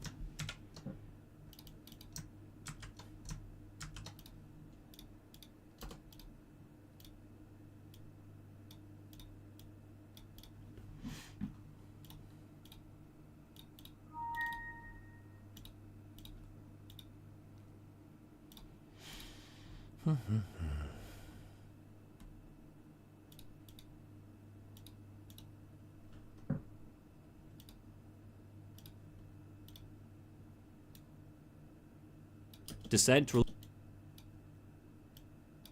released in 1995 and did this too, but System just beat it to the punch.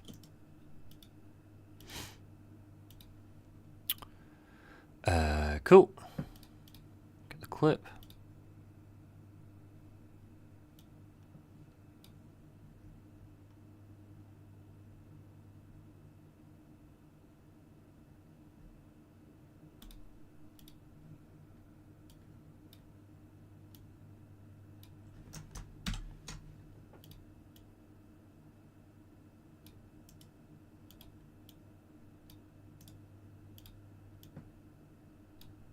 freedom on PC. Descent released in 1995 and did this too, but System just beat it to the punch.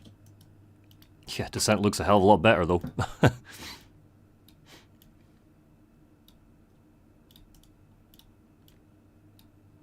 Beat it to the punch. That's impressive, and I'm applauding Looking Glass for reaching such a seminal milestone, but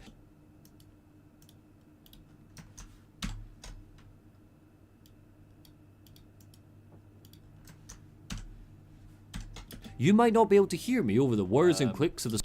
It felt like more of a shooter than most parts of the game. Genre fiction. But...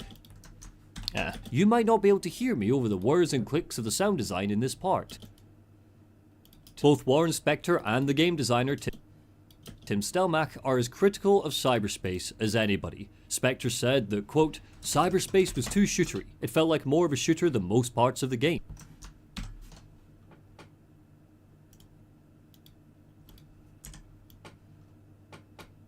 Whirs and clicks of the sound design in this part. Both Warren Spector and the game designer Tim Stelmach are as critical of cyberspace as anybody.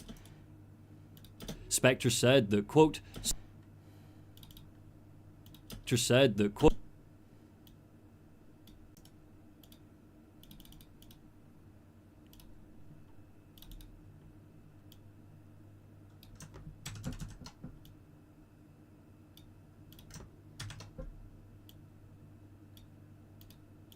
Spector said that, quote, cyberspace was too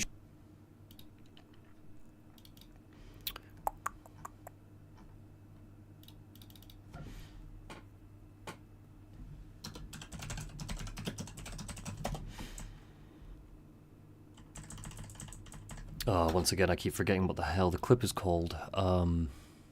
It's downloaded footage.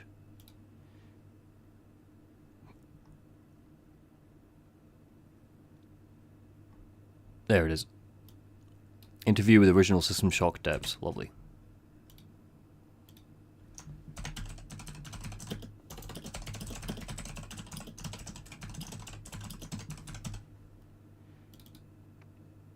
Great.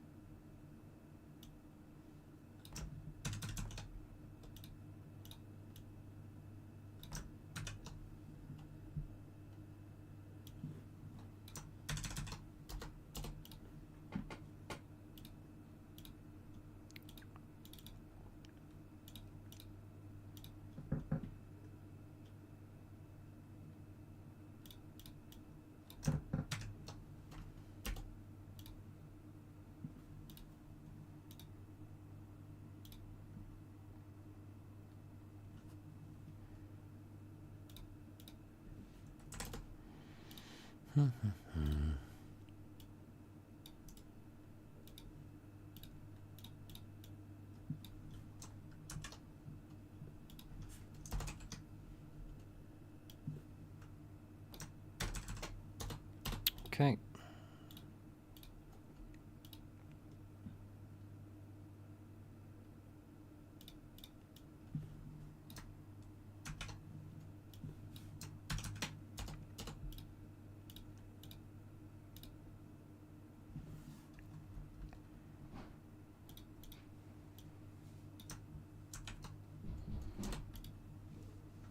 Okay, that visual design came out of nice genre fiction. Great.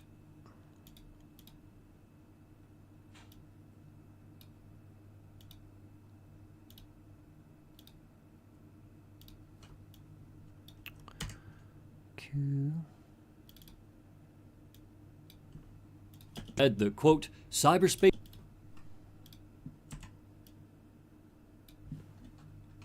The quote, cyberspace was too shootery. It felt like more of a shooter than most parts of the game. Everyone had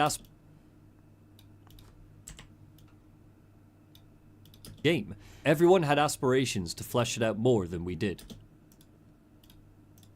Lovely. Aspirations to flesh it out more than we did. Stelmach went on to provide at least an explanation for why cyberspace is a kaleidoscopic hellscape. He said that there is this very particular vision of what it might be to... cool. Let me get the actual, some clip from the actual, interview. Navigate. Great.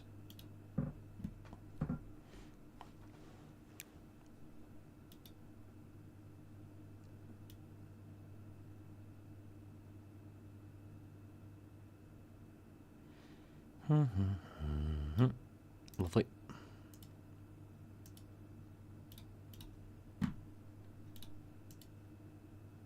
Come on. There we go.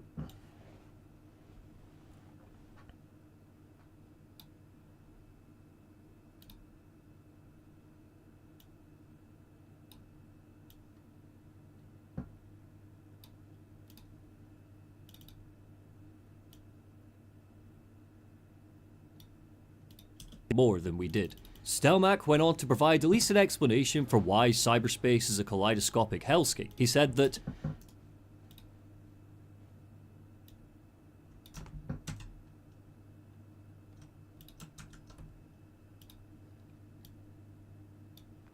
great. Navigate information in the future. You can imagine going for a cleaner look, but boy did it make things easier for us. That visual design came out.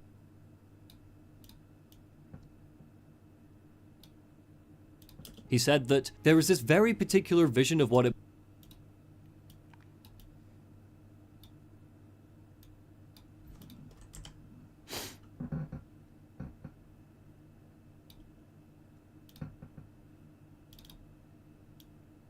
that there is this very particular vision of what it might be to navigate information in the future. You can imagine going for a cleaner look, but boy did it make things easier for us. That visual design came out of 90s genre fiction. Fuck. Genre fiction.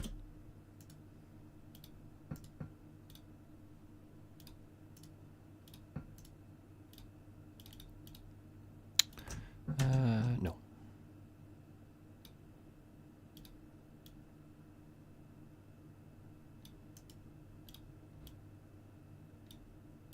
Genre fiction. Fuck 90s genre fiction.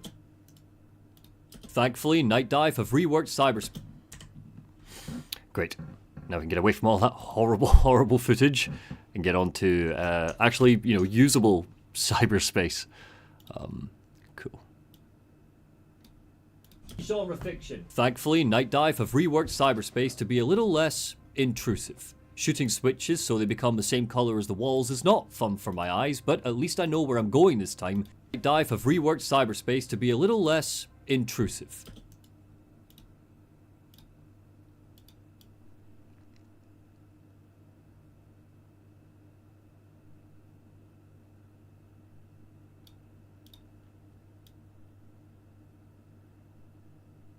Okay, it doesn't happen in that one. Engineering, I think.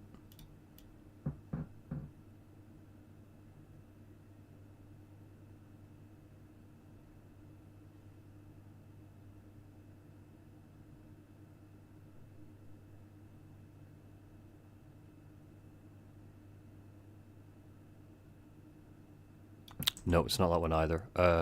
Try executive. Ah, yeah.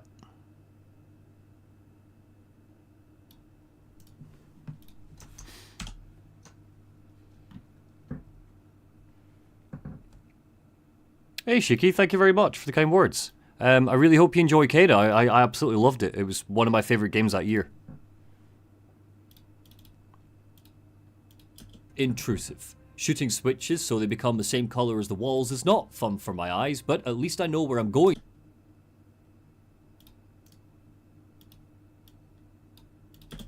Shooting switches so they become the same color as the walls is not fun for my eyes, but at least I know where I'm going this time, because the space is more strong this time.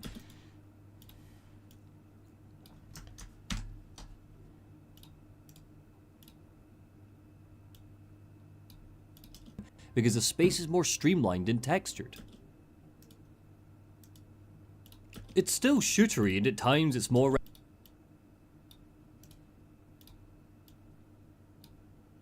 textured. It's still shootery, and at times it's more reminiscent of a first-person bullet hell than an immersive sim, but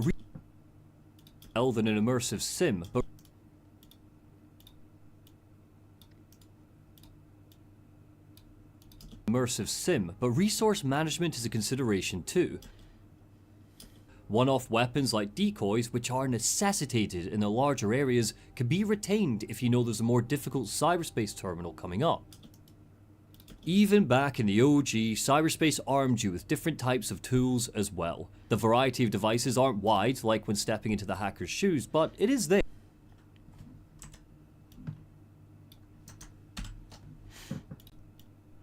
Here's the beauty of this, right?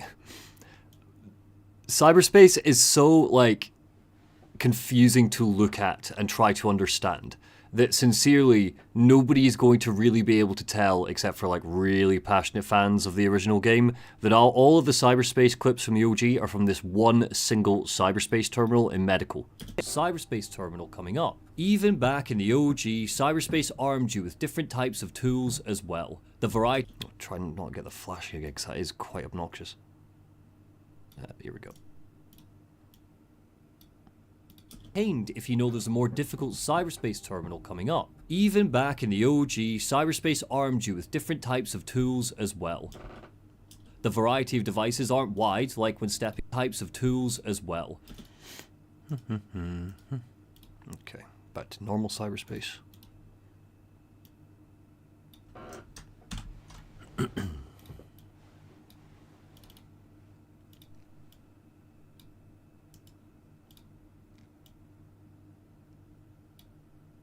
Types of tools as well. The variety of devices aren't wide, like when stepping into the hacker's shoes, but it is there. The ice missile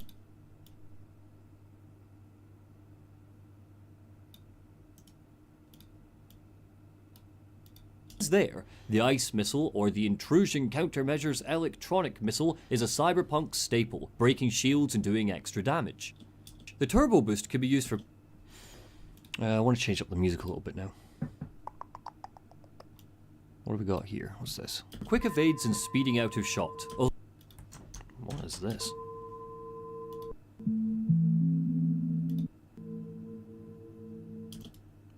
Yeah.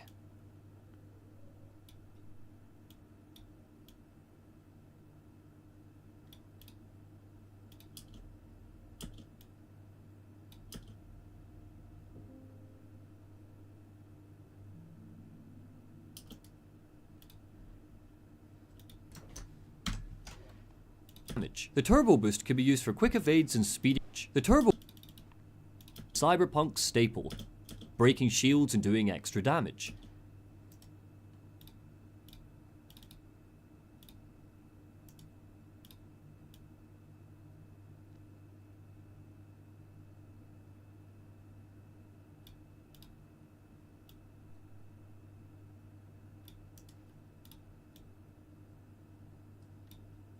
Breaking shields and doing extra damage. The turbo boost can be used for quick evades and speeding out of shot, although I'd argue it's introduced just a tad too late to really make a difference.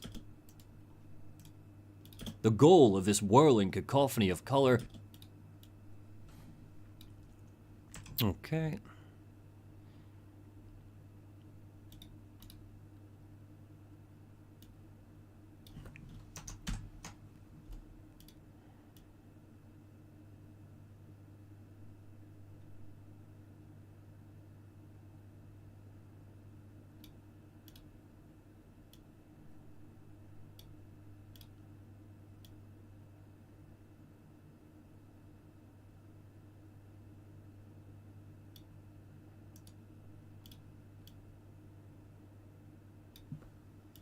Late to really make a difference. The goal of this whirling cacophony of color is to blast open doors deeper in the station.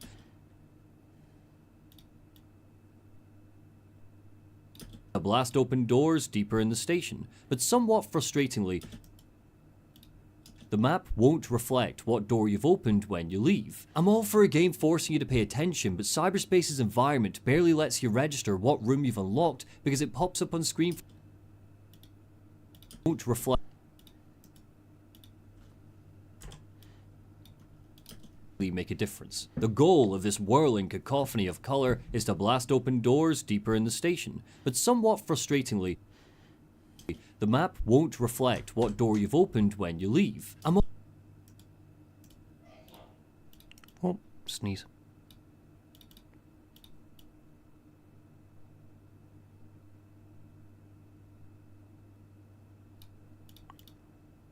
Stuck in this cyberspace for so fucking long.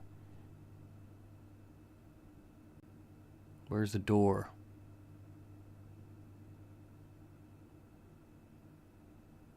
Oh. There we go. That's what I needed. Okay.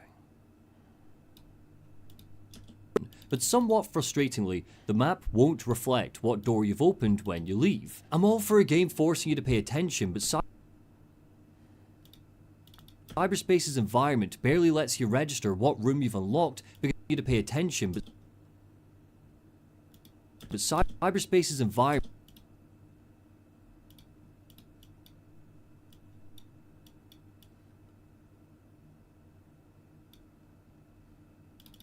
okay. But cyberspace's environment barely lets you register what room. But cyberspace's environment barely lets you register what room you've unlocked. Attention, but cyberspace's environment barely.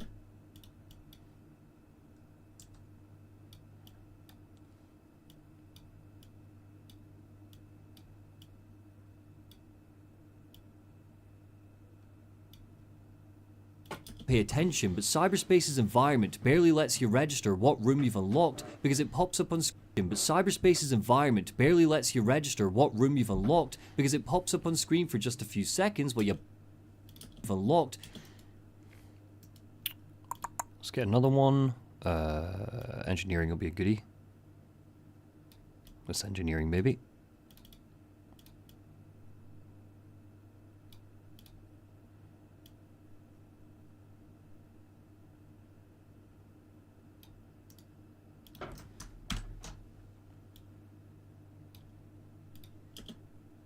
Because it room you've unlocked because it pops up on screen for just a few seconds while you're blasted to Kingdom Come and dodging digital missiles.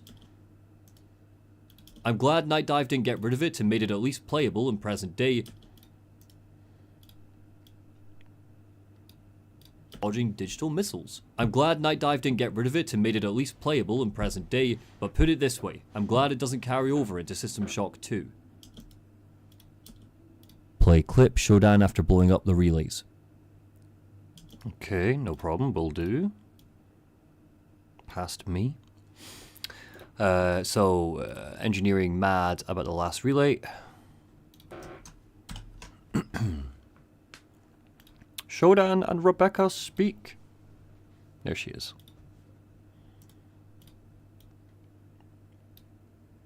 Incoming call. I wonder if we have to accept the calls from Showdown. Because, like, in-game, they just happen. Like, oh, it's an email, sorry. It's even worse, it's a fucking email.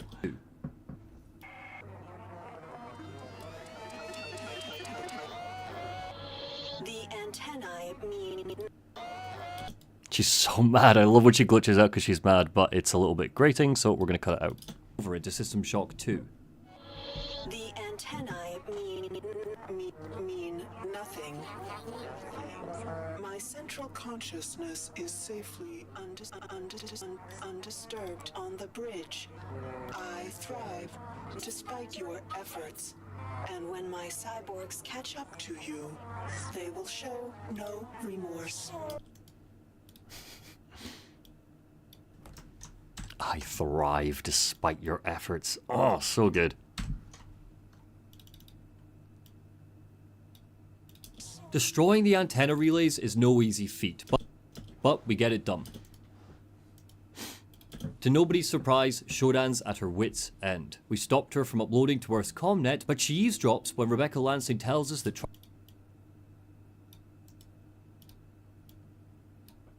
is no easy feat, but we get it done. To nobody's surprise, Showdown's at her wit's end. We stopped her from uploading to Earth's ComNet, but she eavesdrops.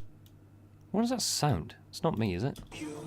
They will show no remorse. Destroying the antenna relays is no easy feat.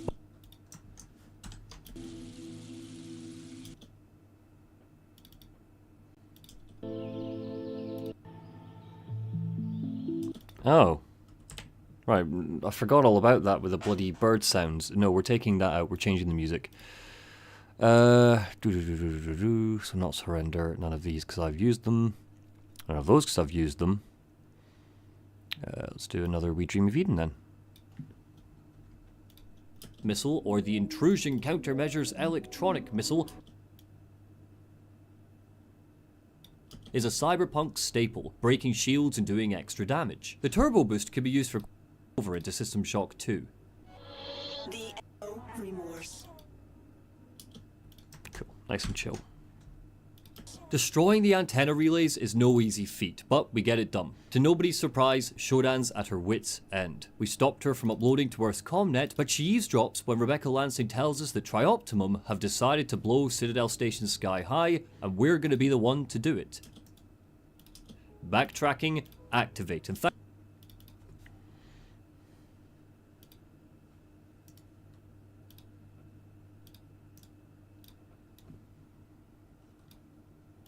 to do it.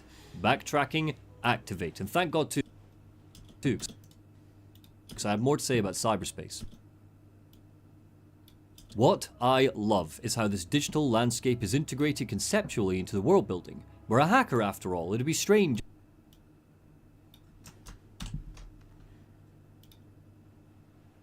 What I love is how this digital landscape is integrated conceptually into the world building. We're a hacker after all, it'd be strange if there wasn't some form of interactive hacking in the game. It would be when Rebecca Lansing tells us that Trioptimum have decided to blow Citadel. Just gets a little too loud there. Just bring it down a wee tad. Citadel Station Sky. About cyberspace. What I love is how this digital landscape is integrated conceptually into the world building.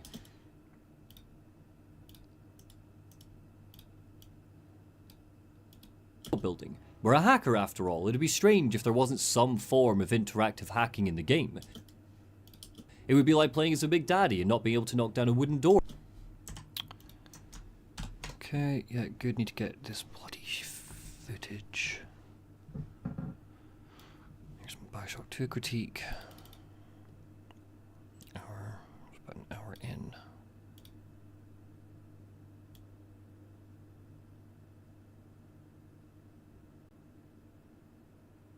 Should have kept this clip as its own. I couldn't find it. Averting a turret from far away. The fact that your darts are a finite resource you need to buy or loot means there's additional risk if you want to quickly hack something in the middle of battle, meaning planning and preparation. Hacking. Subject Delta. Us through Rapture. Both are sending us off to kill the new demagogue, not out of the goodness of their hearts. We gain the ability to use our... There we go.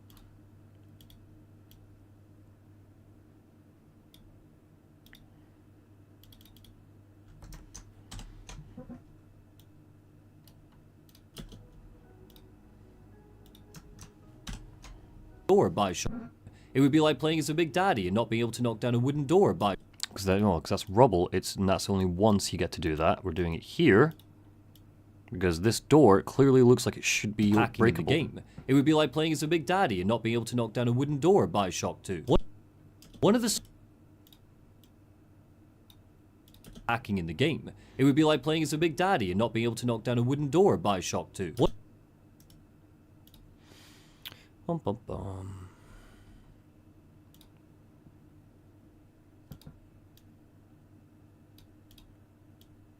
Form of interactive hacking in the game. It would be like playing as a Big Daddy and not being able to knock down a wooden door by Shock 2. One of the cyberspace rooms has an engineer's corpse lying next to the terminal. His head explodes.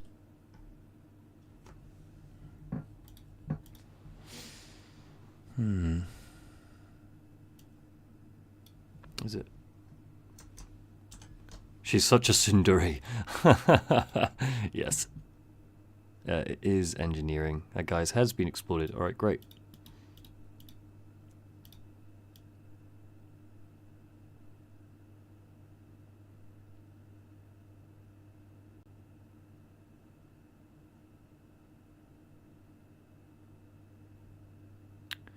It's not the one I'm thinking of. That's fine. Is it security? It was quite late that I found him.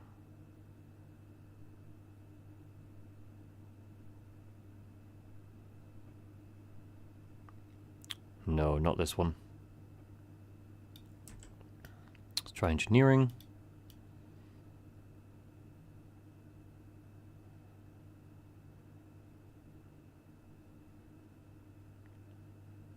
Yes, it was engineering. I kind of wish I'd lingered on him a little bit. Apparently I don't. It looks like I just run away from it. Door by Shock 2. One of the cyberspace rooms has an engineer's corpse lying next to the terminal. His head exploded because he tried to jack in and hack it. Seeing this poor sod lying in a pool of his own blood. Wooden Door by Shock 2. One of the cyberspace rooms has an engineer's corpse lying Evening, Mithril. Next to the terminal.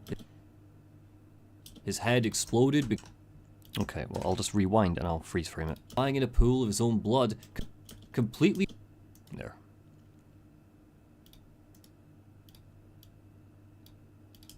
Seeing this poor sod lying in a pool of his own blood, completely recontextualized how I saw cyberspace. It's still the least in cyberspace.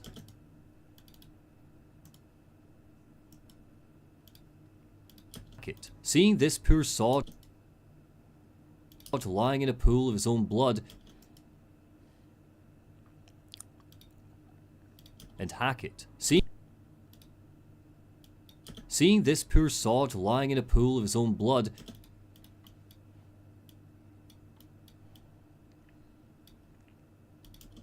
Seeing this poor sod lying in a pool of his own blood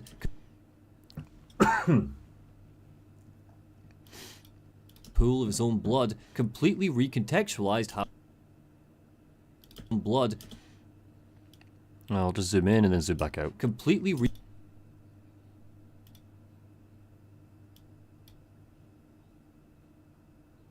blood completely recontextualized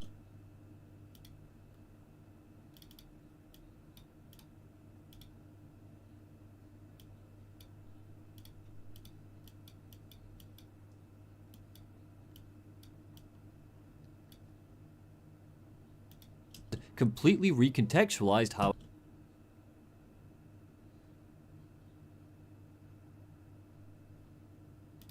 completely recontextualized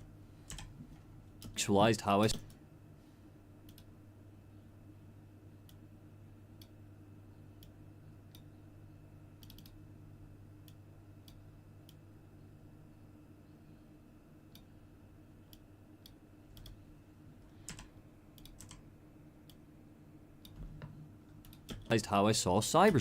Oops, there we go. How I saw cyberspace. Realized how I saw cyberspace. It's still the least interesting.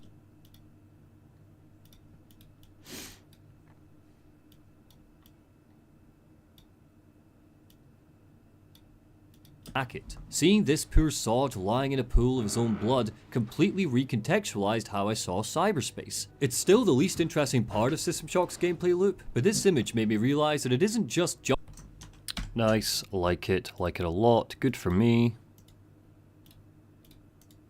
I'm gonna use that audio log in a minute too.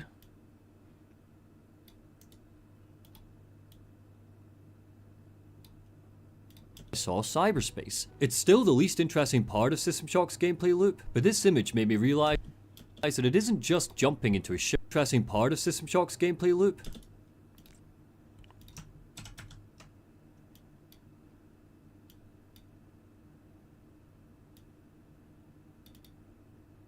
Bring it in.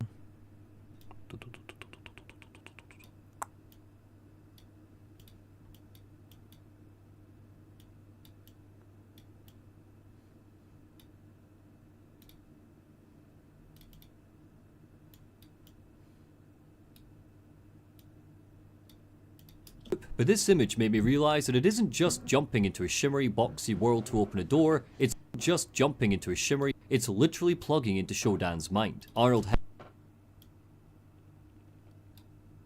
loop, but this image made me realize that it isn't just jumping into a shimmery boxy world to open a door, it's literally plugging into Shodan's mind.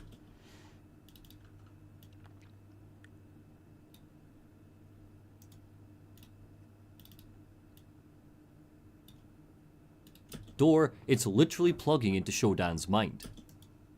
Arnold Hessman, a station engineer, set up Shodan's... What the hell do I talk about in this bit? Why is it so long? Talk about this, then we get to the Transhumanist Manifesto, then we talk about David Livingstone.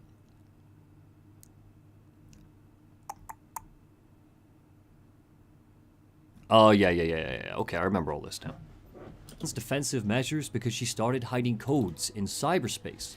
Shodan's mind. Arnold Hessman, a station engineer, set up Shodan's defensive measures because she started hiding codes in cyberspace.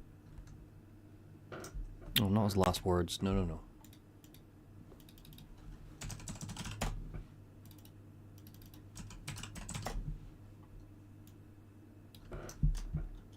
Yes, Arnold's report. It's all your fucking fault, you prick.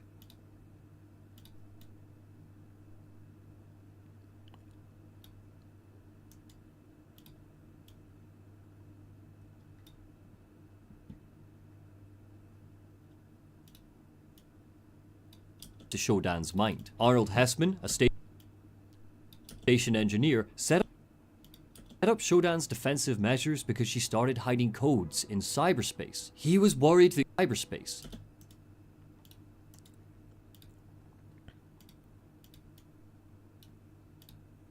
Into Shodan's mind. Arnold Hessman, a station engineer, set up Shodan's defensive measures because she started hiding codes in cyberspace. He was worried that key parts of Citadel Station security would be vulnerable in there, so he programmed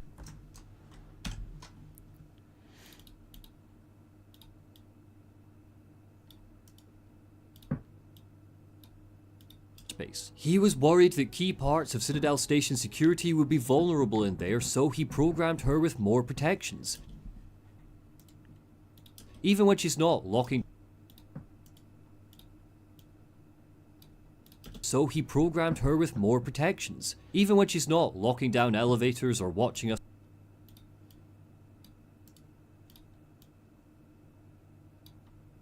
So he programmed her with more protections, even when she's not locking down elevators or watching us through cameras. She's there. The cyberspace sections are as close to Shodan boss. She's there. Thank you very much, Mithril. Thank you. That is legitimately going to pay for a takeaway tonight. We've decided we're going to have a takeaway.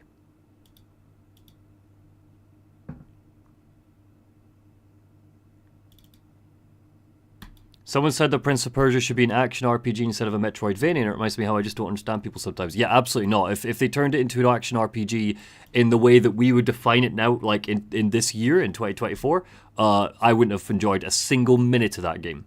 Instead, it's potentially my game of the year. I didn't feel like it wasted a single minute of my time. And I had a great time. Great time. She's there. The cyberspace sections are as close to Shodan boss fights as we get, and it's all your fault, Arnold. Boss fights as we get.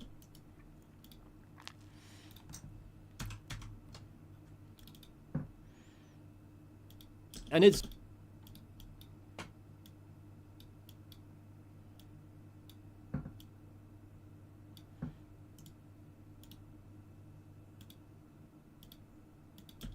and it's all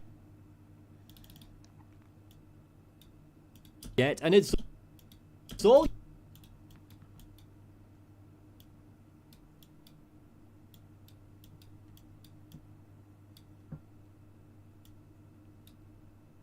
and it's all your Let me just lower this for a minute because this is going to be annoying. And it's all and it's all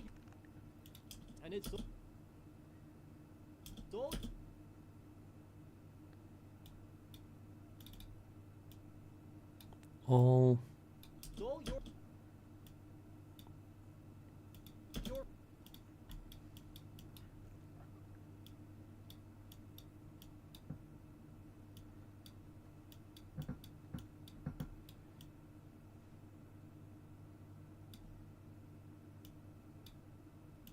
and it's all your fault, Arnold.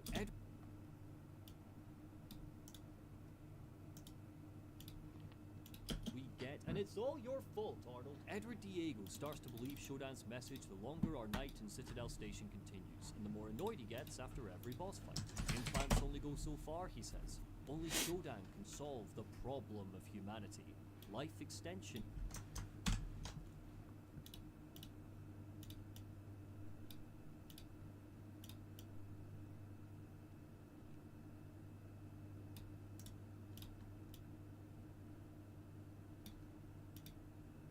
Edward Diego starts to believe Shodan's message the longer our night. Arnold. Edward Diego starts to believe Shodan's message the longer our night in Citadel Station continues. The more annoyed he gets after every boss fight.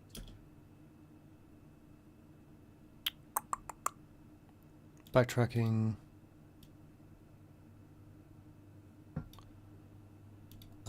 Shit. Where's the life pod? Bro.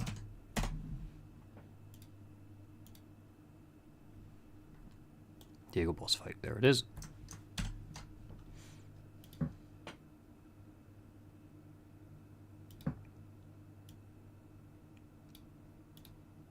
Yeah, we were talking about this earlier on, Mithril. How successful it's been. My theory is that's going to last 2 weeks tops before people realize that the game's just actually fine. The more annoyed he gets after every boss fight.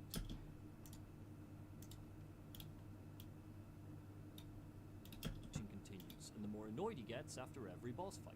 Implants only go. Citadel Station continues, and the more annoyed he gets.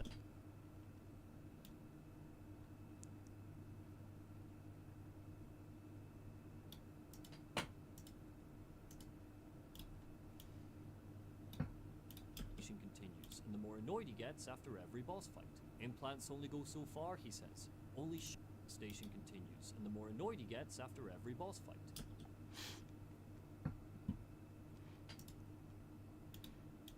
Do you think, Mithril? I found that White Light's video and my video were kind of aligned, but I think that White Light, and it's one of the things I quite enjoy about White Light, to be fair, was that White Light really tried to find the good in there. Whereas, straight up, I gave up on trying to find the good in there about, I don't know, 85% of the way through the game. Suddenly I just realized that it was total shit, and that influenced my reading. I'm not trying to find the good in it in my video. White Light is in his, and I think that's totally fair enough. Like I think it's, you know, absolutely valid. But I definitely got the sense that White Light thought that Legion was also not very good overall. Citadel Station continues, and the more annoyed he gets after every boss fight. Implants only go so far, he says. Only Shodan can solve the problem of humanity. Life extension isn't the solution. She can solve the problem of humanity. Life extension, regen bay, dying.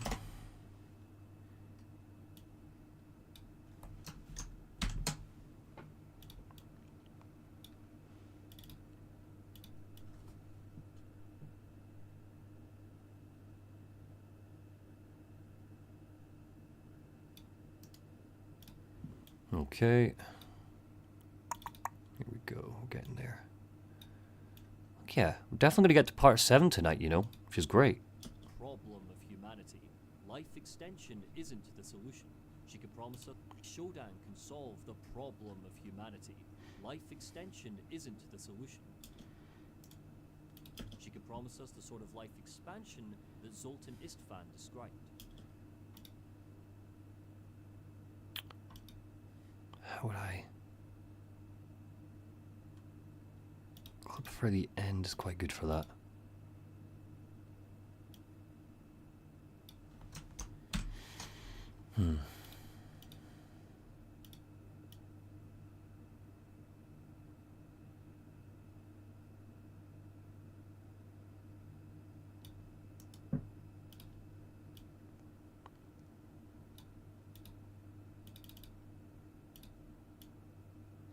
Problem of humanity. Life extension isn't the solution. She can promise us the sort of life expansion that Zoltan Istvan described. Expansion. And quick Zoltan Istvan clip. Where is he? I want to get the immortality bus back in. There it is.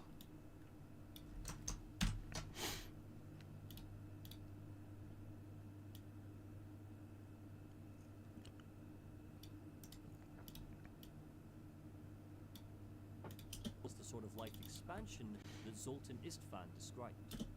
Damn it. Stay on you for a couple minutes more, Zoltan. So being so quick with the cuts.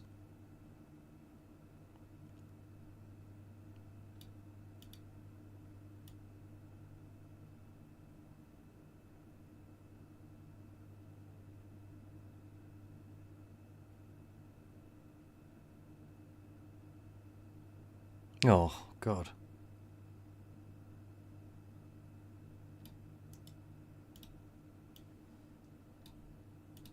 Expansion that Zoltan Istvan described.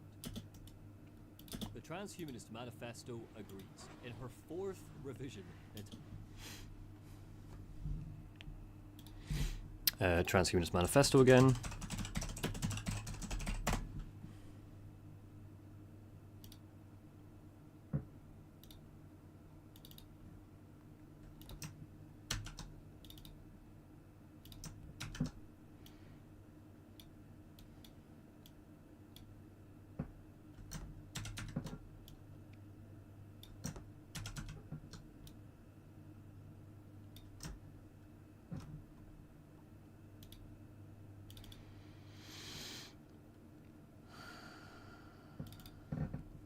Okay, it's 5 o'clock. Perfect.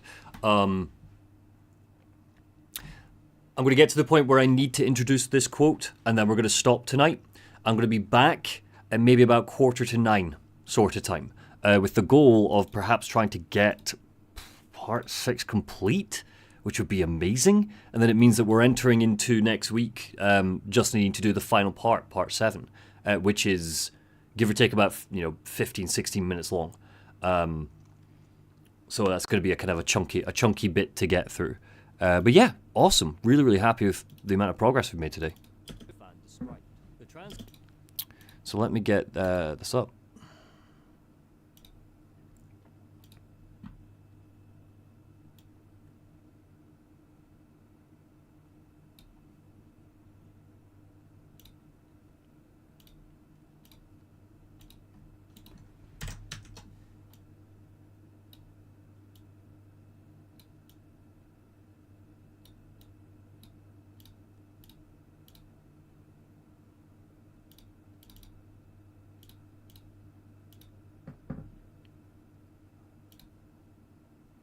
So almost there. Let me just pop this in. Just want to check the music as well. I'm not sure the music is a bit too quiet.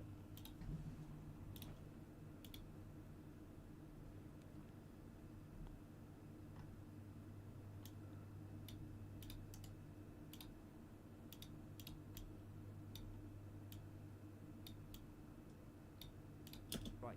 The Transhumanist Manifesto. Oh yeah, this is why. Promise us the sort of life expansion that Zoltan Istvan described. The Transhumanist Manifesto agrees. In her 4th revision,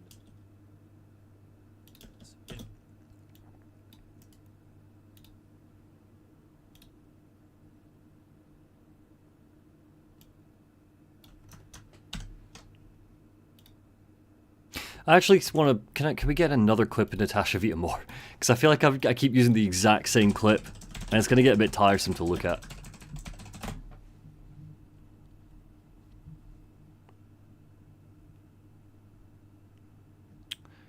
Anything shorter than...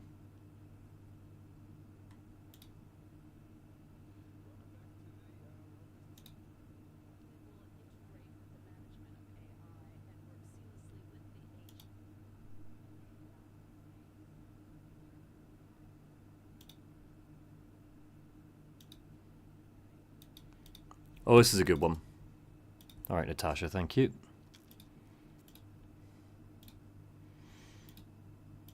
Something to note for myself there when we go through with the second draft to check things. I'm going to... Yeah, Jitesh, we're just going to be stopping up in a minute. When we go back through, I'm going to need to replace some of those Natasha Vita Moore clips with this one, so there is some variety throughout. Because otherwise, it's just going to be the same bloody clip of her just sitting here. And she's technically, this isn't technically even that recent. So, lovely. So this is going to be the last thing I do. I'm going to put this in, and then I'm going to stop. I'm going to have my dinner. And then should be back later on.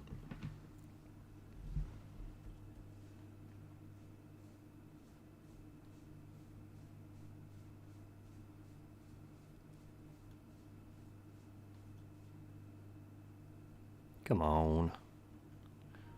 Thank you.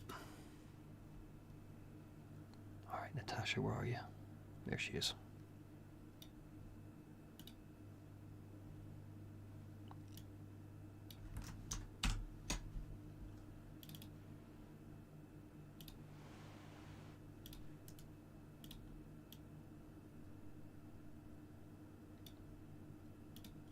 Described. The Transhumanist Manifesto agrees. In her 4th revision, Natasha Vita-Moore wrote,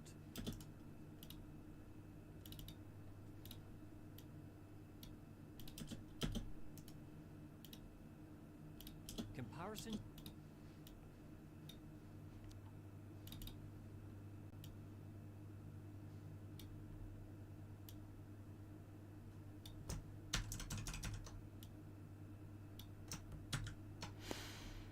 Lovely.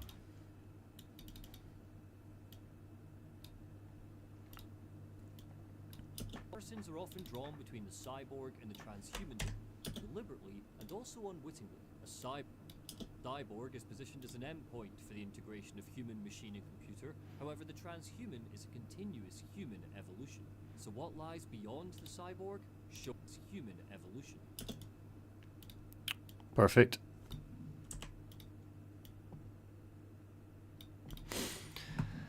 Lovely. All right. All right. We're going to finish up there for now. We have, give or take, about 20 minutes left to edit, I think. Which is really, really good. Not including the sponsorship and stuff, but I'm going to be sorting all of that out afterwards, once I'm happy with the video. Not enough free disk space again, but sorry, we saved, so we're all good. And I'll just need to check how much space I'm looking at. Thank God as well, because, yeah, if I'm running out of space, got 20 minutes left, need to see how this goes. Cool, so I'm going to love yous and leave yous. Thank you very much. I will see you later on, if you're about, for, say, 8:45. Otherwise, have a good night.